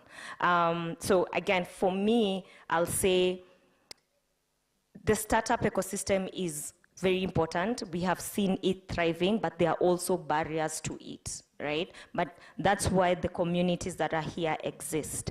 My colleague has mentioned supporting student innovators, right? It's one of the things that we're really focusing on right now, research commercialization, right? And it's clear that universities have embraced it. That's why you're seeing a lot of hubs coming from universities, right? And I think it's a mindset change that has happened the past couple of years. And if we continue doing that, we'll see so much innovations coming from university students. My research work is still in a shelf somewhere. And I'm sure a lot of you would be the same. But that mindset change has really shifted to make sure that we are looking at commercializing that research work. So there is still a lot of support that is there within the ecosystem. Yeah. Thank you. I think there was just one last question that was asked in terms of the types of startups that our various organizations support. So I'll try to take on that question. From a SOMO perspective, we support micro and small entrepreneurs in low-income areas. So we provide them with capacity building, access to finance, as well as access to markets. And ideally, I do know, like the rest of the panelists, the organizations, what they do. For instance, we're in talks with InnovateNBO to try and ensure that the digital record-keeping tool can be made accessible to their entrepreneurs as well. And I think that addresses the point of not working in silos. And if technology is already existing and we're using it, why shouldn't organization A go sit in a corner, hire devs to build the same tool, and then another organization does the same? So we are definitely making the right steps towards that. And I want us to now move to the last piece, which is just, I think the questions would be forwarded to Ida and Dr. Lawrence. Sorry? We have an insight from here. Oh, sorry, please go ahead. Thank you. Okay, good afternoon, everyone. I like the conversation taking place, and I like from the point whereby you've said that, yes, we have startups. Then the question is, or where I want to pick on is, if we have startups, are we integrating these particular startups? And at a point of integration is, look at the already existing systems, be it in the medical industry, be it in agriculture. Yes, we have a startup that is resembling the other persons. Are we just recycling, or we are integrating the startups into already existing ones, then developing the same? And I think that's where the problem has been, and you have alluded to that. Another question would be involvement of industry players. And when do I, or what do I mean by talking about the industry players? For example, in an innovation in IT. But the question is, do I have the right industry players in the room? And if I have the right, if I don't have the industry players in the room, then the question is, how do I reach the right industry players? If, for example, I'm talking about, or I'm developing an app that is supposed to help in the medical industry, then the question is, am I reaching the right doctors? If I'm not reaching the right doctors, am I reaching the organization that can be able to support these particular innovators to be placed in the right place for them, one, for advancement and mentorship, just like you had mentioned, and also at the same take-up of the same innovations by this particular organization. And the question to the panel is, what are some of your organizations doing, or startups that are doing, to help up, or not startups, sorry, your organizations are doing in order to help the startups link to the right industry players, such that they can be able to make a living, or rather, this particular innovation to be in use. Then lastly, I had something on documentation. Documentation is key, and some of us have already forgot that when doing startups, how are you documenting your startups? I'm a key player in the medical and IT industry, and I can tell one of the things why medical innovation is like working out here is because we have a lot of abstracts, we have a lot of journals, but the question is, your startup, are you writing about it? If you are writing about it, then where are you publishing this? Can we get the information? Where can we access it? Okay, that is a key role in innovation and startups. Write about this, publish about this, reach out to the industry players by giving them the profiles, by giving them documentation of whatever you've started up, then they will be able to, to be in a position to help you in the industry. Thank you so much. Thank you. Who from our panelists? At least one person. So I think what I would say with respect to the arguments you have presented in terms of documentation, I fully agree, and we mentioned that important for us to also write our story. We have always complained that Africa, we are not telling our story. Story of the Startups Hub needs to also come out clearly, and I fully agree with that. There's nothing else to add apart from the fact that that is something that needs to be done, because of the fact that also it helps others also replicate on your experiences. Very important thing that you have also mentioned on the issue of the fact that we are having duplicates. Like say you have a solution in AI that is solving agriculture problem on pest control. Somebody else is repeating the same problem elsewhere, not even maybe within here, but we have those problems, even fragmented market of the solutions that we are doing without integrating them, the solutions that we are doing. And perhaps if we brought whatever solution you are doing in pest control, and somebody else is doing one on maybe, let us say, irrigation or water monitoring, if we combine those two solutions, we would have a more integrated component, rather than telling a farmer that you need to install like 12 apps for you to be able to solve a problem in your land. So I think that is also something that we need to think. And the last thing that I want to say is on the question that was asked about failures in startup. I think that for me is something that I think we all need to embrace, because the fact of failure is one thing that it's not like you come out of the experience naked. You come out of experience having learned something from the failure. So I think it's also good, those startups that fail, it's also a journey, and we must be able to embrace even those ones that have failed, and see how we can pivot them differently. Thank you. Just want to add something. In reply to the fragmentation of solutions that would otherwise work very well if they were integrated, I think we need to look at this from a perspective of supporting intra-innovation. If someone is working on a project, but there already exists one, right? How do we find a way to get these two people to work together, right? Unfortunately, right now, the environment is such that people believe that innovation is about you, and working with someone means seeding ground, and probably the opportunities will not be, as significant as if it would be if you went alone. So it's an issue to do with culture in a way. They believe that I will be an underdog and so on and so forth. But the truth of the matter is we are better off supporting innovation, right inside other solutions or innovative solutions that have been built.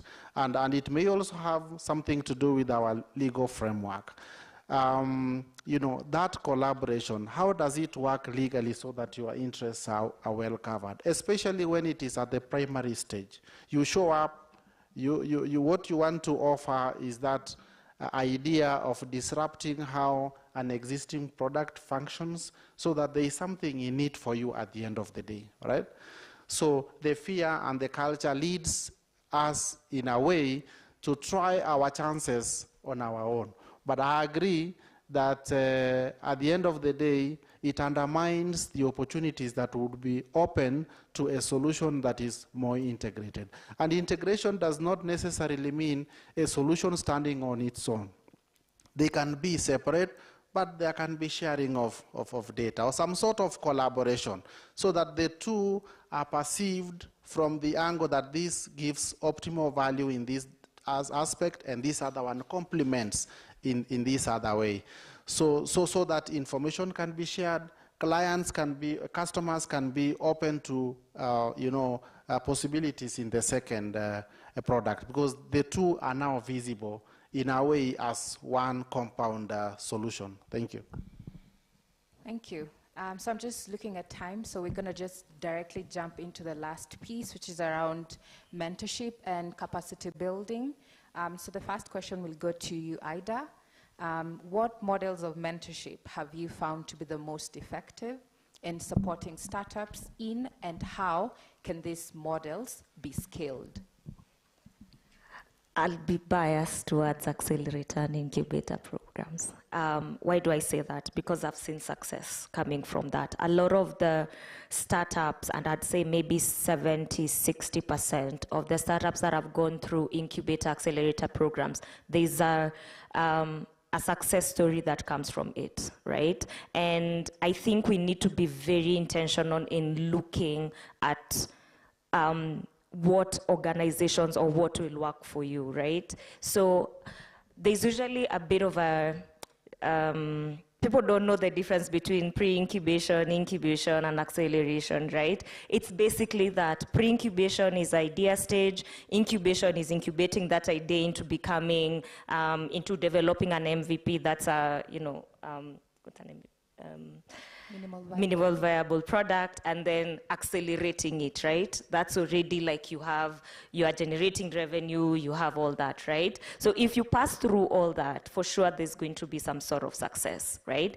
And I think a lot of people need to also be, a lot of entrepreneurs and startups need to be intentional in looking at what kind of support you would need, right? Because if you go and apply for an accelerator program and you have an idea, there's no way you're going to get into that accelerator program. But, and again, these are a lot of hubs and a lot of companies within the Kenyan space are doing accelerator and incubator programs. Right now, if you go and search, I'm sure there's a lot of, maybe 10 call for applications for that, right? And there's always a push for us to support these startups, right? And I'll bring it back to, if you're not able to access these accelerator and incubator programs, what else can you do? Bringing it back to hubs, right? Be part of a community that works, right? A lot, right now, how many hubs are in Kenya? I think we are about, what, maybe 120 hubs across of Kenya, right? So it's not that there is lack of, there's actually support within the startup ecosystem. I think we just need to be intentional in looking for the kind of support that you need in the stage that you are in your business. Yeah. Thank you. Moving over to Dr. Lawrence. From your experience, how critical is mentorship to the sustainability of startups, and what gap still exists in this area? So I think at the beginning, and thank you for that question. At the beginning, the issue of mentorship was highly mentioned, and I mentioned that that is something that hubs do provide as a very important aspect in terms of mentorship. But I think what I would say, maybe to emphasize, is that we need to think about high-level skills now as a country. We need to think about how do we, when we talk about, for example, a company having mentorship in terms of communication, mentorship in terms of marketing, mentorship in terms of, for example, their financial ability, mentorship in terms of, for example, how they can exploit the existing funding opportunities that exist and such. We now need to have high-level training, not just exposing people to a few opportunities and all that. We need to have those high-level skills. The reason I say that is because the global competition, or the market where our products are going to compete to, is ruthless. And you know that, it's ruthless. You have a startup, and this is one of the things that it prepares you. When you have good mentorship as a startup, and before you even come out of the hub and now you start facing the world as such, with good mentorship and ideas given, it's possible for you to come out strongly, knowing what type of challenges to experience and being ready for them. And that's why I'm saying that we now need to move the discussion around mentorship to be at high level, not just the issue of even use of technology in some solutions. Talk of, for example, even accounting. How do we account, not just for the KRA that we look at a few options of what it provides, but globally that we can be competitive in terms of showing our ability to account for the money that we have received. Because the world expects a competitive, it's like when a startup goes and sits down to compete for some sources or some funding, they are competing with companies that have the best of the best. They have been audited by the best of the best, so you need to demonstrate that. And I think that is my main contribution. Thank you. Thank you. I'm going to put Cynthia on the spotlight as a business growth director and just trying to tie in with the mentorship piece. And so the question would be, what role do you believe mentorship plays in bridging the gap between startups, startup growth and sustainability? And how can we ensure that these mentorship programs are accessible and impactful for all startups? Okay. I think it lessens the iteration of a startup because mostly startups fail because, one, they do not have support system for people to guide them. So with the right mentorship, your iteration or your pivoting of your startup lessons, because you are in this space of people who are like-minded and you also have social capital. So given that you are in that space, the opportunity for you failing, and I know we like saying failing fast or failing forward, can be fastened because you have people to guide you. Right. And the next phase is how do we... Sorry. So the next phase would be how can we ensure that these mentorship programs are accessible and impactful for all startups? Okay. I think it will go back to collaboration with the ESOs because I know all of us have mentorship programs and it might be different from each ESOs. How do we open it up to the entrepreneurs and the different entrepreneurs that are available? And mentorship can cut across either peer mentorship or an individual like myself mentoring a startup that is in the same space. How do we open it up and collaborate to make sure it's accessible for everyone? I think that's my take. Perfect, thank you. So we are coming to the end of the panelist conversation. So I'd like each panelist to take 1 minute and just share your parting shot. What maybe, I don't know, words of wisdom, encouragement. I felt the need to say that. But yeah, so any parting shot that you can have for the audience. 1 minute for each panelist. First of all, this was an amazing day. I think I've learned a lot, and kudos to Nairobi County for giving this space. My parting shot would be, let's talk more. Let's have these conversations so that we are able to find solutions within the spaces we're in. If it's policies, let's talk more. Let's have individuals accountable. And that way, we have faster solutions. Thank you. I think for me, I would say that we also need to become doers. And I think this is very important. We need to also become doers. The things that we are saying, the things that we are hearing, we need to make sure that we adopt things and make sure that things are happening. We have a country, as you have seen, and I'm always very concerned, just to mention that we have a youth that is burning, and every time you sit in meeting, you hear people saying Africa has a young population, and it's touted as an advantage. Yet the truth is it's an advantage, but it can also be the real thing that we need to handle. So that opportunity needs not wasted by us becoming doers. And thank you so much for the opportunity. I think my parting shot is keeping together as startups so that we can learn, startups can share and learn from each other. As enterprise support organizations, as networks, as government, there is a lot that we can be able to do when we reduce the burden of reinventing the wheel. All right. Again, being last, I will tie into what all my panelists have said. Innovation cannot and will not happen in isolation. We need each other to thrive within the ecosystem. We are all doing different things. As ESOs, our mandate is to support entrepreneurs, but we also need the entrepreneurs to be supported, to be part in our space for us to be able to support them. So my parting shot, again, innovation cannot happen in isolation. So from my end, my parting shot would be, I think Cynthia mentioned, I hope I'm correct, something to do with social capital. And one thing that SOMO has been doing with the focus this year was access to finance and looking at alternative forms of collateral to support micro and small entrepreneurs. And actually, one of the alternative forms is actually social capital. And pretty much our access to finance program relies on that, as well as record keeping. Because when you look at an MSME, number one, they are mostly found in, underrepresented communities, which means access to technology is very limited or completely not there. So when we're talking about innovation, we need to think about everybody in the whole value chain, regardless of where they are and what they're doing. So if we really want to be, talking about innovation, and I think what Dr. Lawrence has mentioned as I was just checking in with them in the morning is, we need to be doers.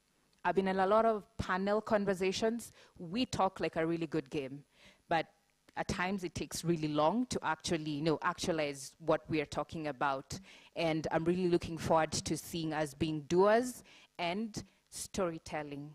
Even if it's something that's really small, talk about it. Because I was actually shocked hearing a question on where are these startups? It's alarming for me. We can be talking about innovation and technology, and yet we don't know about these startups, what they're doing, and what kind of impact and growth they're bringing to the community. So my parting shot would be, on behalf of my panelists, thank you very much, everybody, for coming in, sharing your point of view and perspective.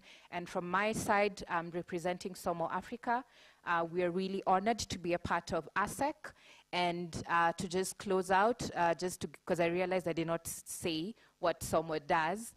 So we are an enterprise support organization that supports micro and small entrepreneurs with a self-paced digital training tool, a facilitated tailored training, as well as an accelerator that focuses on business development support, which is inclusive of business mentorship and coaching. We have different financing tools, and we work with different impact funds and banks, but through the foundation for us to be able to make access to finance for the really grassroots entrepreneurs accessible. And then lastly, under market access, we do a lot of advisory on that. And once in a year, we do SOMO Sokos, a market day. So this year, we're going to have it in Nairobi, Western Kenya, and coastal Kenya. So wherever you will be, come listen to these stories of these entrepreneurs, look at what technology is doing, how it's opening doors to actually market access and continuous skills development. So that's all, ladies and gentlemen. Thank you very much. Please, let's give a round of applause for our panelists. And I'm going to hand it over. Walai.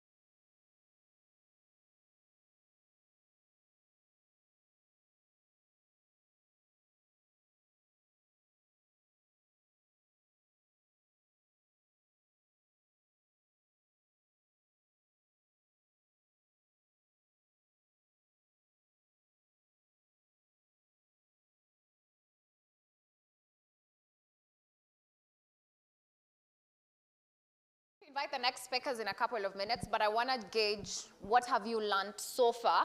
What has been your aha moment from the moment we started up to now? Remember, like I always say, there's no wrong or right answer. Any answer can work. The importance of this is so that if somebody was not present in the morning session, they can be able to just understand and grab what they were doing at this particular session. But before we do that, like I said, I still need to pay my bills. So for the tagline and for those joining us, we are discovering, we are connecting, and we are creating a community at the Nairobi County. Our aim for this project is to craft a tech-driven future of boundless opportunities.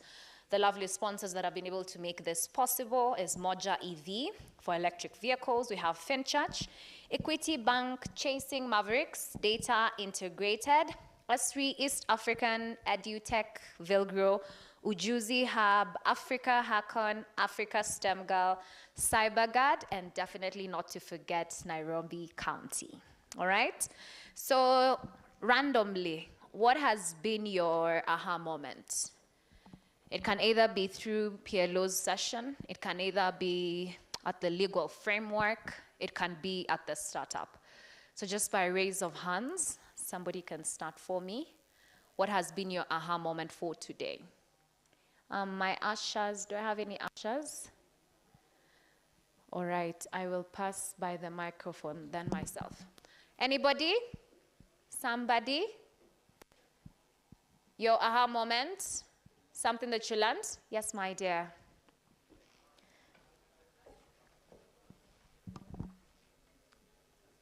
Hi, could you ask one of the ushers behind to come and help me with the microphone? Thank you. Yes. Yes, from the first session, I learned. What's your beautiful name? My name is Mercy Quia from IRES Kenya. So I learned that we need to be in control of our technologies. Okay. Yes. You need to be more in control. Yes, of our technologies. Oh, this is through whose session? PLO's session. Somebody else? Yes, madam. Could you shout before I get to you?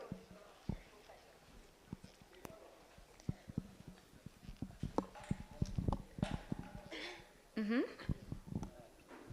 My name is Malvin Chatimba, and one thing that I learned from the morning session is that if you want something, you need to push yourself into spaces.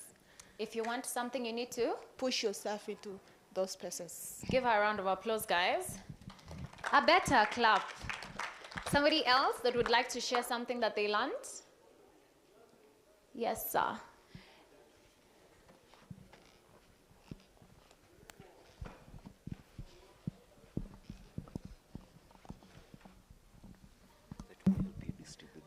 Thank you. You can tell us something also that you learned today.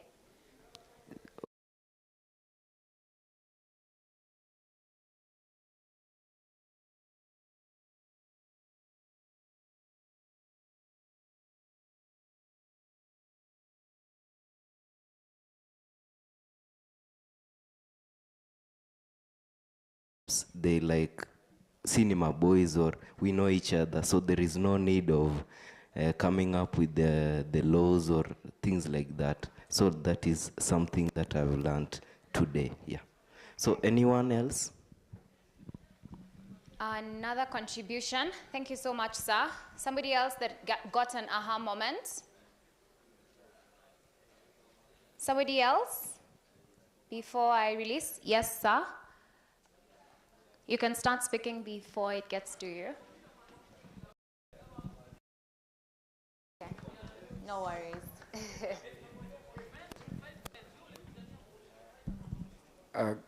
Good afternoon. Good My name is Samuel.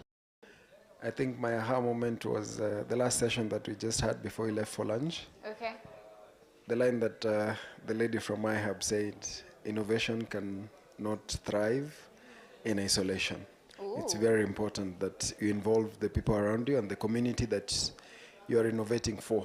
I like that. Yes. Innovation cannot thrive in isolation. Yes. I would actually pair that with something that I learned is competition is the new collaboration. Exactly. So working in silos necessarily doesn't work. Yeah. Thank you. Give him a clap, guys. Welcome.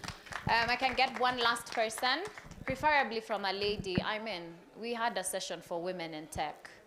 Make me smile as well. 3 men, 2 ladies, 1 more to balance. 1 more. Or I can choose anyone. Yeah. Good. That's what I like. Active participation. Choose any lady that you see can contribute. Next to you. She's already spoken. Oh, there's a lady in a maroon jacket here. She's smiling at you. Yes. Give her a round of applause as she tells us what she's learned. Uyo kando yako. Tell us. My name is Tracy. Yes, Tracy. For me, I've just walked in. So I'm actually enjoying the fact that you've decided to start with a bit of a recap of what happened in the morning. Okay. It's actually helping me. I like the honesty. Yes, thank you. One last person before I call my guests. Behind you. Okay. Oh, okay.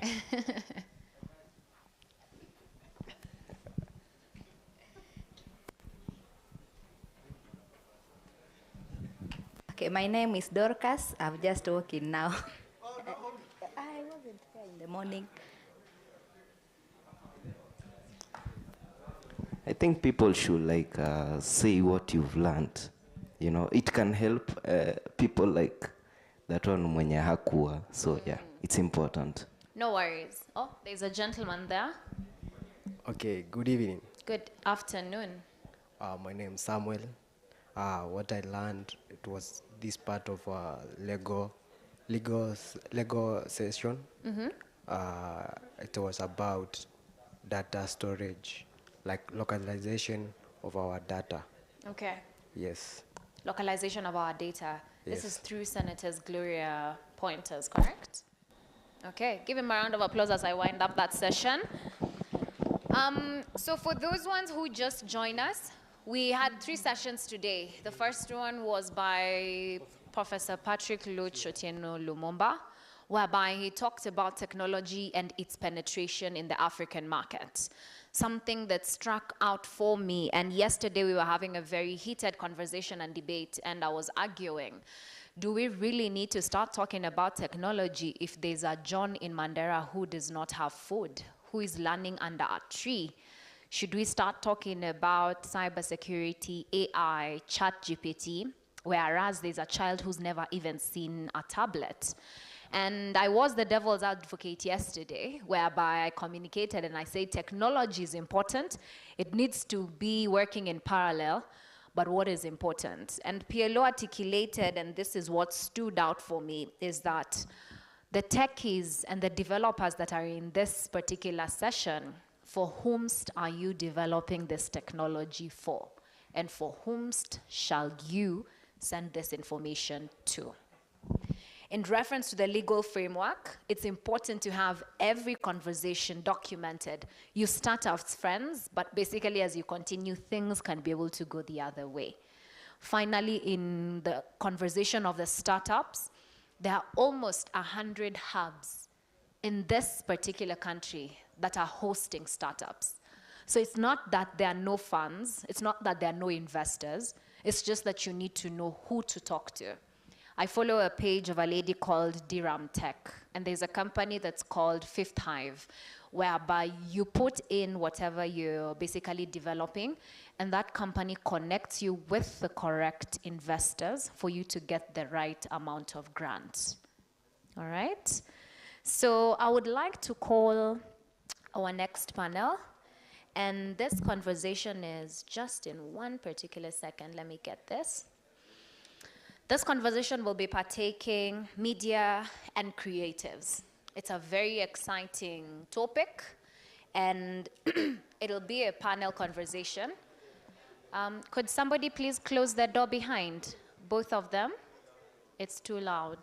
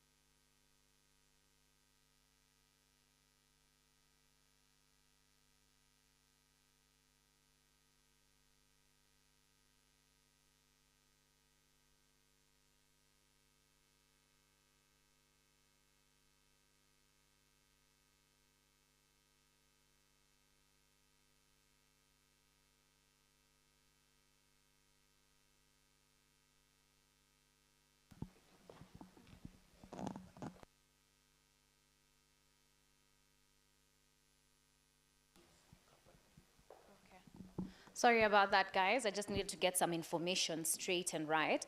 So we won't go into a panel, but we will first have our first guest, who will still come and speak in reference to the media and creative section. So ladies and gentlemen, kindly give a round of applause to Mr. Peter Anasa. Mpeni makofi jamani.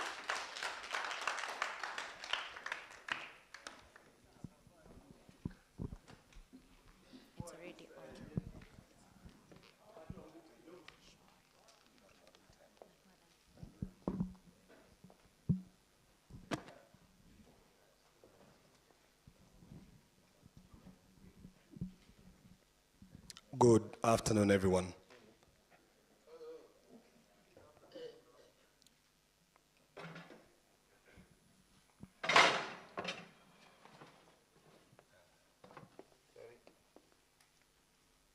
Good afternoon again. She got my name almost right. Patrick. She said Peter, but no worries.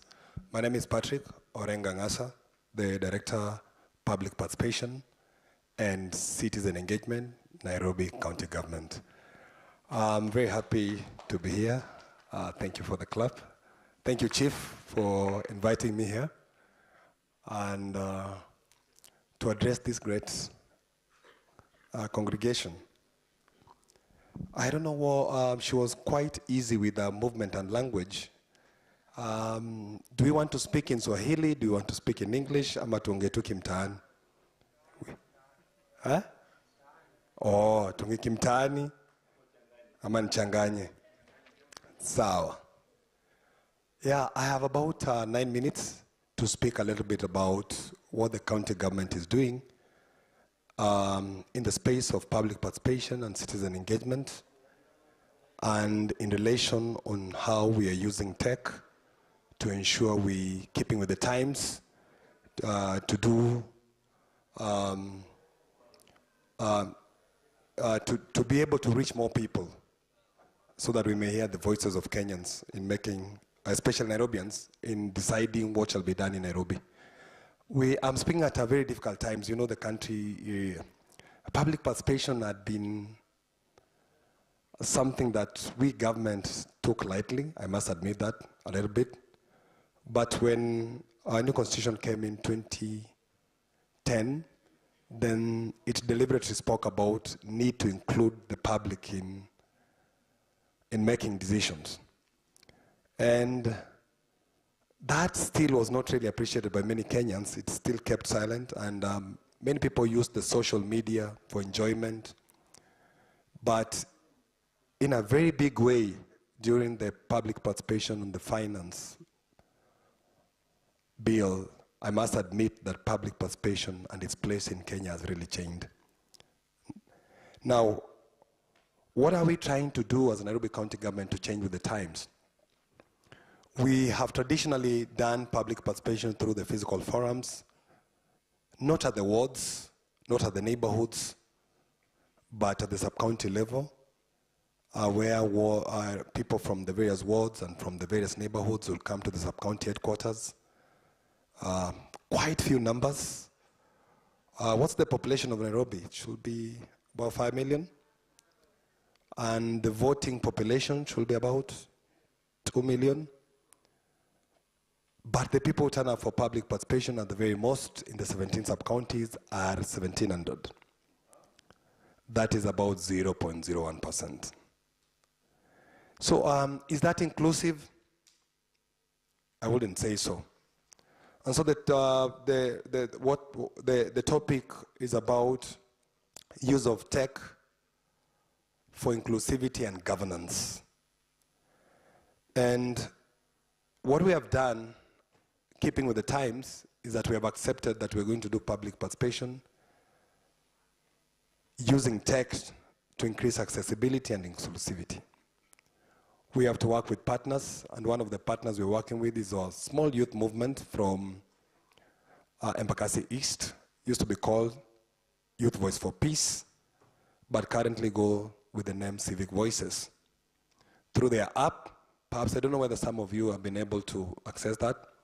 Through their app, the county is able to offer online public participation Because honestly, we do our public participation on weekdays.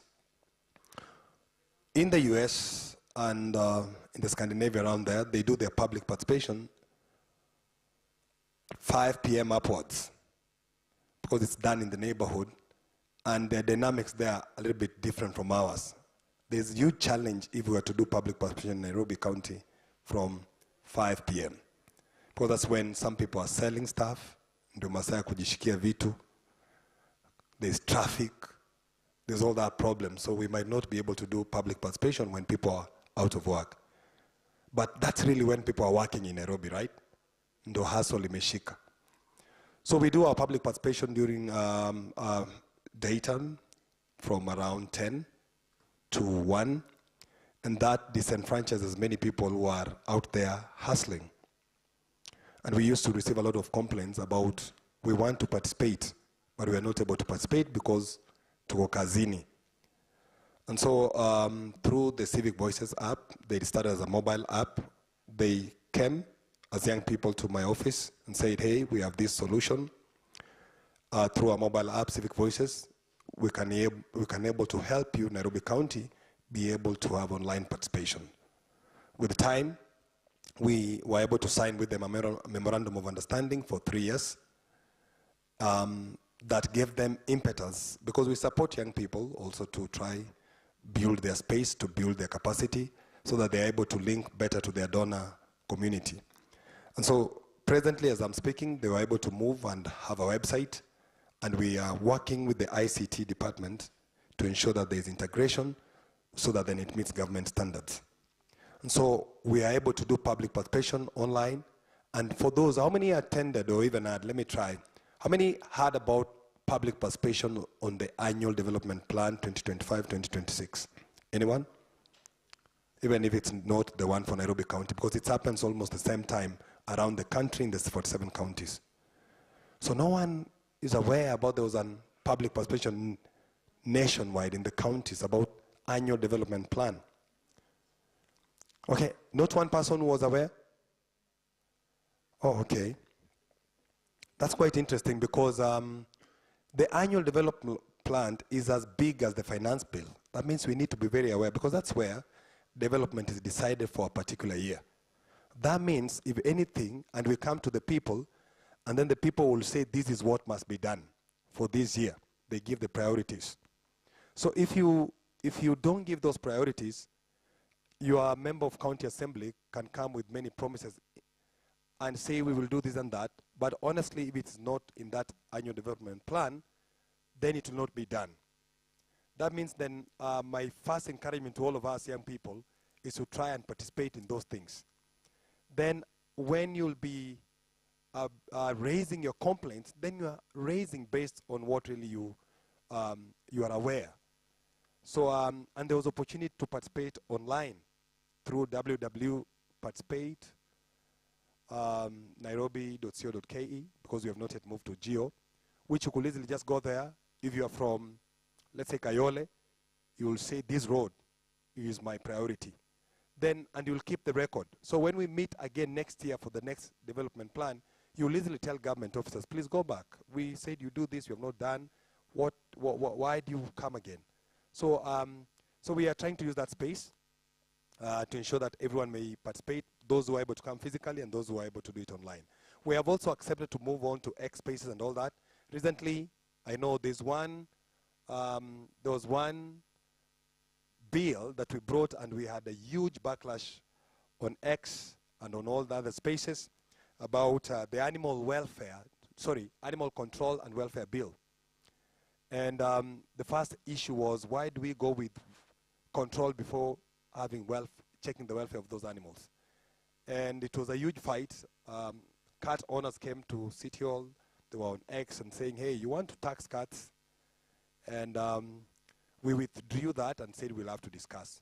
So we, through that space, let me just tell you, the numbers that came to City Hall for the public participation about 2 weeks ago was around 100 or 150. But on X on a Sunday, there was about 1,500 people who participated, moderated with certain friends or guys from, is it 254 something? And they generated a report, and that report is going to inform the coming up of the policy, especially on the policy on tourism. So we are admitting as government that it's time we use tech more to increase access, inclusivity. Inclusivity does not mean, most of the times we believe that inclusivity is just about the disabled persons with disability. No, inclusion means just hearing the voices of all these people. Because I don't think if I'm going to do other advertisements for future public participation, and it seems you have not attended. How many have ever attended any physical public participation organized by Nairobi County here? So it means then my only way of going to reach you out is through tech, right? Through these social spaces. And we also allow participation by sending online. You can send online your memorandum to a public participation email, and we will then have to respond and see that we work with you to include your thoughts. What's my parting shot? Then I allow a few questions. The big point is accountability. Now, will tech solve accountability issues in Africa, in Kenya, and in Nairobi County? Now, we know through currently, if you've come to City Hall, you are aware there's something changing. You will come to pay your license or your rates. You are to know someone for you even to, to be able to move. But now, in our current modern customer service center, you are able to come just like you go to a bank. You don't need to know someone, and you don't need to ask someone to jump for you to be able to move to the counter to be served. You come there, you key in, you queue, you get your receipt, and you go, you work on your rates. I know our system sometimes is low, but there's improvement, because the idea that you are to know someone for them to jump you to the queue and all that, that increases corruption. But since even just the queuing system alone, being able that you will follow your number and be sorted out at the service center, that's much better. But ultimately, we know that there's always the human hand. And I don't know, maybe I'll hear from you.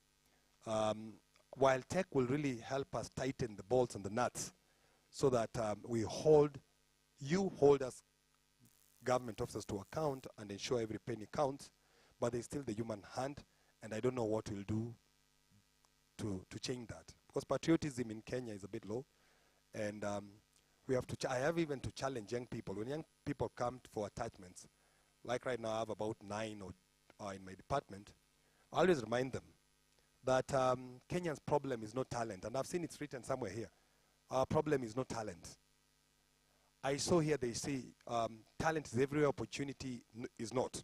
But there's something I normally tell young people who come to work with me, that the problem in Kenya is integrity. But guys are educated. I think Kenyans are some of the most qualified people in this world. But when they arrive in government, even those who are out there perhaps pushing things, I don't know whether they cry the make outside there, because I've also seen folks from that side join government and do worse things than we old folks have been doing. So as we use tech to improve space for inclusivity and access to public participation, to how we deliver services to Nairobians, I believe there's still a place for we Nairobians and Kenyans being more patriotic. Thank you very much for those many remarks. May I now invite, I don't know, you'll guide me, some 2 or 3 questions, and then I'll be able to sit down. We can give him a clap before he takes questions. So I'll give an opportunity to 2 people who want to ask any questions that you feel Patrick can be able to answer. This is your opportunity. Any burning questions? Any clarifications that you may have? What's the future for public participation in Kenya? Yeah. In Nairobi. There are 2 folks up there. Sure. Sir, you're such a delightful soul. Thank you. I hope I'll learn how to say those kind words to people. No. They just come out naturally? Okay. Yeah, courtesy is good. Yeah. I thought there'll be huge engagement on that. It's the biggest issue in Kenya right now. Thank you for the opportunity. My name is Joseph. It's an honor being here. My question goes to Patrick.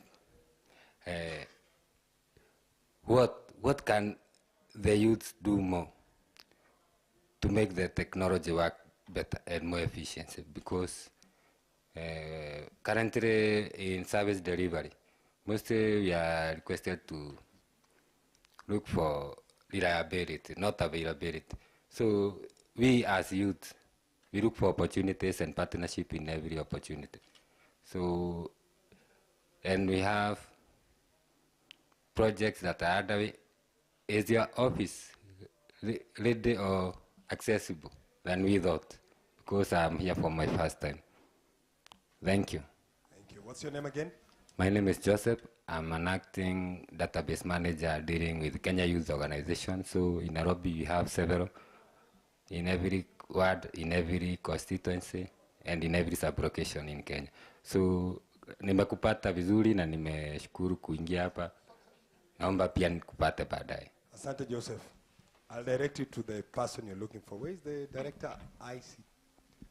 There was a director. I think she was here, yeah. Okay.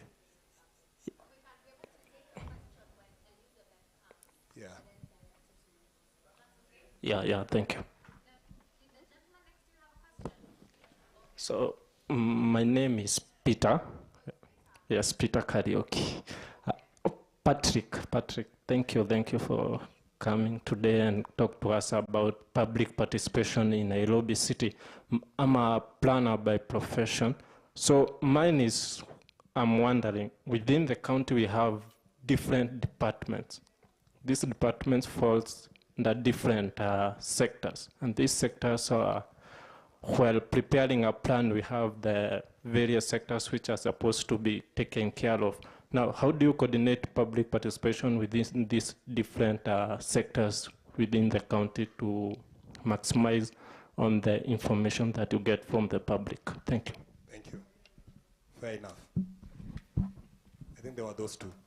I fear many questions. Let me take those two. So the first one, His Excellency the Governor Arthur Johnson Sakaja deliberately decided to come up with a sector to deal with digital economy. That wasn't there as much. And now he divided into 3 subsectors, and there's one specifically just to see how to increase space for opportunities in the digital space, whether it's those who are making business from the digital economy itself or those who want to leverage on that. And so I'm sure the director will be here, and I hope she keeps an open door policy like myself. You can come to my office anytime for those interested in issues of public participation. I believe she's that way as well. Then she'll be able to engage you so that you can see what can you collaborate to do something like that. But most importantly, Kenya is not communist, and we are an open market. So I also want to believe, as we seek to partner with government, but that government we should keep on making the environment better, and anyone willing to pursue an idea can still, even without having to come to government, just do their business, and people will see that business and come to you. So I really hope that that space is still there, because that's quite important like Kenya is keeping the market open so that anyone with creative ideas can still succeed. The duty of government is to ensure there's good environment, both tech-wise, political and all that. But let me come to the last question, which really tied to my department, and that's important. Again, public participation in Nairobi County was almost about checking a box and just ticking and all that. And I hope those who have come presently will test that for the last 1 year. Since again, you know, when someone has done right, you must appreciate that. So His Excellency again deliberately came up with this department. It wasn't there, right? So he came up with this department and even appointed a CEC, that's the level of Waziri, for public participation. That wasn't there. And so we are able to do public participation much better than it was before. But you are directly to your question about how we link together with other departments to benefit and leverage from the information they have. I'll tell you for truth. In government, when there's something new, there's always that push and pull about people feeling, oh, maybe you are taking a mandate and those kind of things. But we are working, we are speaking with other sectors to see that we are able to do even civic education together. I'm in charge of civic education, but I am not an expert in all subjects. You know, civic education in medicine or in tech will be done by the person who has that expertise. I'm just like coordinating. So we are also hoping as the department is getting more appreciated for the coordination role, that we are going to create better synergy within the departments of Nairobi County so that we are able to reach out to the people with accurate information, and most importantly, and I know there's a danger, I've been saying this, if we government will not implement what people are saying, then ultimately I don't know where we shall go. So all of us as government and as Kenyans, we really need to press together and see that we really have to work for this country together. Because if we are not going to implement projects and then development is not there, then there are no job opportunities, then we are going to have a country that is going to be in a very bad situation. So in my little space, I'm trying to ensure I'm available for Nairobians who are calling me about public participation issues, about this development that was promised and wasn't done, and I'm trying to give that report, and I'm also trying to comply with the law. Many people don't know that we have an act, so maybe I tell you, there's an act called Public Participation Act of 2016 of Nairobi County Government, and one of the interesting articles in that act is Article 10.3b, which says within 30 days of any public participation, you must be given feedback saying how your thoughts, your perspectives were taken into account and how they will influence decisions at the preliminary level. And then maybe after a year, you should be, again, we must communicate to you, showing that ultimately whether your input was accepted or not. And so if we can achieve that, it shall be well. Thank you very much. Now may I sit down now, surely. All right, give him a round of applause. Thank you so much, Patrick. Yes.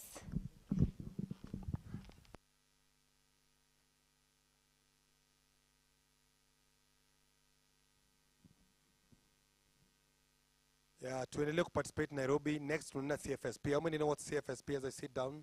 County Fiscal Strategy Paper. It follows the ADP. So please, that will show what monies we have on this which we have promised to do to you. But what monies do we have? So sometimes we promise much, but the money might be little. Then again, we'll meet there to tell you, we said this in the ADP, but the monies we have are this, so we'll implement within this range. That's another public participation coming. I hope you're interested to participate, so that when you raise issues on the streets, then really we are trying to speak, okay? So that we don't end up the streets if we are talking now. Thank you very much. Thank you again. Let's appreciate him one more time.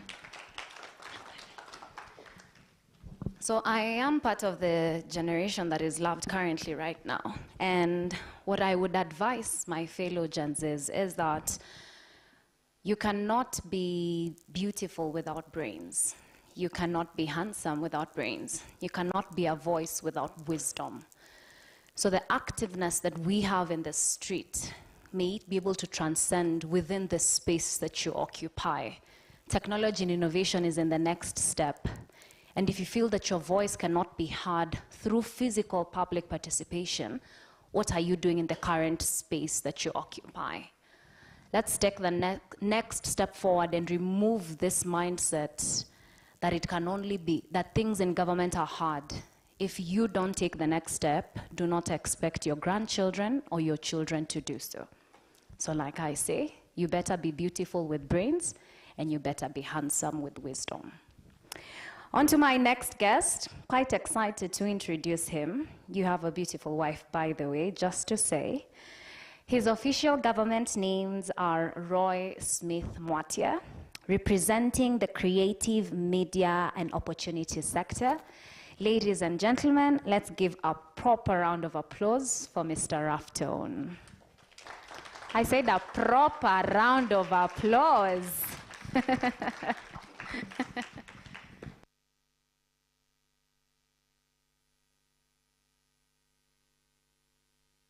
Both, I'll use both. Okay. Praise God, everyone. Bwana asifiwe.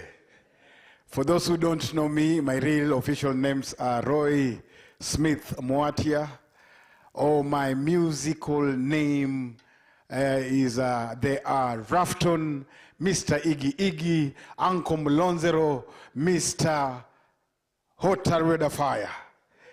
Na nataka I take this wonderful opportunity to introduce my one and only beautiful Eshombo. She's called Crystal. Just wave to the people.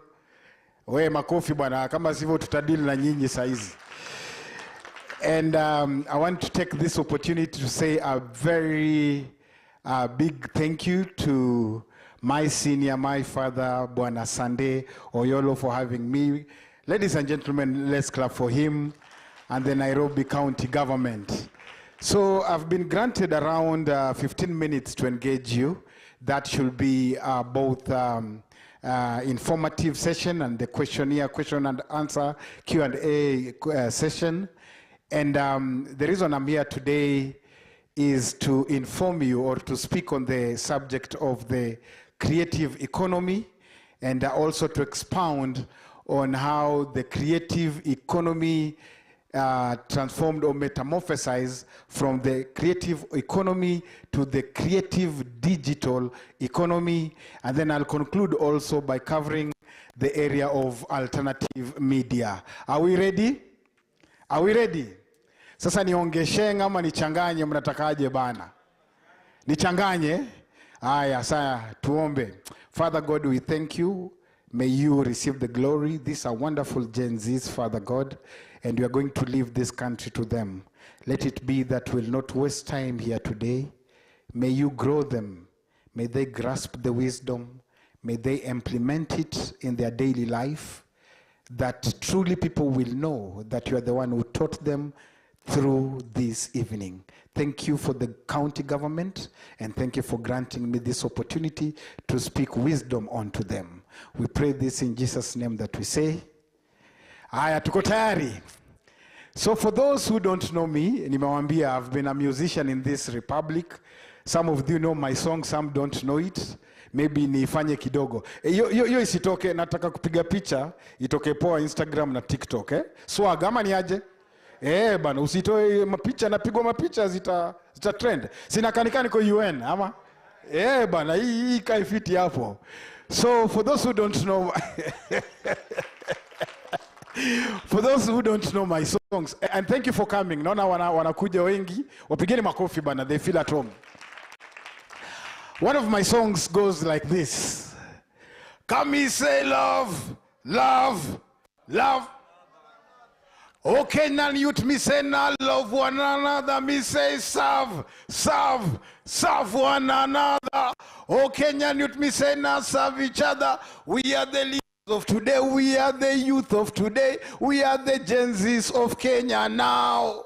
We are the one that the Lord has chosen, yes. We are the one with the power today, yes. Amen. My, oh my Kenya. This I'm making new friend. When I'm going to think about it, the manager assassin.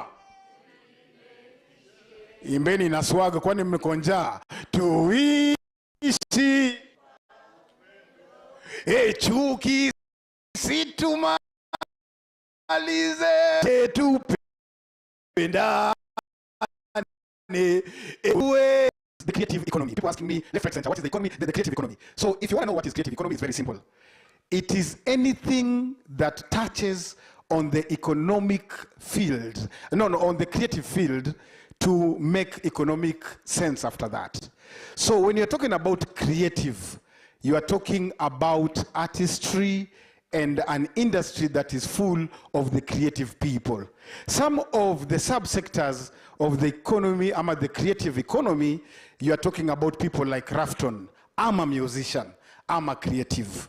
When you're talking about actors, when you're talking about poets, when you're talking about sculptors, when you're talking about animators, when you're talking about orators, when you're talking about producers, when you're talking about anybody that is doing anything that is in the creative space, like the illustrators, that those are creative people.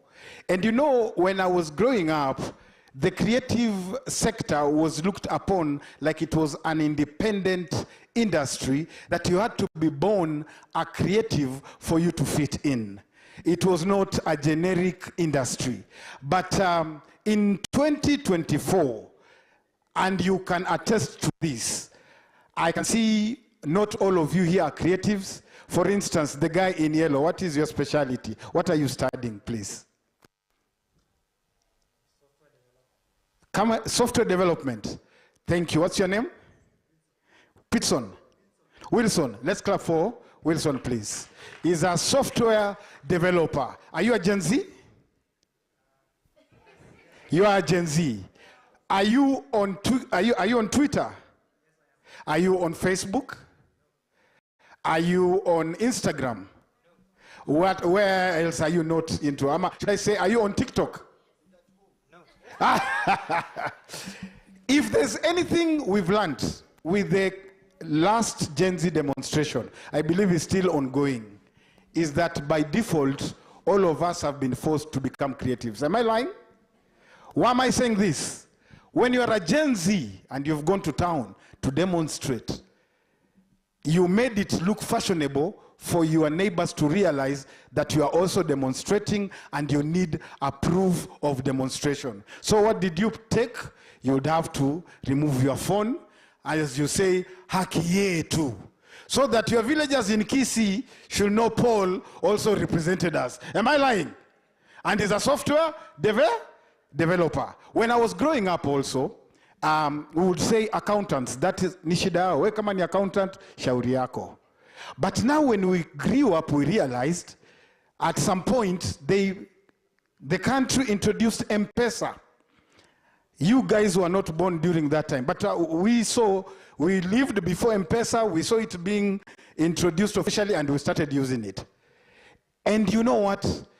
Everyone had to become, even if it's like a minor accountant, because ukitimiwa 10,000 mpaka ujue hiyo transaction imekulanga ngapi, na ujue fuliza ni ngapi imemeza, na ukituma ngapi ni ngapi. So by default, because of progress in life, we had to learn something about accounts. Am I lying? Am I lying? We have farmers, we have pilots, we have teachers. When we were growing up, a teacher was just a teacher. A pilot was just a pilot. But due to unavoidable circumstances, nowadays, if you are a teacher, if you're a lawyer, if you're an officer, you have to be, should I say, mpaka ujue kutumia internet. Because once your salary comes in, you'll get a phone notification that your salary has been sent. Ni ukweli ama si ukweli? So if you're not computer literate, you are not going to benefit. Utakuwa unaenda cyber cafe, unalipa mtu so tatu, akutumie email moja. So I'm bringing to you, the creative economy is compulsory to every human being as we speak. That's why it is very important you listen to what I'm trying to tell you. Because, tuko wapi hapa, naona imeandikwa Chandaria Center for Performing Arts. We used to be told art iko na wenyewe, but saizi it is for everyone. As we speak right now, how many of you are in TikTok? How many of you? Wangapi wako TikTok hapa? Wangapi wako Facebook? Thank you. Wangapi wako Instagram hapa? Wangapi bana? Ama nyote ni wa Facebook bana? Aya, kuna mpaka ingine inaitwa Thread. Wangapi wako Twitter hapa? Wonderful. If you're on Twitter, that is it. Do you know that is an alternative media? When we were growing up, we only had maybe KBC, and then we saw Nation coming up, we saw Citizen coming up. Right now, as we speak, we have bloggers who can make a story fly, whether the mainstream media highlight it or not. So, that brings me to the second phase of the creative economy. I've just highlighted the importance of creative economy. Now I'm going to incorporate how it metamorphosized from the creative economy to the creative digital economy. How did we digitize the creative space? It is when the world evolved into the digital space, it came with new features that had to incorporate. As we speak right now, most of the students or the Gen Zs, they are creative through the digital platform. And by the fact that you are on Facebook, Twitter, Instagram, it means first you have to use your digital gadget. It's called a handset, or it could be a PC.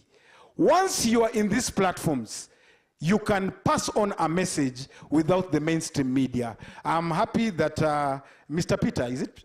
Patrick, Mr. Patrick, just talked about there's a public participation that was to be done, or it's ongoing in the county. You just finished ADP. Mr. Patrick here, they've just finished a public participation, and all of you have said you are not aware. Or are you aware? Or are you aware? Part of the reason you will find it is because it didn't come to your area of interest. So it means if you had enough opinion shapers making noise about that, such that it wins your interest, you would have participated. Let me flip it on this other side. When you're talking about the financial bill, Kenyans never used to have interest in it. It used to be like it's a government initiative, it will be done by government officers. But once the Gen Zs took it, and they started now expounding through the creative digital platform on this is the financial bill, CAP clause ABCD says this and that, and then it caught fire on the creative space, in the digital space. That is how you guys went onto the street. Are you getting it? Are you getting it? So the creative digital space, it is very informative, very influential, and it can even change the course of a country. So because I have like 5 minutes left, I want to now emphasize on the importance of capitalizing on the creative digital space for your own financial benefit. I bring it to you. Do you know you could be earning passive income just by participating on online platform? Mnajua hivyo? Mnajua hivyo? Wewe mnajua ukiwa Facebook unaweza lipwa tuko umekaa? Wangapi wanajua hiyo? So nawachanua leo tu. If you didn't know, Facebook, the mother company is called Meta, and Facebook, Meta owns Facebook, Instagram, and Thread. Are you getting it? So you can go and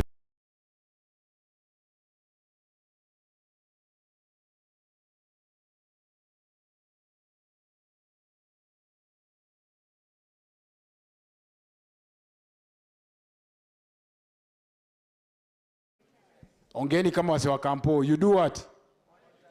You monetize your platform.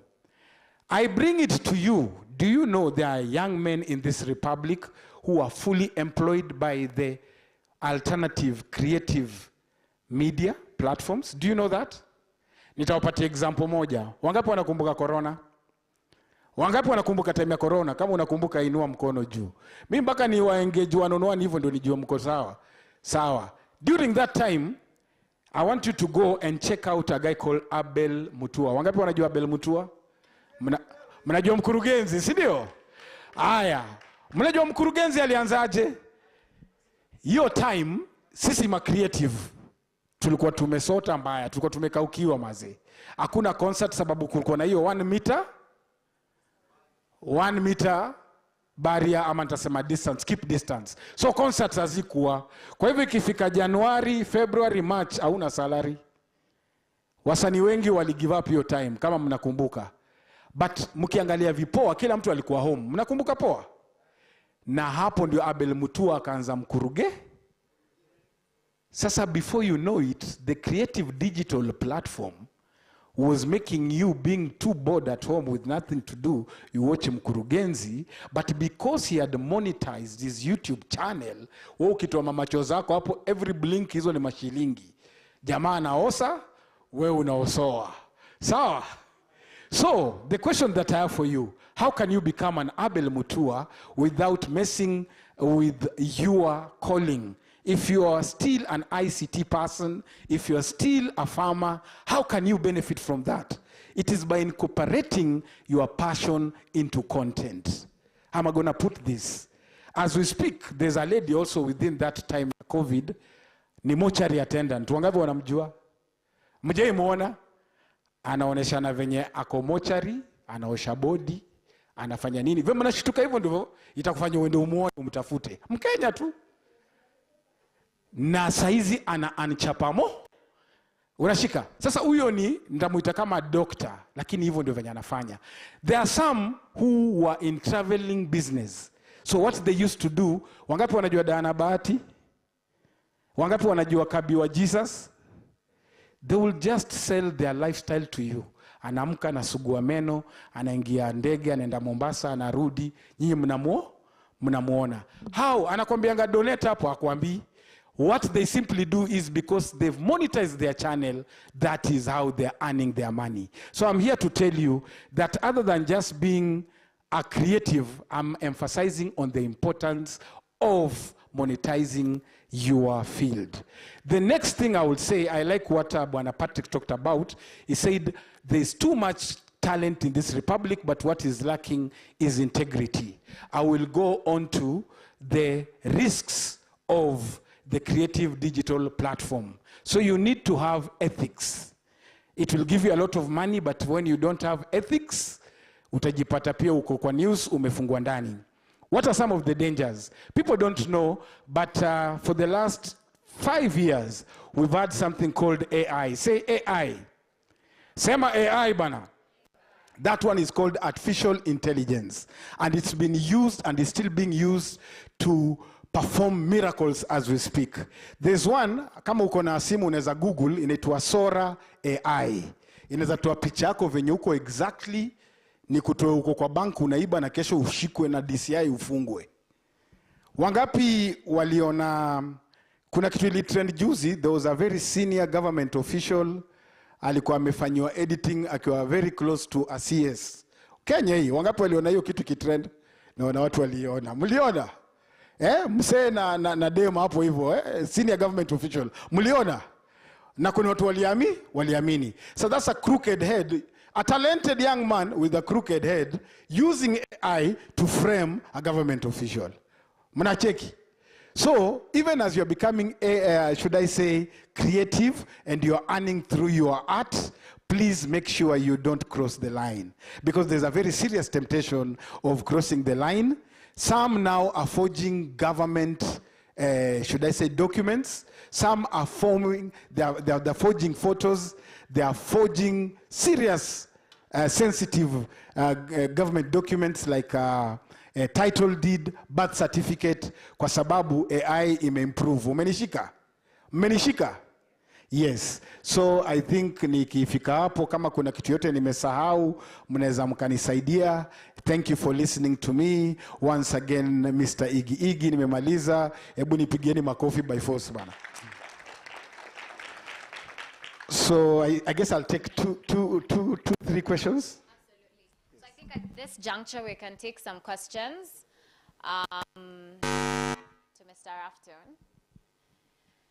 Maswali jamani, tuulize. I see you smiling, so it means he did a good job. Do we have any questions? Any questions? Report imefika.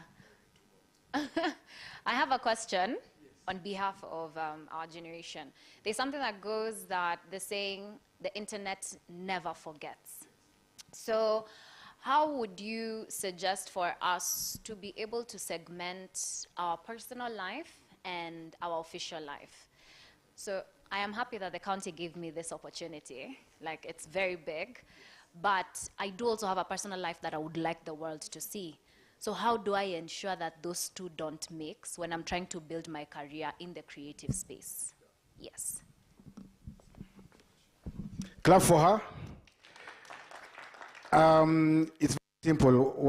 What you do is, you remember I began by saying ethics is very important. I know right now we have the mob mentality and mob psychology. When you're talking about Gen Zs, people asking how did they go to parliament without the fear? It is because, once you have that mob psychology, you don't think of consequences. I'm not saying what they did is wrong or bad or good. I'm not supporting, neither am I saying anything. But all I'm saying is, when you are under peer pressure, the leader can say, let's go left, without thinking about the consequences, and then you find yourself amongst the victims of that decision but maybe it has irreversible consequences. So my challenge to the wonderful young men, I'm seeing them here, is I remember very well when I was your age. And there are some stupid mistakes I made. And I'm thanking God we didn't have so much social media. So you cannot see my sins. Saizi mimi zangu zimesaulika. But I always tell them this. In the next 10 years, you'll be somewhere in New York City, sitting for an interview. You'll be somewhere in France. You'll be somewhere in South Africa as a manager. And when I always ask them, your child Googles Mr. Peter Oyer, or Beatrice Akinyi, or Sylvia Wairimo, what will they find? So have your daughter, your sons, should I say, in mind, have them in mind 10 years from now. So if you'll be proud of what they will see, that can guide you to stay on the straight and narrow path. Another thing I will tell you, the strategy that I normally use, I'm also the CEO of Roughwear International.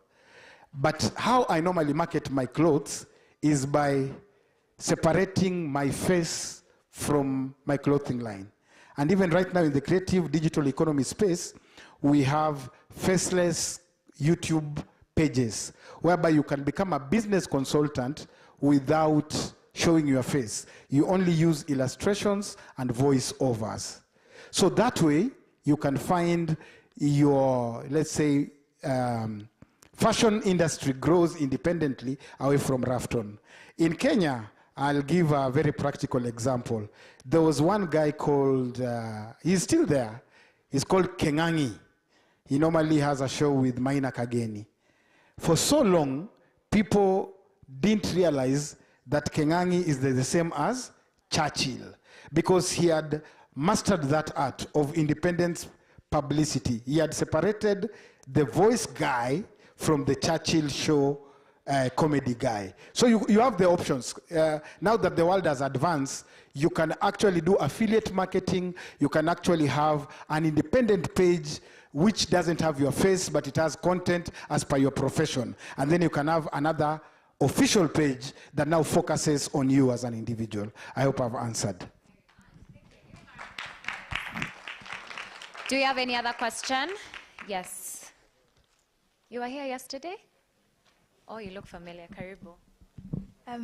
Hi, I'm Nimat Rashid. So since you talked about, I think, the positive side of the digital economy, and you've talked about Mandamano, I'd like to ask that since we saw during Mandamano, the creatives were being given pressure from the youth, from us Gen Zs, to like speak about it, talk about it. So you as a creative, or as you're journeying into this world of fame, how do you accommodate such pressure or the negative sides of creative and actually maneuver through it and like, yeah.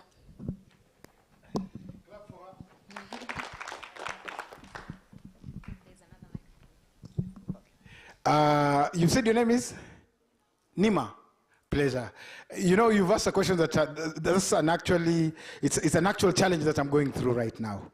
As we speak, people don't know. I don't know why the chief officer didn't tell you. I'm also the regional manager, UDA party in Nairobi. I'm the regional manager of Nairobi UDA party. And during the Mandamano, I got so much attacks online on people saying, your government is oppressing us, you are an opinion shaper, what is your verdict? Na wanakuambia usipotujibu tutakusalimia. Umenashika, eh? Umenashika. So we've had that issue. My wife here alikuwa ananiambia, sasa wewe, you claim to be a born again artist. Uko na wengine wanapenda ODM. Na kuna wengine wanapenda UDA. Sasa wewe, utaambia nini wapi? What moral authority do you have kuongelesha mtu wa ODM? Na mtu ODM ananiambia nyinyi ndio mnatufinya, ishia hapo, pretender, hypocrite, you fear ocha wewe. So what I thank God right now ni saizi wote wako kwa matatumo, wote si wako kwa nganya moja. Sasa wase ODM wamenyamaza. But to answer you, I'll go back to what I told you earlier. What is your foundation? It needs integrity, as he said. If you're a man of integrity or a woman of integrity, it doesn't matter your creative divide, your political divide, your religious divide, you'll go for justice. Once you go for justice, I can tell you that one you will win all the time. Thank you.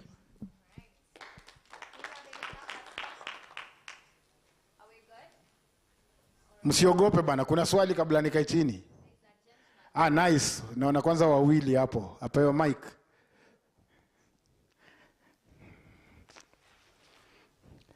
Chief officer kwa wapi hapa? Itabidi amenunua lunch. Hizi swali ni mingi hapa. Yeah. Mr. Oyolo. Aya, swali. Yeah, afternoon. Afternoon, sir. My question, I would like to tie it to Patrick. Patrick, before he walks out. Patrick, with the creative economy, we have the use of animation, films. Maybe we can integrate that into public participation, where we have a use of comics, animation to try and pass information. See, when you have comics, animation that youths are taking part, then we can pass information on public participation. How can we go about that?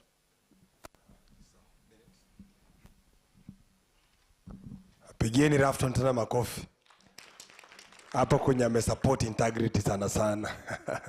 So I'll leave my number so that those who are interested in the public participation space tutaweza kuongea, because personally mimi ni mtu wa mtaa. Hata si anasema vitu za zamani. Ukienda YouTube pale utapata ule mtu alisaidia mtu atakwenda State House. Hata Raila hajaifika State House na maandamano. So utaona Patrick hapa akifanya umani. And then I crossed over, came to government, na pia nikaamua kuhubiri injili. So niko hiyo side. So clap for that. Yeah, thank you. Yeah, so please my number is 0721 140 859 or 721 140 859. So if you like, there is space for that. We are trying to adopt and adapt technology into our public participation systems in Nairobi County. I already told you we are supporting a certain youth group that is no longer, now they are saying we are past being a youth group, we are civic voices, and we are helping them, working with them to develop their capacity, and also as they benefit, earning through that, and also we county are able to reach more people through tech. So what you're saying, I think it strikes a responsive chord with the audience right here. So ukikuja tuone vile tasaidiana kwa hiyo, it should be able to work. So you have my number and everyone else has my number. Thank you. Good evening. I'm a Sabbath guy, so I'm just going up to start my Sabbath before sunset. Thank you. God bless you all. Good evening. Pigeni makofi tafadhali. And maybe just to add what onto the question, yeah, I would encourage you to msiangalie Kenya alone. That's another thing I need to encourage you guys to do. The world has become one global village. And I would say the internet is quite a fair platform. Haichagui. You can be in Kenya, working in America and all that. So for me, I want to encourage you guys, register, monetize. I like the fact that you've talked about animation. There are very famous animations that are online as we speak right now. Capitalize on that to make sure that you generate passive income. I'm an example. By the way, mimi ukaa hivi end month napata doi imekam kutoka kwa mangoma zangu na sijafanya kitu hata moja. So I'm here also to encourage how do you capitalize on your passive income. And I'm here still talking to you guys while the counts are going on independently on Spotify, on YouTube, on Instagram, and I'll still get my revenues at the end of the month. So please make sure you do that. Why I'm encouraging that is it will not interfere with your initial profession. Sawa sawa. Kabla nikae chini, is there any one last question? Yes, I can see there's a hand over there. Kindly mpatieni microphone. Yes.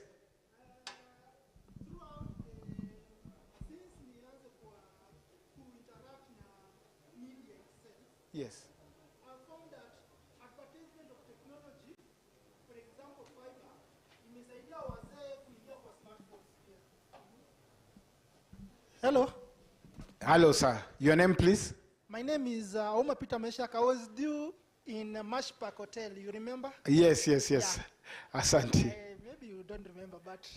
Itabidi nimekumbuka. Your height ni ya kipekee. Yeah. Yes. Okay. Kenya, usually, people get better through songs. Through? Through songs. Yes. And if you go to other country, maybe you find through comedy, like TZ is through comedy. And through those songs, nimepata wazee wengi wameanza access technology after wamepata advertisement through those songs. And I found that the government has not tapped into that potential of welcoming also wazee into technology through songs. Example, that fiber man, you see that person with a little bit matumbo inje. The Mr. Kamau, the fat guy? Yeah. Yes, I know him. That thing has made so many people, old people around me, to know, to at least be curious, what is a smartphone?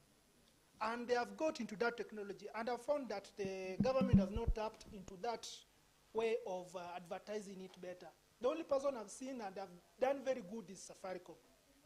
So how you are in UDA, how has the government actually done to tap into that potential? Mr. Uma, makofi kwa Mr. Uma tafadhali. That's a very brilliant question. And you know what I'm loving about the discussion is because you might know it or you might not know it. We are all talking about the creative digital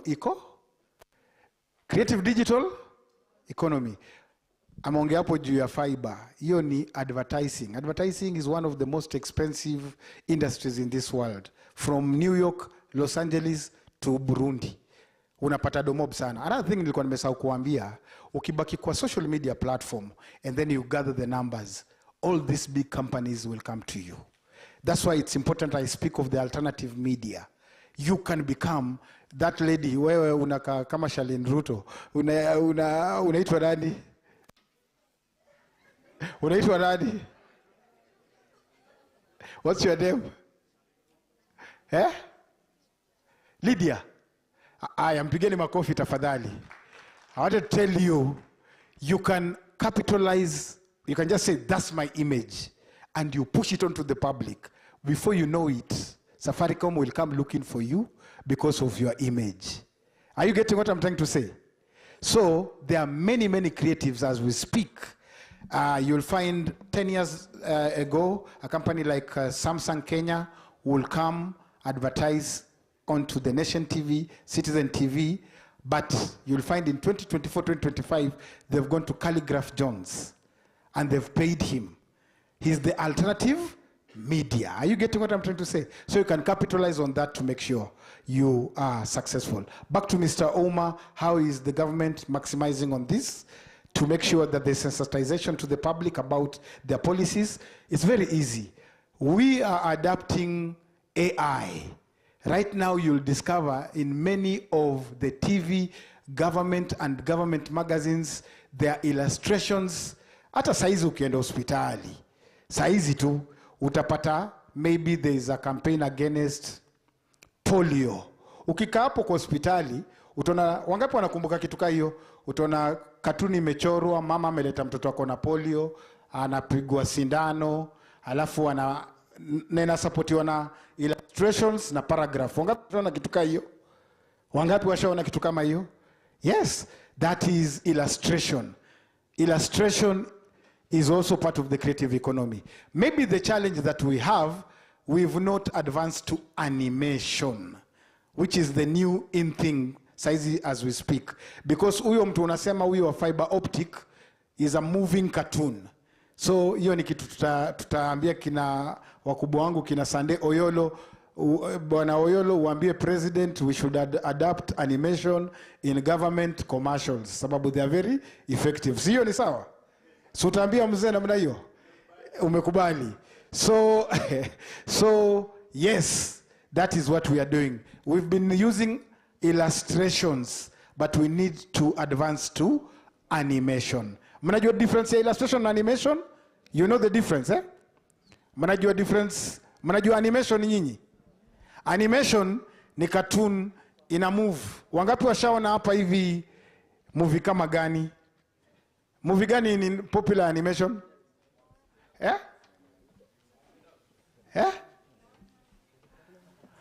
Mona Moana, sijui Moana, alafu gani ingine? Frozen. Wangapi wameona Frozen hapa? Wangapi wameona Frozen? Ama Tom and Jerry, wangapi wameona hata hiyo Tom and Jerry? Bas, hiyo ni animation. Lakini illustration ni ukifungua gazeti kuna kuanga na cartoon. Hapo cartoon imechorwa ni static. That is the difference. Thank you for the wonderful question. Maybe one last question because of time. One last question before I sit down. Thank you, sir. Mpatieni microphone. I have a question. Yes. And before I ask my question, I would also request you to help us push a letter we had written to the Ajira people. Okay. There is this platform that deals with training the youth and online. We sat down and requested to have an evening class. Yeah, so you requested to kindly come again? If they can offer a class that is past 5 after. Oh, you want evening classes? Yeah, we requested them. We have not had any feedback. It's like 2 years ago now. Where? You being the UDA regional director, it's an honor. And so, also, my question is, your office, do you have any opportunities for partnerships with the youth? Wonderful. Bwana, my senior here, Sunday, umesikia? You had the question, yeah? That's wonderful. Yes, there are opportunities that we have, and I will tell you for free, this, should I call him my father because he's my father. He's not very old in this department, and he's quite passionate and intentional about the youth. I was congratulating him here because initially we would have been in City Hall tumekaa mahali in a dusty place na vijana watatu. But he's gone beyond the norm. Wanasema if Moses can't go to the mountain, you bring the mountain too? That's why he came here.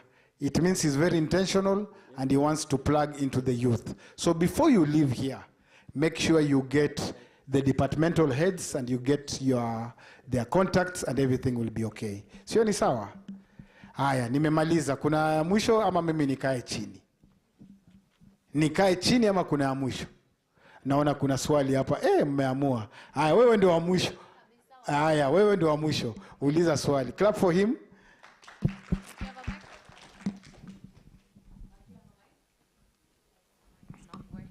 Testing.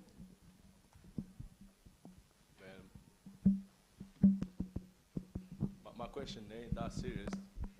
I was just going to ask you, who's your designer? Yes. Yes.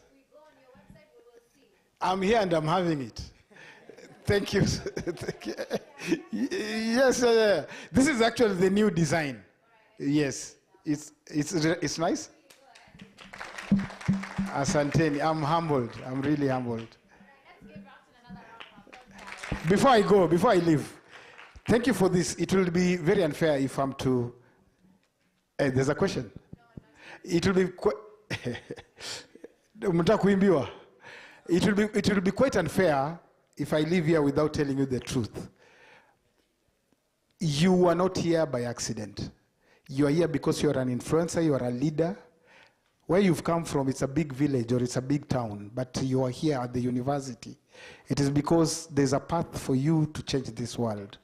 So please take everything seriously, be a positive influence, have the integrity Patrick was talking about, and after everything is said and done, don't forget God. Utaenda kumbele utapata vitu mingi sana, kumbuka Mungu. Mimi nimetoka kwa village, Mungu ndiye amenifikisha hapa. Kwa hivyo usisahau Mungu in everything you do. Sawa? I'll go by, nitawachia wimbo moja, nika freestyle. Youth man them skanking, youth man them high. Them see a fly girl, yes, they can't deny. The devil man has conquered them with a big lie. That's why most of them just are really living in a lie. Let's call Jah over. Every youth in campus, let's call Jah over. Let's call Jah over. Bada be ding ding ding me out. Thank you very much. Really appreciate it. Let's give him one last round of applause, guys. All right, so we're coming to an exciting season, which is the season of awards and appreciation and great things. But I want to invite our next guest. This lady is the ICT Director, Ministry of ICT and Digital Economy Representative from the PS office. Ladies and gentlemen, please give a round of applause to Esther Kagunya. Mpeni makofi vizuri.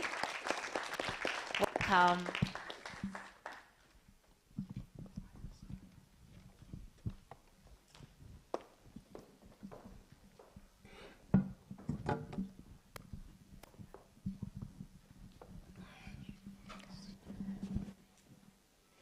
Mr. Sade, and all the participants present, good afternoon. Good afternoon. Tumesikia mengi that kama gava iko, I want to assure you, gava is very much present, and by the grace of God, we are going to be able to interact with you and answer as many questions as you might have, and especially that for Ajira one, the representative for the Ministry of ICT and Digital Economy is here, and I'll answer your question. We'll have a one-on-one. Once again, good afternoon. My name is Esther Kagunya. I'm the Director, E-Commerce and Entrepreneurship. When the new government came in, the President made a pronunciation. He pronounced himself, and he gave the Ministry of ICT and the Digital Economy an expanded mandate, where we have the digital economy. And because in government we don't operate in vacuum, we are orderly. I normally tell the young people to be patient a bit with government. Sometimes we look very slow, but in government, we operate under rules and regulations, and we are slow to make sure everything is done in accordance to the law, because a private company can be formed today, and tomorrow it can collapse, and no big deal. But we don't expect the government to fail. We don't expect the government to collapse. And that is why in government sometimes you might find that we look like we are a bit slow, but it is because we are so careful, because we are held accountable by the citizens of the country. And therefore, that is why even we are called civil servants, because we act on behalf of the citizens. And therefore, everything is done orderly. And I come to why I'm explaining this.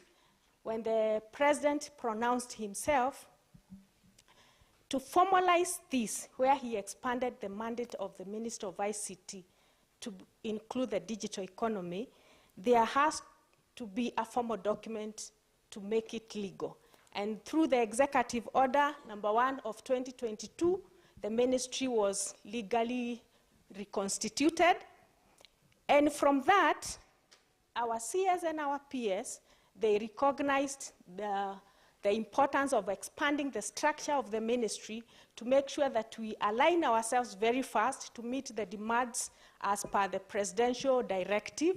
And with that, we had the structure redesigned and approved accordingly. And that is why I'm here even. That structure included now creation of several departments to make sure that we meet the demands of supporting the digital economy. And with that, even before I go very far, I would like to let you know that GAVA is very well represented. Our PS sent us here to make sure that we listen to the youth and we listen to kwa ground iko aje, so that also, as I'm telling you, it's a new mandate that we have been given.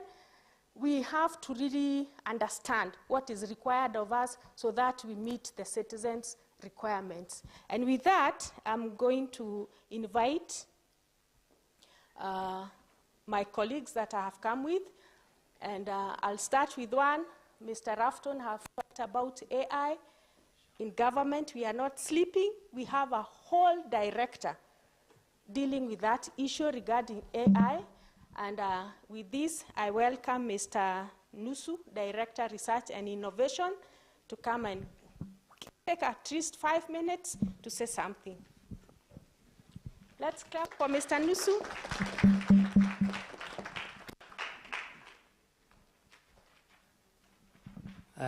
Thank you very much, Esther Kagunya, for according me this slot, at least to say something. But maybe before I talk, I want maybe to recognize the protocols which have been established. And with that, maybe I'll say, is it good evening or it's good afternoon? Good evening. Good evening, Gen Z. Good evening. Good evening. Good evening. Yes, I think we should maybe respond as if we are the Gen Z. We met the other month, or we saw somewhere doing something, and trying maybe to let the government know that we are there. So I think what maybe I want to say is that we have realized that we have a segment of the citizens of this country which is very, very much knowledgeable of their demand. What is that maybe they expect from the government? I think in the past, I think somebody when he was making a contribution did say that we used to have the finance bills in the past, but it used to be a thing of the government. But in these years, we had everybody involved, and I believe this is because the generation we have, that's Gen Z, has maybe come of age and they know their demand. Having said that, I want maybe now to get to the area of my interest. And I think my name has been mentioned by my colleagues. I don't need maybe to repeat that.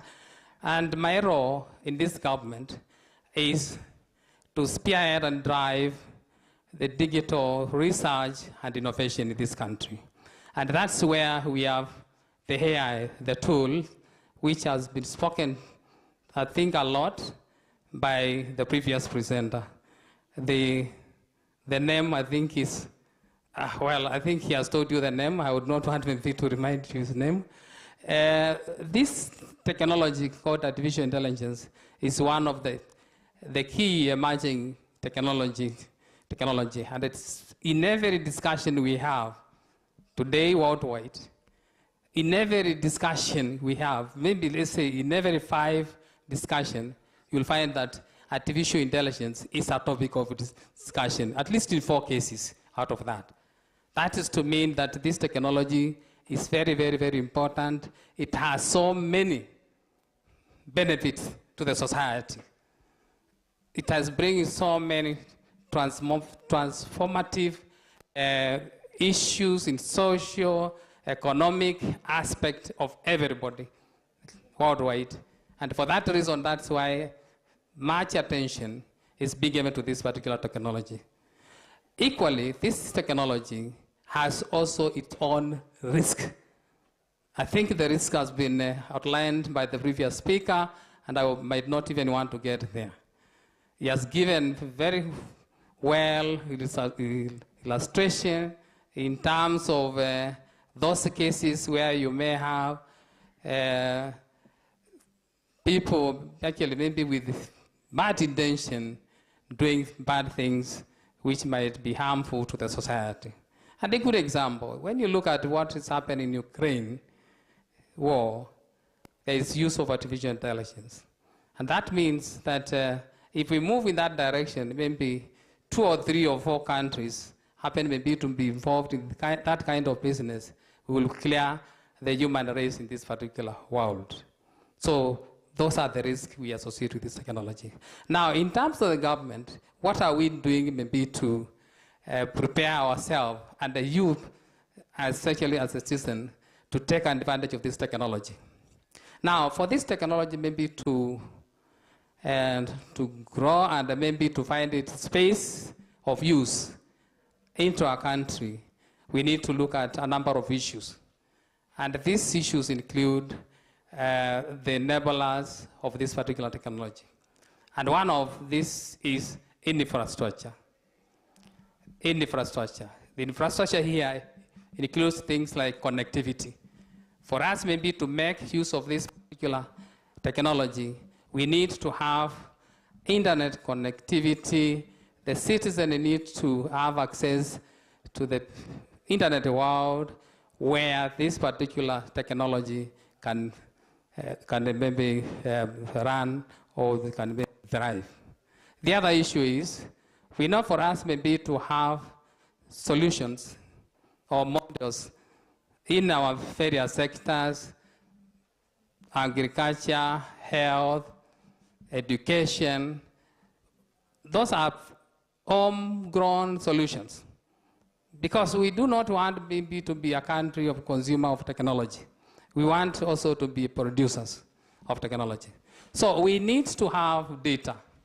Data is very, very important. And of course, when we talk of data here, we talk of clean and correct data. That is happening. We are building data centers, cloud computing services where we can store this data and have these particular modules, make use of this data for training and of course testing until they become those solutions which can be used in various sectors. The other one is talents.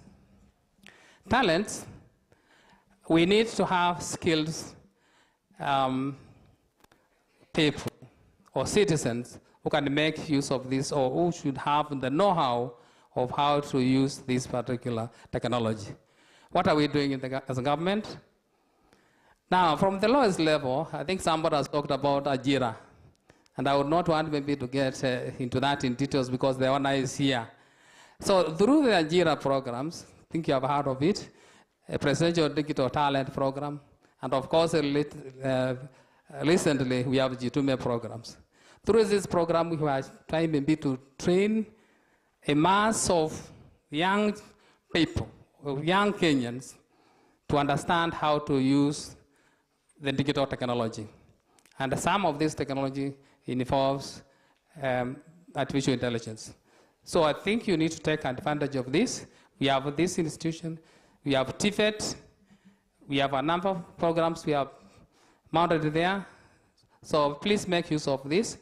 For these institutions, somebody did ask about how they can maybe have Ajira programs in the evening, maybe had that customized time. I think my colleagues will maybe something to that. Then the other issue is also partnership. Partnership. We know that some of this engagement is capital intensive. And for us maybe to have the correct maybe investment, we have to partner with the local, government to government, institution to institutions, and of course with the international community. This we are doing very well, and I believe that when you look around, we are actually in partnering with universities in terms of the training, in terms of providing maybe skilled training for us as a country. So what maybe we may need to do is to partner with you so that maybe when we mount some of this particular training through our partners, you avail yourself.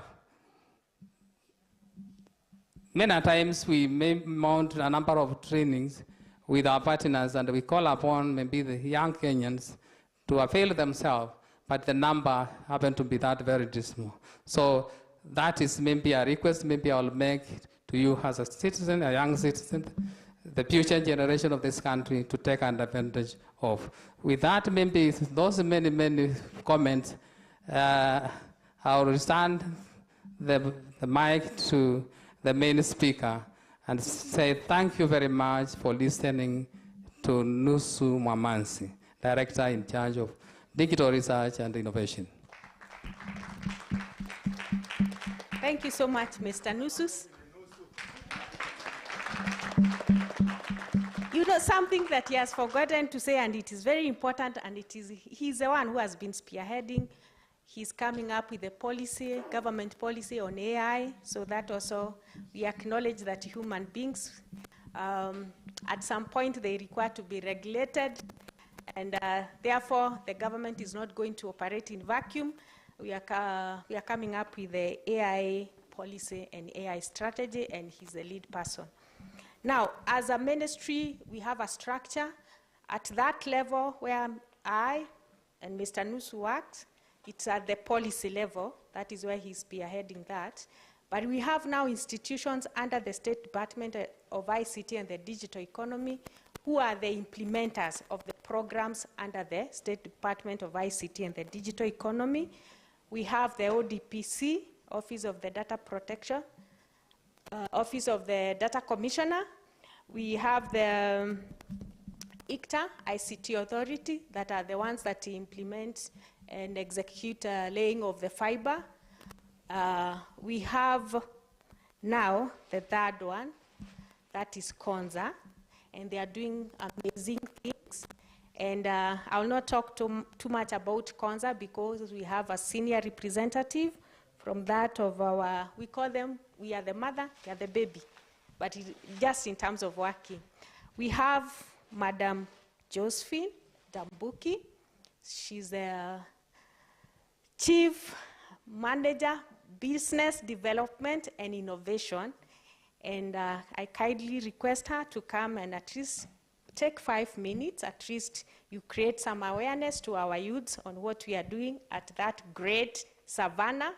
Who knows about the savannah of Kenya? Yes? Where is it? Great. Welcome, Madam Josephine. Let us put our hands together. Thank you very much, Esther and Nusu. Good afternoon, everyone. Good afternoon. How many have come to KONZA? Oh, good. This is very good. Thank you very much. As my colleague has said, Esther, my name is Josephine. I bring you greetings from KONZA Technopolis. KONZA Technopolis is a place and a platform.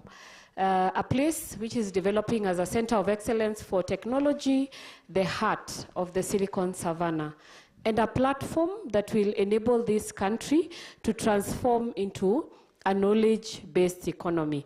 And when we talk about knowledge-based economy, we are talking about an economy that is powered by research, science, technology, innovation, and commercialization of that. And in commercialization is just basically, how do you make money? And I know our guest has really spoken very well about how you can monetize different aspects. So today I will just speak to 4 things that relate to the topic of today. One is skill. As a country, we are challenging ourselves to become a global talent hub. And a global talent hub is a hub that can provide talent for the world.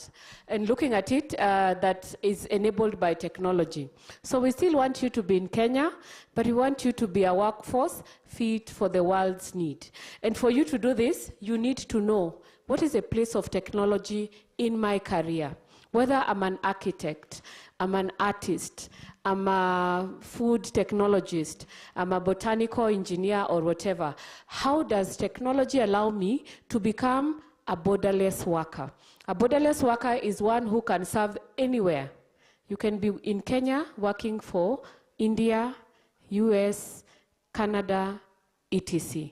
And that is why we are saying, let us support digitization and digital technologies. You understand the role of tech and how that technology affects the work you do. So that is in talent. The second one is about innovation and startup support. We are looking at developing the next big companies. And these companies are powered by technology, by science, by innovation, and scaling. And so if you are a startup, your home is at KONZA, but also you can be at KONZA wherever you are. At KONZA, we are developing infrastructure. We have what we call the KONZA Cloud. For those in IT, you can get a cloud service so that you are able to innovate within the cloud space. For the creative in the house, there's something amazing, exciting that we are doing. This is the KONZA Digital Media City. a space for creatives to create content and to commercialize content.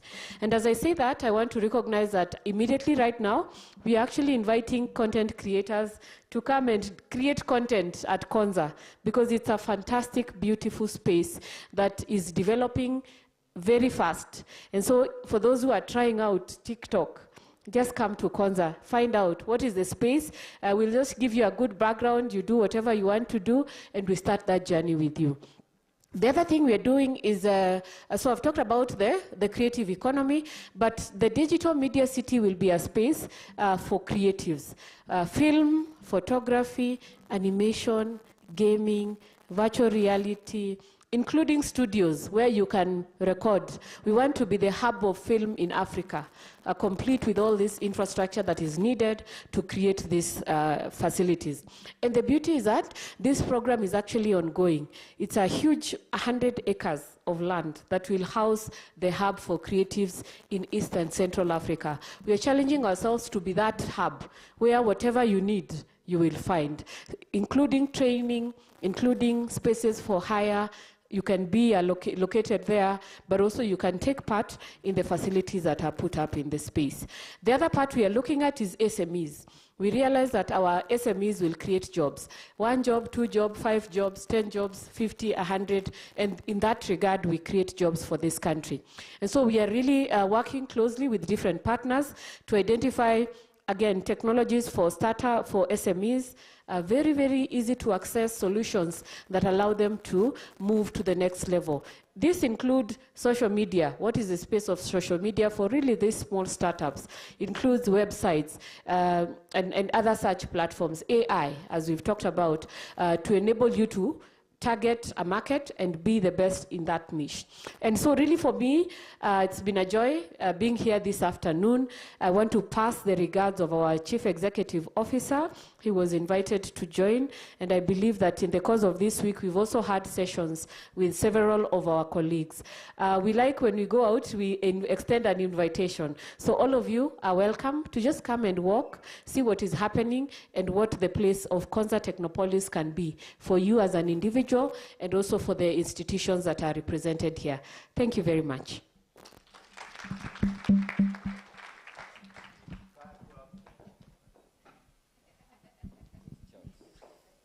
Thank you, Madam Josephine. So Mweona Gava iko represented. Yes. Are we making ourselves clear the initiatives that we are carrying out to ensure that we engage with the citizens and especially our youth? Yes. Okay, great.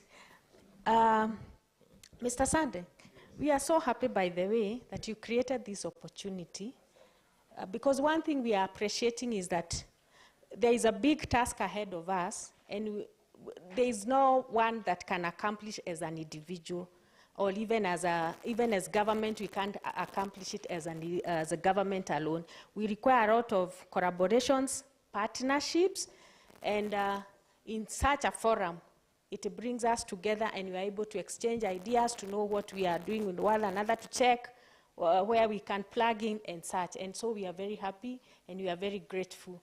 And as I speak also to our youths and the participants, we are very grateful that you're here. You have spared your time to listen to us. And I just hope you are not here just because of there is something else that is happening, the prizes. Because also what we are challenging our youths. Let's get engaged. Don't lose hope. There is still hope. There is so much that is there. Sometimes the media, and I'm not against the media or anything, or even the social media, we are amplifying so much the negatives. But I just want to give you hope and tell you there is so much happening, and opportunities, sometimes they don't come direct. There is a way they come, and you have to be so alert and so keen and so focused and so disciplined. And why I'm saying this is this, as Mr. Rafton has challenged you about integrity, discipline. Like this Wednesday, as a State Department of ICT and Digital Economy, we had partnered with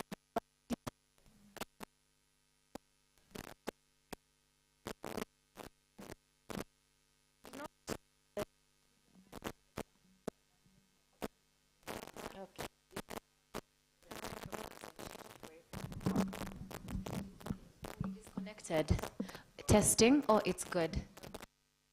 Thank you. So as I was saying, that we also, as our youths, we are challenging you, please. Let's also be keen to see what is, and to be alert on what is happening around us. Because like this Wednesday, this one, for this week, we had partnered with a university and a company called Summer Source. They are a BPOs, and BPOs means business process outsourcing. In other words, they provide jobs. So we partnered and we had a public lecture from 2. We didn't get enough participation from you. In fact, there was a bit of shame from our side because our PS is coming here. He came, by the way, our PS. He's very committed to ensure that the youth, as much as possible, we partner with the private sector and create jobs. He came, he was part of it, but there was no crowd. As in, there were no participants to be addressed. There were very few. So what we are saying, they could not announce that Summer Source is creating jobs. No, first they want to interact with and understand your dynamics, the environment under which you are operating, and then from there it informs them on the way they are going to engage with you. So it is good we be also very proactive and keen on what is happening. So we are continuing. That opportunity is still there. It's a process, but the ultimate goal, as we have said, it's about job creation. And like them, the Summer Source, they are partnering with the university, and some of you will benefit from this. It's about Gen AI. What is Gen AI? Excellent. So be alert, be on the lookout. Once the structures are in place, they will pick some of you and be part of the team that will benefit from this. And then also, in regard to just being alert on the policies that the government is developing, what is happening in government, and where you can plug in. Also, we encourage you, at least you be making sure that even these documents, read them. Challenge us. Tell us where you feel that we are not addressing the issues, so that also we are also responsive to you. Otherwise, thank you so much. God bless you so much. And we are happy to have you. And yeah, the Innovate Nairobi Tech Week, has it been a success? What do you think? Did it meet your needs? Or even if it didn't really meet 100% to some level? So we are happy, and we know this is not the end of it. Several engagements will come up, as Madam Josephine has indicated. By that, Hash is very active because she comes from the implementing agency of the government, and it is good you network and you be keen. They normally post a lot of things on their, especially LinkedIn, isn't it? LinkedIn, they are very active. Otherwise, thanks so much. And I think we go to the next session. I know. Give her a round of applause, guys. Thank you very much. This is just to reiterate that government is here. Government is listening. They definitely do not work as they pace as we would want them to. But the fact is that something is being done, and they are listening. True or false? True or false, guys? So tuwape makofi mara ya mwisho. We have come to one of the most exciting parts. Let me get my tablet. Esther, we would like you to declare this ceremony as a close so that we can officially kick off our award ceremony. Kindly. Okay. Mr. Sunday, the participants, and my fellow colleagues, thank you for having participated the whole of this week. And thank you let me take opportunity also to thank for our sponsors. I'm sure they are sponsors, the organizers, that is Nairobi County, with the leadership of Mr. Sunday, and just say that we are so grateful to be part of this. And now I officially declare this Tech Week officially closed.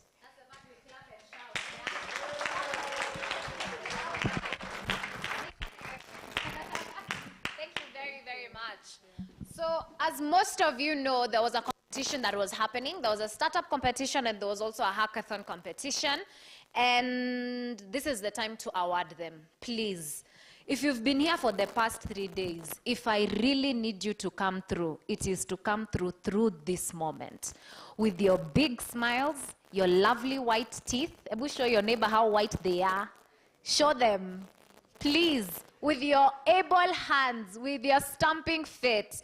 Because going through a competition and emerging a winner is not easy.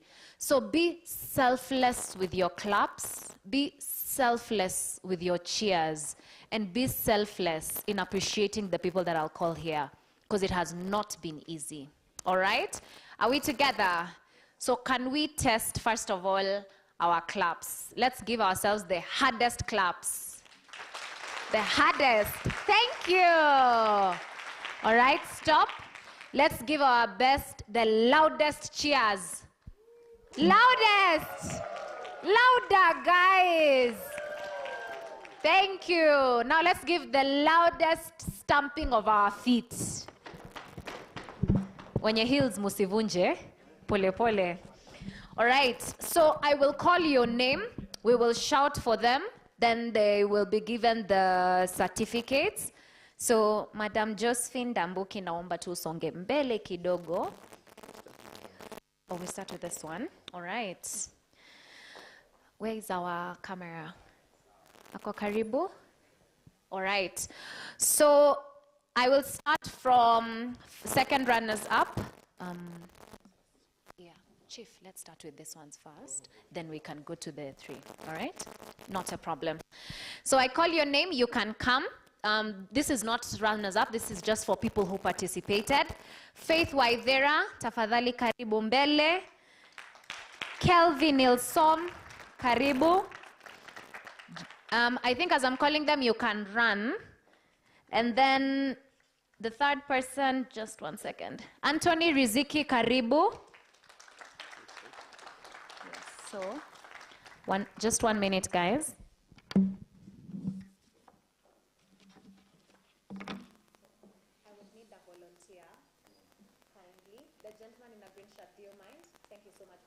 Mpigeni makofi tafadhali. Hivyo tu ndo unatembelewa. Yes, come this side. Thank you very much. So I'll start with Faith, then Kelvin, then Anthony. All right? So if you want to just basically mention the person's name, you give it to Madam Josephine. So you take a photo, then you okay, I'll start again. Please give me some momentum. Tafadhali. So the first person being awarded, Faith Wadhera. Kofi kwake. The next is Kelvin Ilsom. Makofi, kwanza ni picha. All right, unapigwa tunaenda. Yes, you must have a gift. Give them another round of applause, guys. All right, then this person is Kelvin Ilsom. Mpeni makofi. And that you can come on this side, there's also stairs. Anthony Riziki. Also, we will have Jackson Misiocha. Jackson Misiocha. And then after this one, Josephine, I'll give you a break. Ray Munene. Mpigieni makofi Ray Munene. Jackson Misiocha and Ray Munene. Ni Jackson. Piga hapo. Ray Munene. Mpigieni makofi kidogo. All right, thank you very much, Josephine. Give Josephine a round of applause as she takes her seat after giving this one. Mr. Rafton, I would want you to come close to be able to give the next category. All right, give that batch a round of applause. Next, we will have Dan Danfold Musongo. Danfold Musongo, it's you. As Dan is coming, Edith Oga. So, ayapanda hivyo stairs, basi. So when you get your certificate, you can come to my side. My dear, you can come to my side. The one with the lovely sweater, come to my side. Thank you. You can stand here. So if I call you, you come to me so that you can move. Take a photo. As Edith is here, next I will have Mr. Vincent Mugendi. Vincent Mugendi. And then also on stage, I will have Mr. Jeff Moshiri.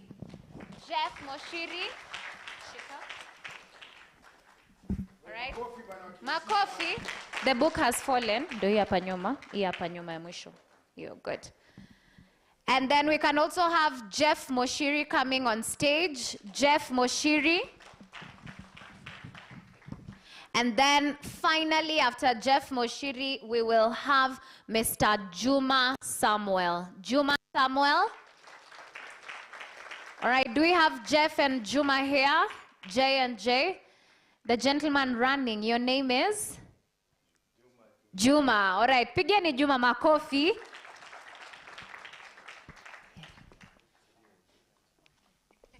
This is for Juma. This is not easy, guys. Winning a competition definitely is not easy.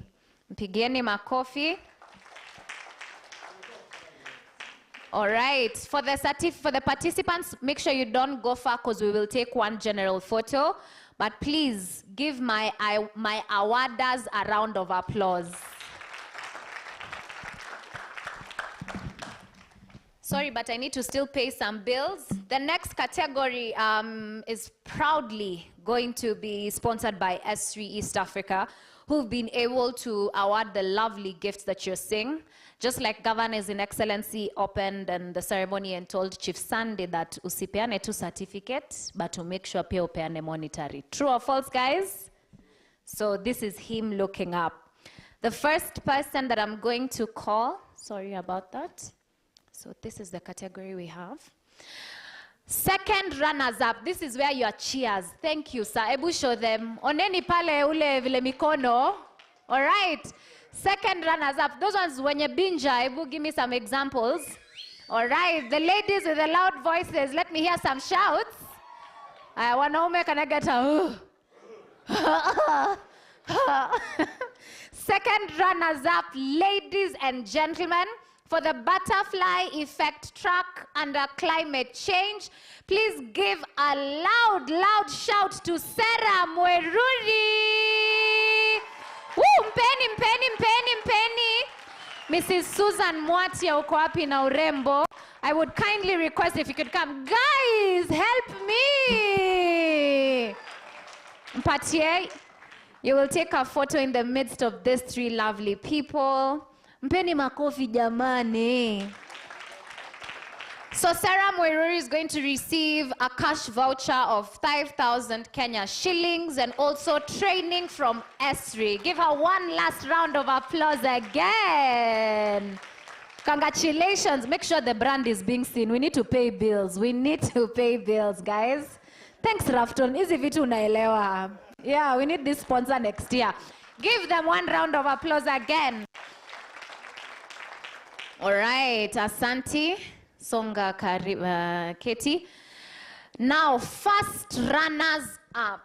Ladies and gentlemen. Ziko wapi hizo binja? Tena, ziko wapi hizo binja?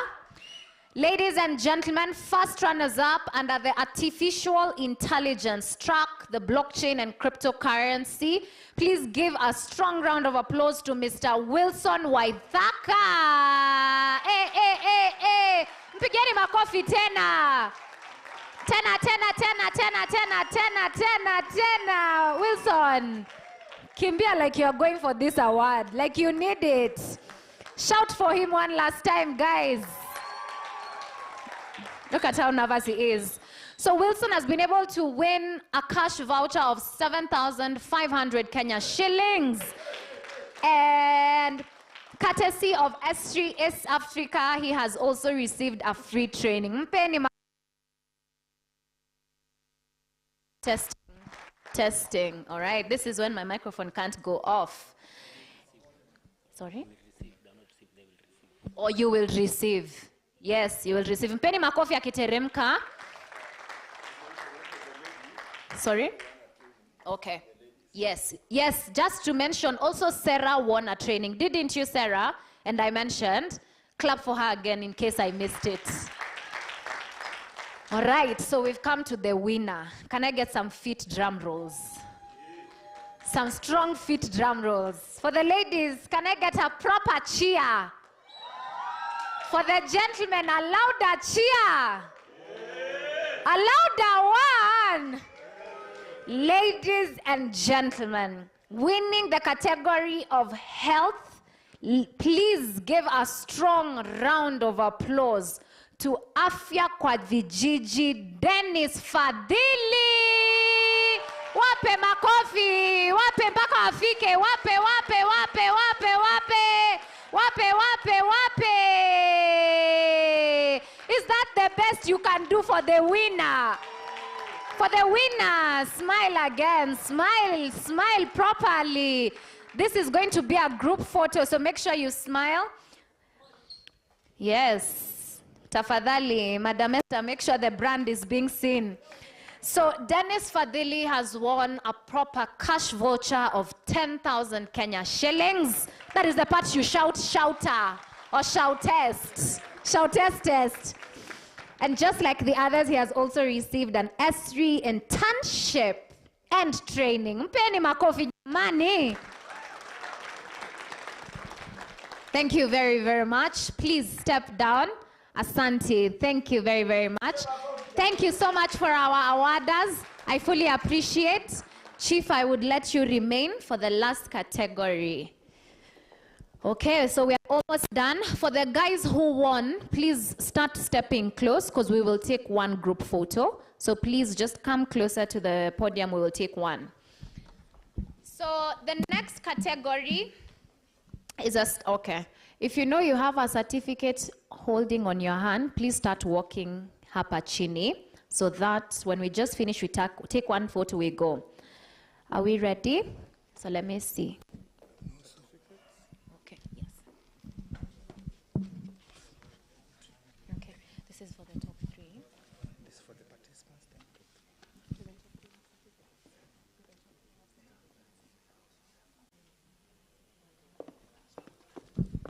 Just 1 minute, guys.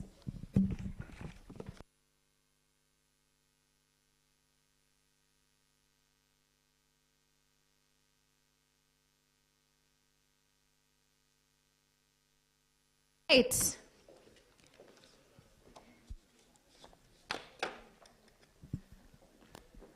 We are ready. So I will call your name and then you will come.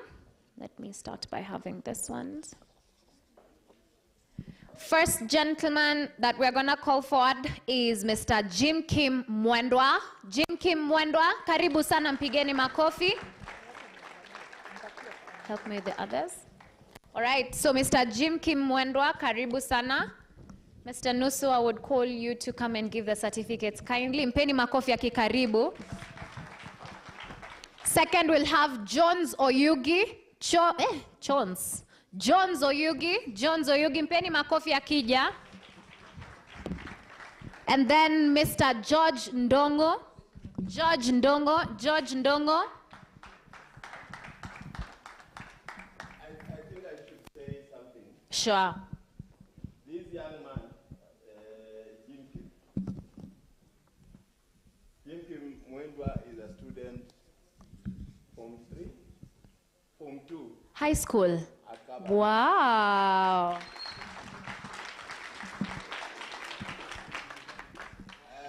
Josephine.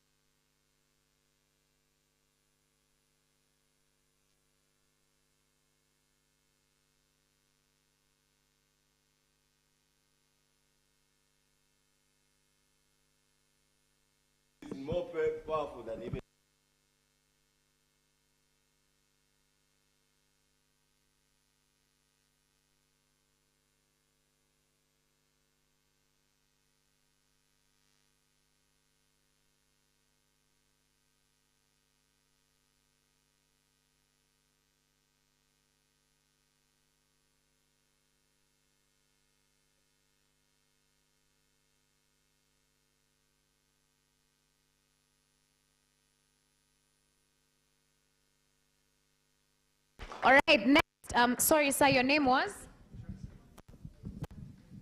Jones Oyugi?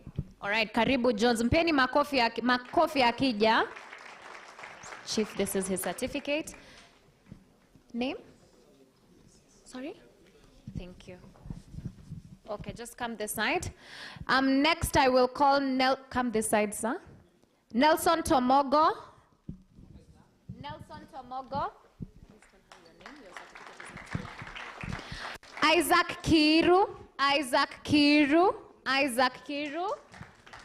Your claps should be getting stronger. Thank you, thank you. And then David Gitau. David Gitau. David Gitau. Joel Muli. Joel Muli. Wilfred Njuguna. Wilfred Njuguna.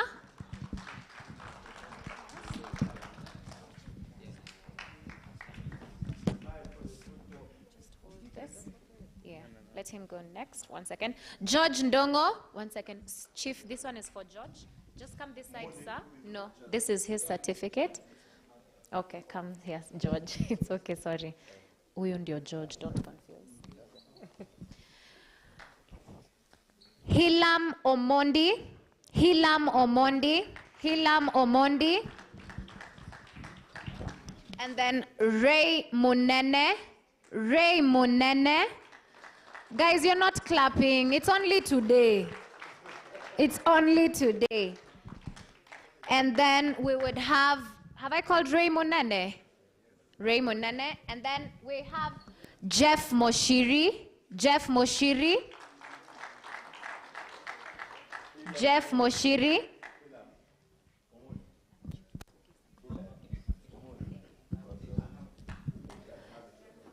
Yeah. Hilary Mondi, yes.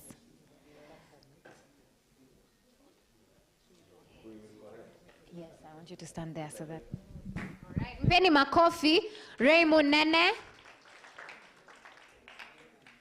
Ray Munene. And then Jeff Moshiri. Is Jeff Moshiri around? Jeff Moshiri? Jeff Moshiri? Jeff Moshiri. Sir, are you Jeff Moshiri? Okay. Caleb, Jeff Moshiri? All right, I think we'll take that in absentia. Mr. Nusu, please, thank you very much for being present. Penny makofi ya kiketi. I will bring next our beautiful County Director, Elizabeth, to give the next category. Karibu sana, Elizabeth. Caleb Kiragu. Caleb Kiragu. Caleb Kiragu. Is it you, sir? All right, ukito unachangamka. Kevin Isom. Kevin Isom.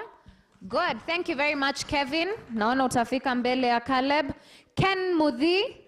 Thanks, Caleb. Pewa wa kwanza. Ken Mudhi. Ken Mudhi, sorry. Ken Mudhi. Ken Mudhi. I seem not to see him. Kenneth Waiganjo. Kenneth Waiganjo. Kenneth Waiganjo Sikwoni.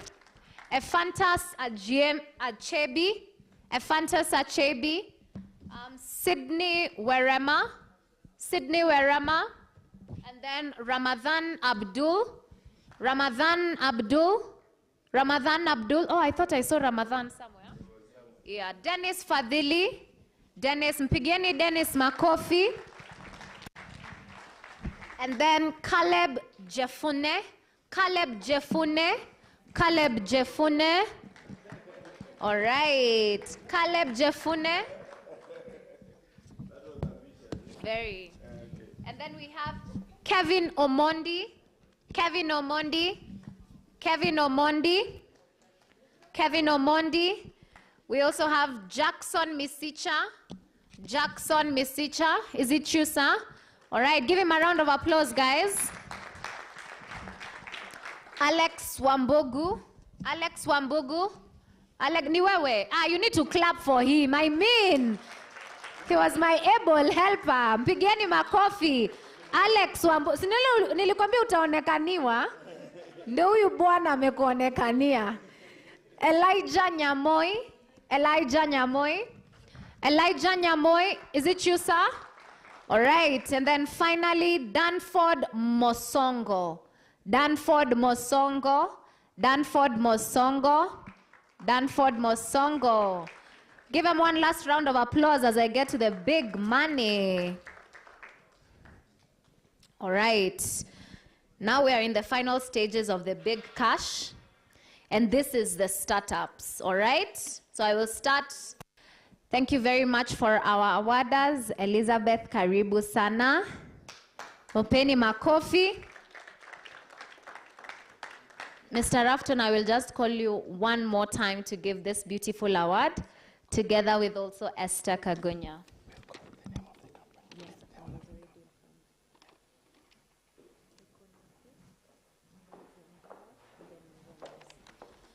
All right, let me just arrange them. Startups conversations are very big. In the legal framework, we were informed that there are at least 100 startup hubs right now. His Excellency on Wednesday informed us that the government already has a space whereby young techpreneurs can be able to sit and create your product, sit and be listened to. So these awards are going to the startup guys, people who have come up with an innovation, it's making sense, and the winner, I will give them an opportunity, 2 to 3 minutes to just say what their product is. I know I've asked for your cheers a couple of times. I need it 10 times more. Can I hear one last hurrah? One last hurrah? Okay. For the ladies, are you here with me? And the gentlemen? Thank you, men. Ladies and gentlemen, the second runners-up for this particular category, please give a round of applause to NeuroLab. So NeuroLab has been able to earn a cash voucher of 10,000 Kenya shillings. Wapeni makofi jamani. Wapeni makofi tena. Shika chief. Karibuni, give him one last round of applause to the company. Congratulations again. Yes. Yes. I needed to confirm the 10,000 after taxation.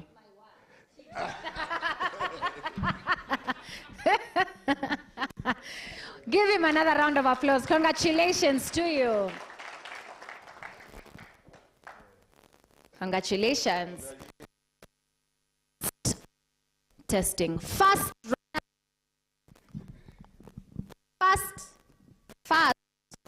Can you hear me? We're together. Fast runners up for this particular category. Ladies and gentlemen, for a cash voucher for 15,000 Kenya shillings, give a round of applause to Zen Dawa. Wapeni makofi vizuri jamani. Wenye binja.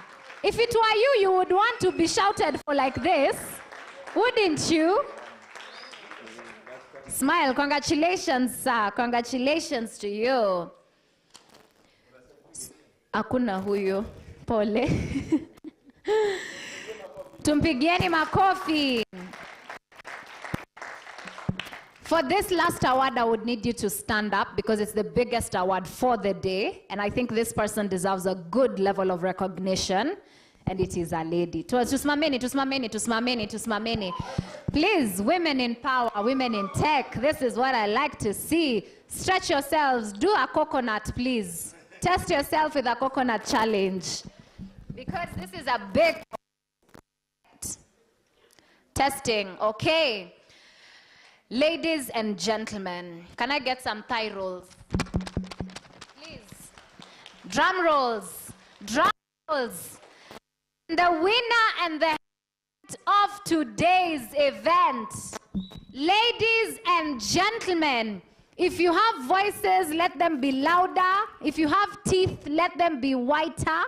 But please help me welcome the beautiful Olivia from Ikonasi.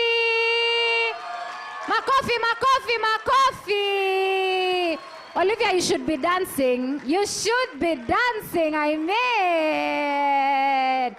Give her another round of applause, guys. Recognize her. Simama hapo upigwe picha. She's been able able to get a cash, yes. Please give her another level of love. She's been able to receive a cash voucher of 20,000 shillings. The government surely does believe in innovation. Mpeni makofi tena mukiketi. Appreciate her. Olivia, you can say one or two what your product is so that we can understand. Okay, so I'm honored to receive the award. So Econasi, basically we make plant-based vegan leather from pineapple pulp waste as an alternative to hide or cow leather, which is more detrimental to the environment. Basically what I can just say and encourage all of you, this journey began when I was in first year, 18 years old, you're very naive, your parents don't believe in what you're doing, which is very typical of the African parents. The first time I stood on stage to pitch, I was pitching with MBA students from Harvard, and you're just an undergraduate student. And in that competition, I won. So that is where my courage began. And I've never stopped in this journey, so keep going. Believe in yourself, but the worst thing you can do is to stop. So keep going and keep moving. You never know who's listening to your idea. You never know who's watching, but one day it will definitely pay off. Wow. Yeah. Thank you very much. I would still ask you to remain. If you have a certificate, please come forth. We take a photo so that we can be able to close the ceremony. The faster you do it, you're better. Please come to the stage. Somebody can help me unplug this so that we can push this. I would require you to come on the stage so that we take a photo together, then we close. So while we are doing that, yes. Please come on the stage. Please come so that we can finish. All those who have a certificate, please don't leave this place without these contacts. Don't leave this place with the contact of the MC. Yes, please. Makofi tafadhali. She may give you a trick, one or two, on how to do it. Sindio?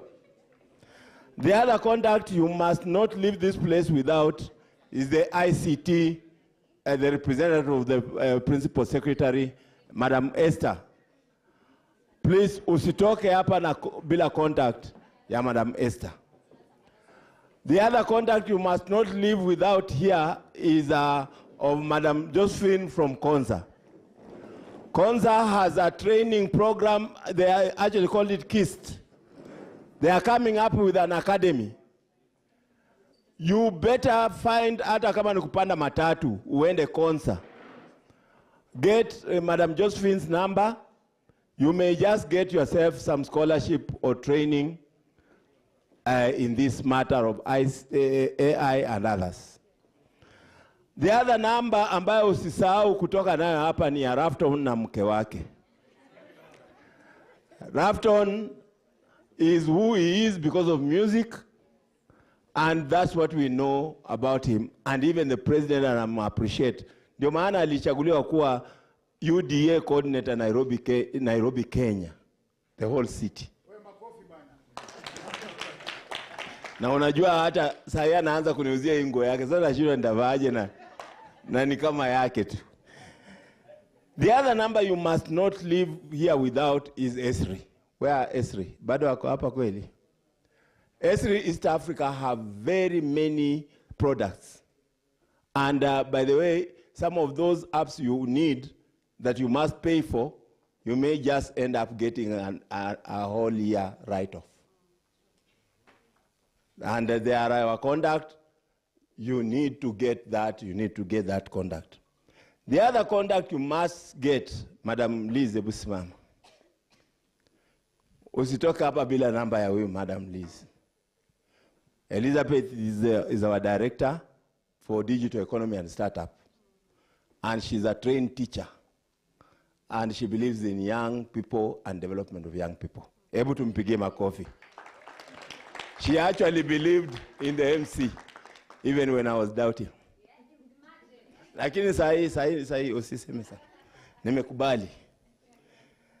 Then the judges that we had, both for the hackathon and for the startups, get their numbers.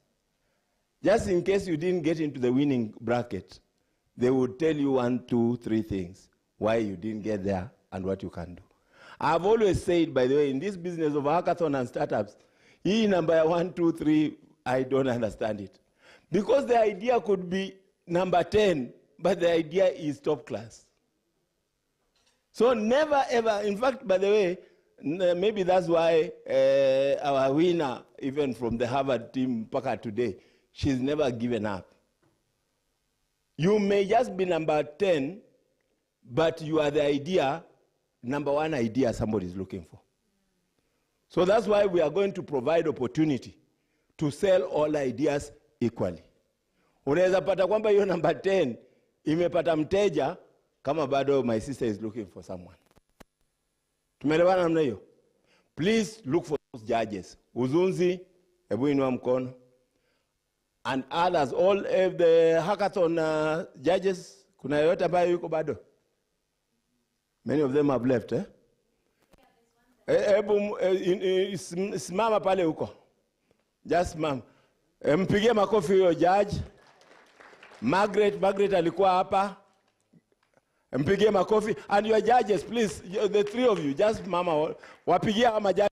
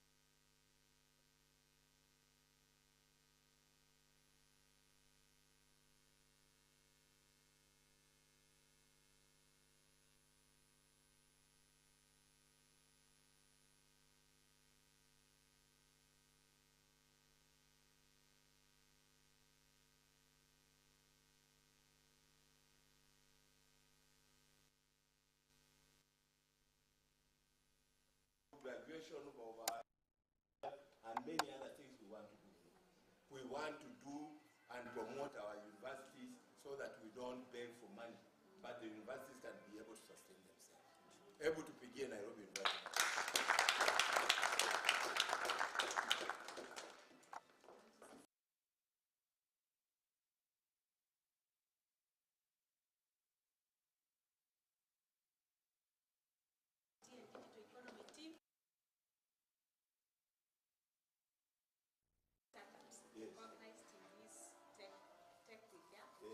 They will be supported fully by Konza and Madam Josephine. Wow.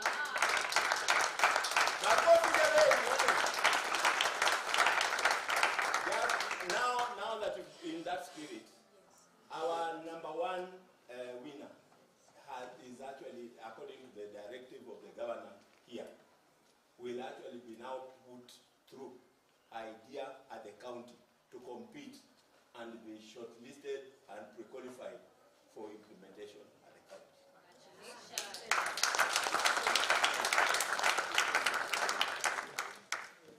All right, thank you very much. I would want to put this to a close. Elizabeth started with a prayer for us. We can finish with a prayer. We take our photo, we hug the huggables, and we shake the shakables. Correct? All right. Has the photo been taken? You can first pray, then we'll take the photo. Yes. Let's stand up in honor of God. Almighty God, we thank you this wonderful day. You have been with us. As we are coming to the close of this event, we had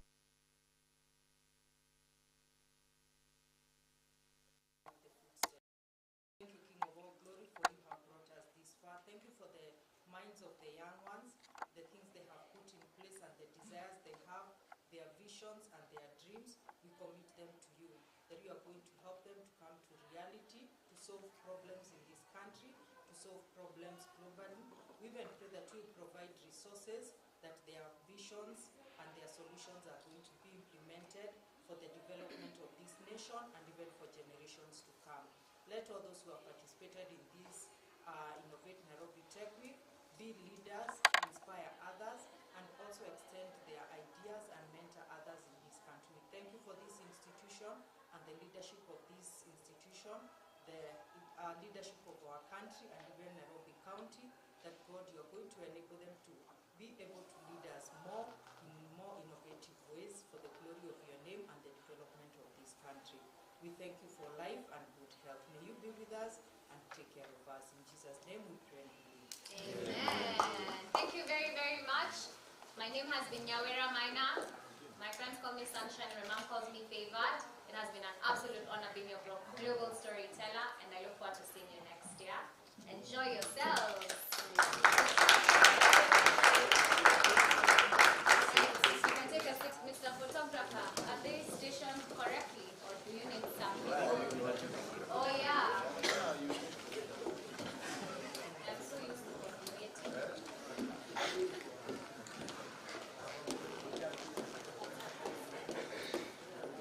Right, on the count of 3 we say Tech Week. 1, 2, 3 say Tech Week. Tech Week.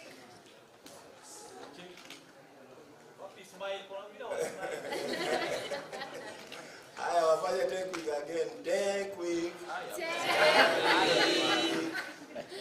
All right, thank you very much. Give them one last round of applause.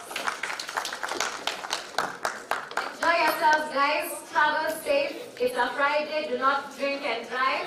Let's make Nairobi up because God bless is here.